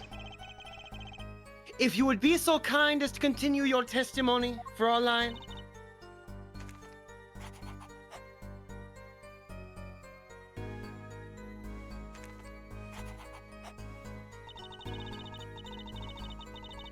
This stamp was a picture of my favorite magicians, so I kept it. Magicians? I love mysterious things. I always have. Even though she fainted when she saw Mr. Hat. You're confusing mysterious with freaky. And Father took me when I was very young. It was a great magic show. I loved it so much. See? See? Isn't magic great? Yeah, when it doesn't involve your panties, Trucy. There's no need to get all excited. I didn't bring up my panties. But the magic troupe we saw disbanded soon after. I was quite sad. Did she just say what I think she said? Magic troupe? Now where have I heard that before? A red envelope came after she completed her first job. That makes it a letter from her client. Whoever wanted a forgery made. Apollo! We're close. We just have to piece together the parts. A deadly weapon in a red envelope. And the path it took to take Drew Misham's life.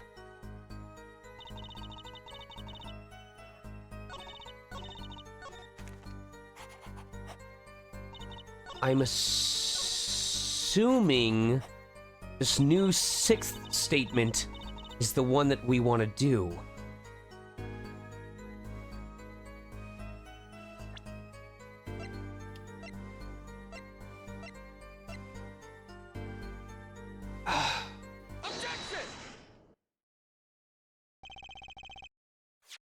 Those magicians you liked.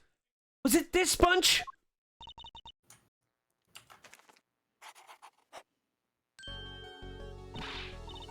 Apollo! They're not a bunch! I see. Still, I have to wonder. Why include a commemorative stamp like that in a business letter? Good question. Well, pretty stamps are always better, and you can't beat Troop Gramarye. But the whole murder plan was a failure because of it. Ironic, don't you think, Prosecutor Gavin?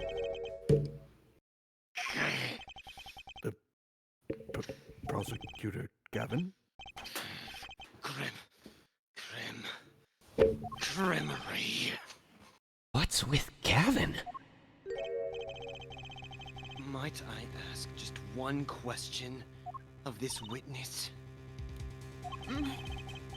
In your testimony just now, you stated this was your first work that was other than a painting. Please, tell me, what exactly did you make? Can I ask why? No! Answer the question, now!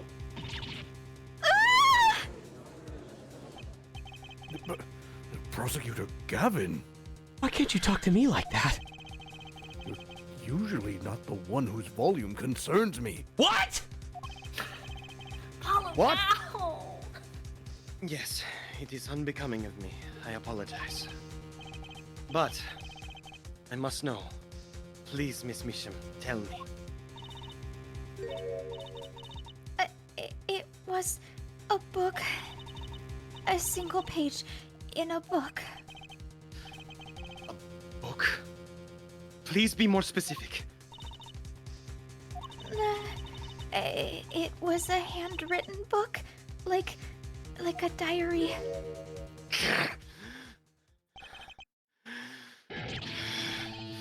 No, I don't.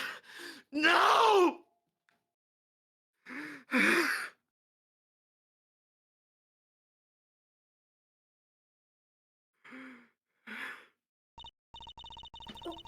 What's wrong with Prosecutor Gavin? He looks like he just saw a ghost. Miss Misham, this book. Was there a picture of a silk hat on the back cover? Yes or no? How did you know? Objection! Prosecutor Gavin, the defendant is answering all of your questions. Stop badgering her. He's told you nothing, has he? Your soiled, sullied mentor. Nothing! Sullied? Who? Phoenix Wright. Who else? Daddy? He's never told you about the trial 7 years ago. About how he came to lose his attorney's badge. It was a certain piece of evidence that decided his fate, you know. A certain diary. On the back, it bore the mark of a silk hat. What? Phoenix Wright, tossed out of the profession by false evidence. And the forger who made that evidence is this girl standing right in front of me? Vera, you must tell us. The evidence you made was used in a trial 7 years ago. Who asked Drew Misham, you, to forge that evidence? For all of our sakes, who was it?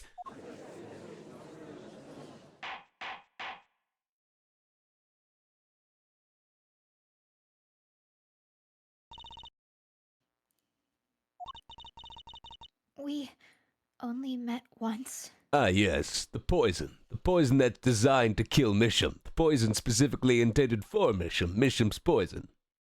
That poison? You met the client?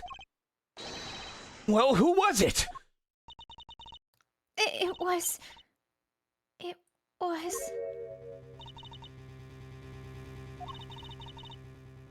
What's going on with Vera?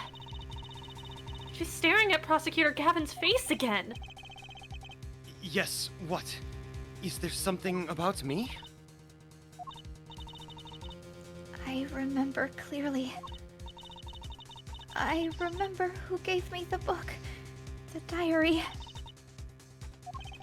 Who was it?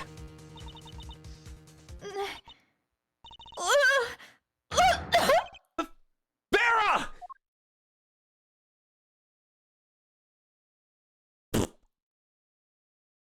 The devil.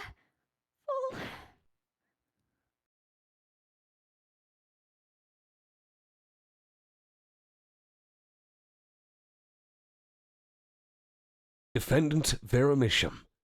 Condition: unconscious. Examiner's diagnosis: acute atroquinine poisoning. What? This ends the recording of the trial for the murder of Drew Misham.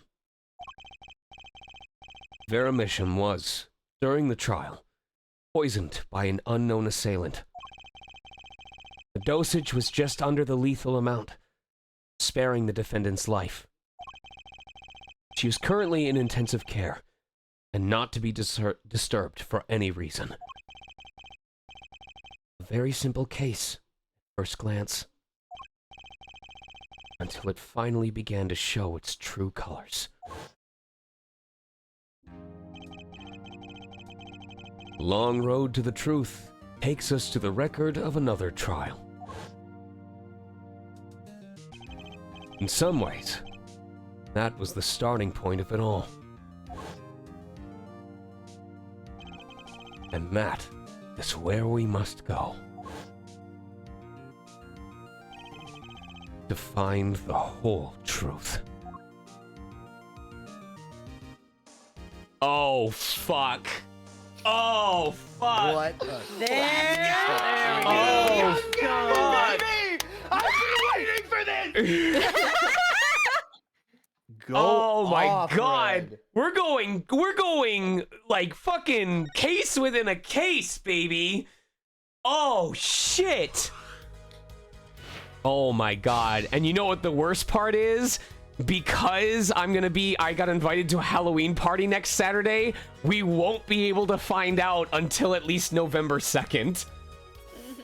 Should I mark It that works down? out for me. I would. I feel very good about it because so next weekend I have a Halloween party that I've been invited to that I'd like to go to. So that's a lost cause. But on November 2nd, even though I'm going to be spending all day at a voiceover intensive, I'm pretty sure. When I say pretty sure, I mean I will make the effort. If it's not already over in time for me to get home by 5 o'clock, I will leave early if necessary to get home in order to do this at 5 o'clock. Now, I don't know how long you expect the next section of this to be. So, if it's something where, well, it sounds like we're in the thick of it. But if we're able to start at 6 and finish by 10, that's ideal. But if not, I will make sure that I'm home by 5, even if I have to leave this intensive early. So, Okay. that is where things are currently looking right now. Anyway, I am going to gather some fan art. Please, if everyone would go through the list and acknowledge yourselves, because holy fucking shit do I have some words to say. But I am Sean Chiplock. I go by Sonic Mega. I was your slightly worn-out voice of Apollo Justice and Phoenix Wright, but I still feel I did a pretty decent job. I am honored to be in the presence of so many incredibly talented people, and a huge thank you to everyone who rated over the course of the stream. You can follow me here on Twitch at Sonic Mega. You can technically also follow me on Twitter at VA Sonic Mega. However, at this point, I strongly recommend you follow me instead on Blue Sky, which is the same as my Twitch, which is Sonic Mega, because going forward, starting tonight, I am literally following everyone from my old Twitter account via an extension, and I'm going to start trying to make Blue Sky my primary place for posting. So, pleasure to be here tonight, but this isn't just about me, it's about everybody else. Next in line, please. I believe that is... That is you, Ackle. Yeah. All right, cool. Hello, I'm Ackle, AKL Trifecta, casual VTuber, VTubing casually, drummer, game developer, voice actor, and today, voice of the judge. You can catch me streaming at Twitch at twitch.tv/AKL Trifecta, where I'm usually live Mondays, Tuesdays, and Thursdays doing a variety of JRPGs. Currently on the deck is Baldur's Gate 3, Metaphor ReFantasio, and this week, the new card game, Card on Seal. That's going to be out this week. I'm also doing a charity drive for a local charity as well. So if you want more details of that, you can check me out on Twitter, Blue Sky, and also again Twitch, all AKL Trifecta. Woo! Kate. Woo! Hello! I am Captain Kate Appleby, and I was Vera Misham tonight. I'm super excited because this is my first time being an Apollo Justice / Ace Attorney live dub. Yay! You can find my voice acting stuff on my Twitter, which is @KateApple. Aside from that, I also make fragrances, so if you want to smell really good, you can check out Era Fragrances on Etsy. It's erafragrances.etsy.com. That's all I got for myself. Thank you so much for having me. To explain to you how good those fragrances are, we brought 42 of them to Montreal, which had never even known her company existed prior to me being at the con, and she sold completely out before the end of the con. Woo! I have a new fall line out right now if you want to smell cozy, and I also make some Genshin-themed scents. So if you're a Genshin fan and you want to smell like sexy D-Luke, I can do that for you. She's working on Mr. Brushel Mint right now. Yeah, no. It smells like spit. It's really no. Yes, mint and armpits, my favorite. No, stop! No, we're gone. We're done. How do I delete him? Okay. I guess I'm next. Kate, you good? Yeah, go for it. Okay. Hi, I'm Color Bruise, blog who draws on the internet, voice actor, print artist. Kind of made that D-Luke one of, Sean Chiplocks, whoever he is. But I am also your Emma Sky for tonight. Hopefully you enjoyed my sarcastic remarks and also choosing between my favorites, between Apollo and Trucy. You can definitely tell which one, depending on if you watch the VOD or not. Yeah, I hope you guys had a wonderful time listening to me, my associates, and my friends here. It's really weird to call you guys associates. Can I just call you guys friends? We're all friends here. Yeah. Okay, cool. And yeah, I just want to say thank you for having me, and I hope you guys enjoy. Bye-bye. I guess I'm next. Hi, I'm Emmy Ain, or just Emmy. I am a freelance illustrator and syndicated comic artist who joins these nerds for these kinds of activities sometimes. You can find me both on Twitter and Blue Sky with Emmy _Ain, or just Emmy Ain, where I post my art and occasionally come out from comic hell to draw other things. They're really good! Thank you! Alright, I guess I'm up. I You're guess I'm up. up. Yeah, you're up. Hello, I am Red Muffler Man, the voice of German accented heartthrob Clavier Gavin. I'm a voice actor and content creator. You can find me at Red Muffler Man on Twitter, Blue Sky, Twitch, and YouTube. And yeah, I'm happy to be here. There's, if I may make one little plug, there's a little indie animated pilot that I was a part of called Lumion Lands that came out today. And it's really cool, and I think you should definitely check it out. The compositioning and the backgrounds are gorgeous, and I want more people to watch it. Big congrats. Yeah! And that's all I got to say. Thank you all for having me, as per usual. Skidium, go Oh, for it. before Skidium goes, giving a shout out because I forgot. We had Paul Hikari voicing as Volant Grammary. He did have to leave in the middle of the live dub episode for tonight, but he has been voicing him for several episodes. Just wanted to make sure he got his due diligence. He's been doing a great job putting on the theatrical performance that Volant deserves. So just want everyone to make sure they give kudos to him as well. Go ahead, Skidium. I was gonna say, can I go last? Oh. Or Okay, Sneaky Spy? Name Spy, the sneaky spy, voice of Spark Brushel. End quote. Wow, that was a lot of fun. Thank you so much for having me.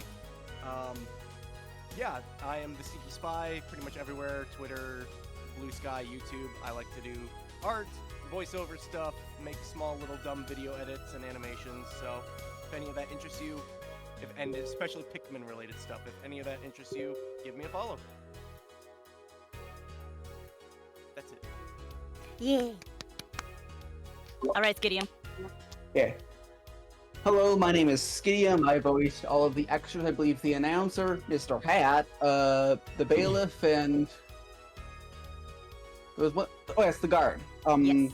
However, you may know me as the guy who posts the birds in the server, and I just wanted to share a little bit of an update. As far as I can confirm, I have been posting birds for 415 days straight. So in 5 days, I'll have been posting birds for 420 days. That's impressive. That's some dedication. Now, who has been your favorite bird out of all of them? Laughing Kookaburra. Yeah. That's cool. Anything else you wanted to add? I should, now that you've mentioned it, I should probably think of it in an unlikely event where I cannot post birds. I should probably pick somebody to like almost like a substitute. However, I've not thought of a person to do such a task yet. I'm sorry. What was that last part? I have not found a person to post birds in case I cannot post the birds. Oh, we need an heir, huh? You need an associate to hand the mantle down to. Nice. A bird successor, if you will. All right. Bird successor. Is that everyone in the roster then? That should be everyone, correct? Okay, because in the past, I have largely focused on the new folks in the cast while just giving the generic kudos to folks who've been with me for forever. But tonight's episode was fucking special, and I need every single one of you to know this individually. AKL and Emmy in particular, one thing that you both shared is I could hear the development in your approach to lines. Emmy in particular, it was... Not to say that your previous performances weren't good, but there was this kind of nuance to your reads tonight that I had not detected in earlier episodes that was so goddamn good tonight. Playing off of... I felt like my performance as Apollo improved because I was able to play off of your reads, which helped us have a more organic, authentic conversation going within the game. There was a very distinct difference for the better, and it was really, really fucking cool to hear. AKL, similarly, I could tell that you were finding your comfort with the judge. You weren't always putting on the voice of being the gruff, official present. You played around with having more nuanced moments of speaking under your breath. And don't think I didn't pick up on that because I was so giddy sitting here listening to everyone else, hoping that my voice recovered enough that I could match the performance everyone was giving, because all of you, for whatever reason, were giving so much effort tonight that it really... I noticed that maybe there was less of a running comedy thing in tonight's episode. Not necessarily a bad thing, but there wasn't really anything that we latched onto like we did the Street Fighter jokes or other things. But it didn't matter to me because the quality of the performances from everybody were just so on point tonight that it was so cool to be a part of all of that.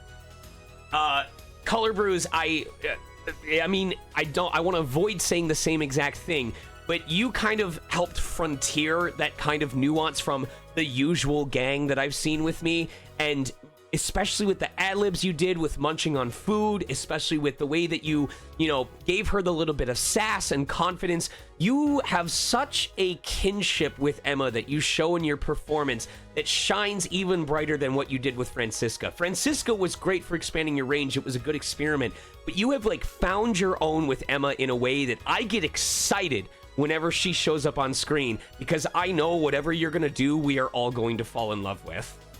Blushing, man, stop it. Thank you. I can't still do English though. Right.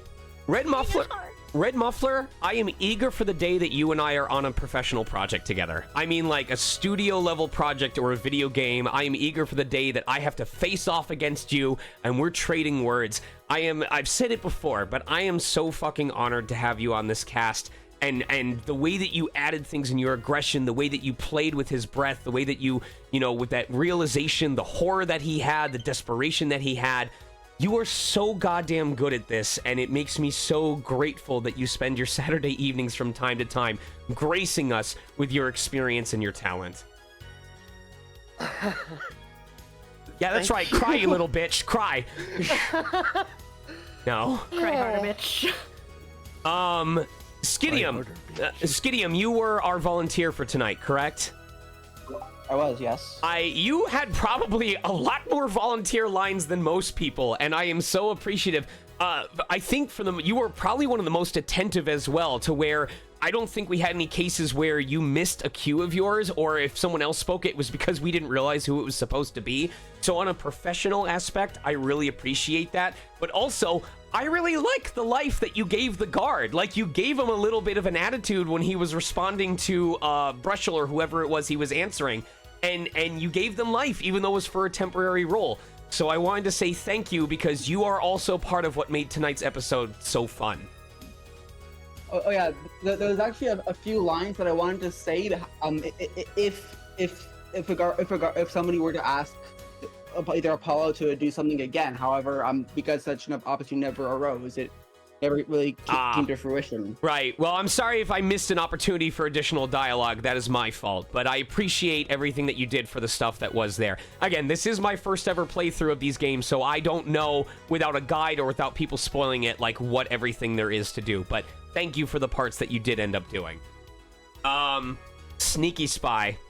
I try to avoid making one specific person the highlight of an episode when possible, but tonight's episode was your debut and your focus. I will get to you, Kate, in just a second, though, because I'm so proud of you. I did end up skipping over it accidentally, but Sneaky Spy, you are Brushel. Oh my god. Like, I mentioned, it's very, very rare that I've made comments about, like, oh my god, that was so good, or laughing in the middle of an episode, but it is very rare, if that wasn't the first time, that I have had to break character in the middle of a stream to specifically highlight how fucking good something was in a performance. Your ability to play him as, like, creepy and weird and unique without making him annoying and insufferable, that is a very hard balance to strike. And I'm almost curious how you managed to make him sound the raspiness the way that you gave him without tearing your voice up in the process. But I need you to understand, this is 100% my canon voice for Brushel. It is. I don't even want to hear if he's in the anime, because that is the voice that I hear now, with how solidly, how consistently, how strongly you brought it tonight. And I am so eager to see how this plays out in the rest, if he comes back. So thank you. That means a lot coming from you. Man, I've been feeling pressured by so many people the last couple of years, where it's like, I just hoping, like, when I heard Zeno Robinson's performance as Garfield in ReZero Season 2, I was sitting here going, oh my god, I hope that I'm keeping pace with my colleagues and the people who are aspiring to become working professionals, because on both sides of the industry, y'all are so fucking talented, and I'm sitting here going, oh, I hope I'm keeping pace with everybody else. And on that note, Captain Kate, or Kate, I should say, woman of many talents, of a fragrance aficionado, an aspiring voice actor, an incredibly strong-willed and determined person, a full suit owner as of this week, and finally getting to debut as a character that you earned on your own merit. You auditioned for this character and were told by the community at large that yours was the voice they wanted to hear. And after listening to you tonight, working with those, responding to Gavin's accusations, the little efforts, the gasps, the shrieks, I'm so proud of you. I'm so proud of you. It has been so cool seeing you develop as an actress over the 2 years that I've known you so far. And without it sounding like I'm trying to showcase you like a trophy to everybody else, I am beaming with pride as I get to listen to you perform in front of everyone, because I knew it from the moment that Jamie listened to you and nodded his head, immediately agreeing that he could hear it in a professional performance. You do have what it takes, and tonight was just another example of that. Thank you very much. I really appreciate that. My humble beginnings as a 3-line volunteer back when I first met you, I feel like I have certainly improved since then. So I am really grateful that the community put the trust in me to voice her, because I think she's cute and fun and I like her. And I appreciate the feedback from you too. So thank you very much. Of course. I believe that covers everyone. Well, there's one more person. Obviously, we couldn't have Paul Hikari with us, but Paul, if you happen to be listening back to this, I always enjoy the theatricality that you give to Volant. I genuinely enjoy how you play him up and you make him seem like quite the character, because in the game he is quite the character. So thank you for continuing to do such a good job, even though it takes so much effort from you. And I do believe that covers everyone from the cast. Yes? Is everyone officially crying at this point? Yeah, sure. Okay. Fine. Yes. Fine. Fine. Right. Fuck you. All right. So we finished this off with fan art. I let you all know when the next time I expect to stream is, and then we will send you on your merry ways while I angrily wait for fairy fragments from Neopets to finally finish fucking updating on the App Store. Oh, no. Sean, you have no idea. Neko Atsume 2 came out today. You're losing me until I'm gone. Oh. Oh wait, Neko Atsume 2 finally came out? Yes, it just came out today. I know. I know what I'm doing after stream. I know. Oh no! What We're is? losing people, guys. We're going into the mines. Hold We're going on, into the mines. Neko Fuck you guys, that's all I'm Atsume. gonna be doing. Hold on, Neko Atsume 2. Is this just like collecting or rolling for cats or something like that? Yeah, it's cats again. I'm so excited.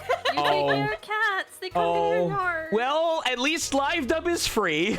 So, anyway, let's finish off tonight with our fan art, and then we will send everyone on their merry Neko Atsume 2 way. I forget if Sage is interested in that thing too, but first up is coming from Runewolf. It has some dialogue in Discord, so we will need to look at that. I am there. No worries. Okay, fan art, and then let's see what the first one. Here we go. So I have to shrink this real quick, but Runewolf says, too buff to mallow? So I'm not sure what that means. Let's shrink this down. All right, so there's no dialogue on the image, but they have dialogue in Discord, so we will narrate this accordingly. This is Buff Kinger, by the way. Hey, Palmy, you look a little cloudy today. Have you done push-ups? I'm Prince Mallow of the Cloud Kingdom. Hey Mario, look who I'm gonna bring to the Halloween party! Apollo Justice! Who's just fish? I love your Mallow voice so much. Thank you. I love doing it. I miss it. This is also from Runewolf, and I think this is pretty dope. He says, our favorite Papa, proud of his new protege or cub. I love how he drew him with the Nick hat. This is so cool. And he goes, Apollo, I've faith in you, young cub. Thank you for believing in me, Mr. Lux! I love... By the way, if any of you are familiar with Domino Twist, I have a 62-inch Luxray plush that is going to be shipped to me within the next month or two. And I'm probably going to have to hold it on... I'm going to need to stand in my hallway holding it up so you all can see how big this thing is. Here's how big it is. They still are offering the Luxray plush on their site, but it's the, as they quote, reasonable size of 42 inches. I managed to get in on the first run of the 62-inch plush, which hasn't been in stock because it was a first run only. So... Holy shit. Not the size that matters, okay? Right. Color Brews apparently had Kate come and throw money at her saying, hey, can you draw my OC Lumi, who's the one she got a full suit of, as my character that I voice, only for Color to tell her, I was already working on this before you asked me to do it. So here is what Color created in perfect meme imagery form. So, my invitation to you all, you have 2 weeks to do it. My invitation to you all is to take the template and create your own meme using this. I will voice it as long as it's appropriate. So, I love the stupid Pommy on the apron. It's the best! I'm glad you noticed. Oh, and from here, we go from cute to cursed, one step at a time. Little Miss Minnie says, it's so funny because I drew this even before I saw yours. This is from Little Miss Minnie. Right here. Yes. Da-da-da. Look at this! Look at the... This is such a nice pink. Like, that's such a nice pink. It's so cute. I love that so much. please subscribe. It supports my endeavors. Your subscriptions to me, pretty much, I don't make money from this. First of all, half of anything I get paid by Twitch is literally sent immediately to my mods, split between them as payment for their services. I actually just sent them their month payment yesterday. The remaining half goes towards giveaways, towards gift subs, towards copies of games that I give out. For example, when we finish the first game of Apollo Justice Ace Attorney, I will be giving away a copy of the trilogy here on stream to someone that's sitting in the stream, so you will want to be there. So at the end of the day, I don't end up having any of it left over for myself. Speaking of someone who doesn't deserve to ever have anything nice in life ever again, this is from Red Muffler Man. I fucking hate it. Oh god, why are you like this? Why do you like that though? He looks the part! Am I wrong? I hate Just because you're right doesn't mean you have to say it. It's getting burned into my retinas. I will never be able to dream well again. Thanks 3 for more. the additional insomnia. This next one is from Little Miss Minnie, who says they're putting their 2 brain cells together and it's not working. Here we go. I love she drew Apollo in this. It's so good. The face. All right, whenever you're My ready. hat gets big. I'm just an ordinary journalist. Lizard Man? Toothbrush and a trench coat? The way this. Noticed how tall her hat was! My hat gets bigger in every single one of their illustrations. It's I like love it. it's like when they kept increasing the length of Sonic's legs, you know? And then also, I was waiting for the opportunity to say, now can I be the favorite, but I missed the train. But this, what was that? Oh, it's just me. Anyway, this is also from Little Miss Minnie saying Emma's got a favorite. So, oh, I love the callback to the poison. Here we go. All right. Trucy's only been my favorite for 5 minutes, but if anything happened to her, I would snack-oo smack everyone in this room and then myself. I'm the favorite. Me. And how fitting that Sneaky Spy would finish us off with one last meme based on his own character. I'm gonna slowly scroll this because it's...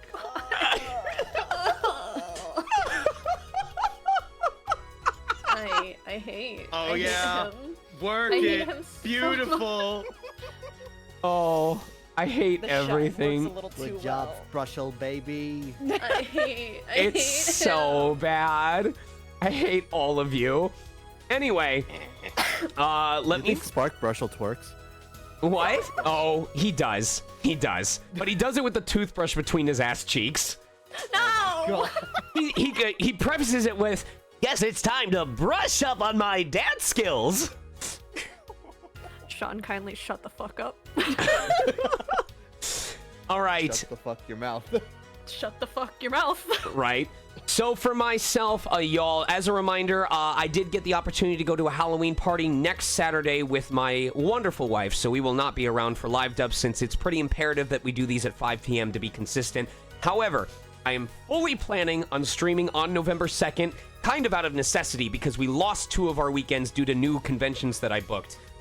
So the next date will be Saturday, November 2nd at 5 p.m. Pacific time, 8 p.m. Eastern time. If you enjoyed yourself tonight, if you had a blast, if you plan to tune into this episode, my request of you, go find 3 to 5 people who like this game, who like live dubs, who want to be voice actors, and invite them to this show. These folks work so hard. I am but a single piece of a running machine of shitposting when it comes to these live dubs, and I would love to have a bigger audience reach this as we near the finale.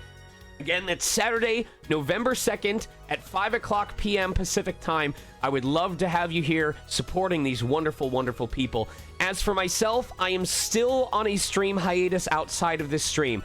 I have been working nonstop. I have 3 sessions on Monday, 5 sessions on Tuesday, and then trying to make up for the remaining time. Basically, I was supposed... Oh, sorry, Ackle and Emmy, but I can't see you anymore because I was supposed to visit you on the 28th and 29th when I realized that I wasn't going to be helping Kate with her thing, I opened them back up and dared to let clients know, and within 2 hours, someone had requested 4 hours each on both of those days.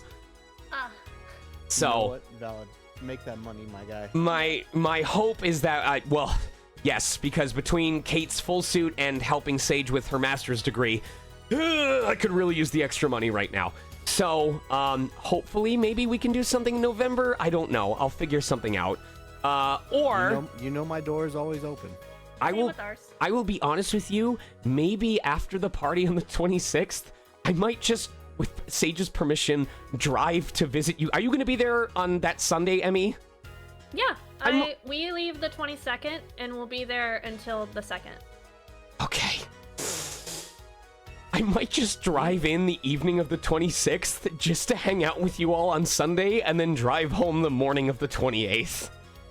As long as you're safe doing so, that's my priority, dude. We'll see what happens. Anyway, no, you guys think I'm crazy. I literally was home. For those of you who didn't tune in previously, I was not home between the 11th and the 18th of this month. I went up north to Anime Impulse, drove straight from Anime Impulse over to Reno, Nevada for BLFC, and then yesterday I drove home from BLFC between 3 in the morning and 12 o'clock noon, slept for an hour after getting home, and then went to my session at 3 p.m. in Burbank. I'm not making that up. So, anyway, I love you all very much. I hope to see you in 2 weeks from now, or some of you sooner than that, if I manage to do this visit. Thank you all in the meantime for your support. I know the hiatus sucks, but I am doing really good fucking work, and I'm so excited to showcase it when it finally goes public. I need to rest my voice. I need to follow about 3,000 people on Blue Sky. Feel free to throw an invite over there. If you haven't followed me yet, I will see it while I'm going through the list. That's it for tonight. So good night, everybody. Stay shining, and I'll have our cast send us off. Bye-bye! Catch you later, everyone.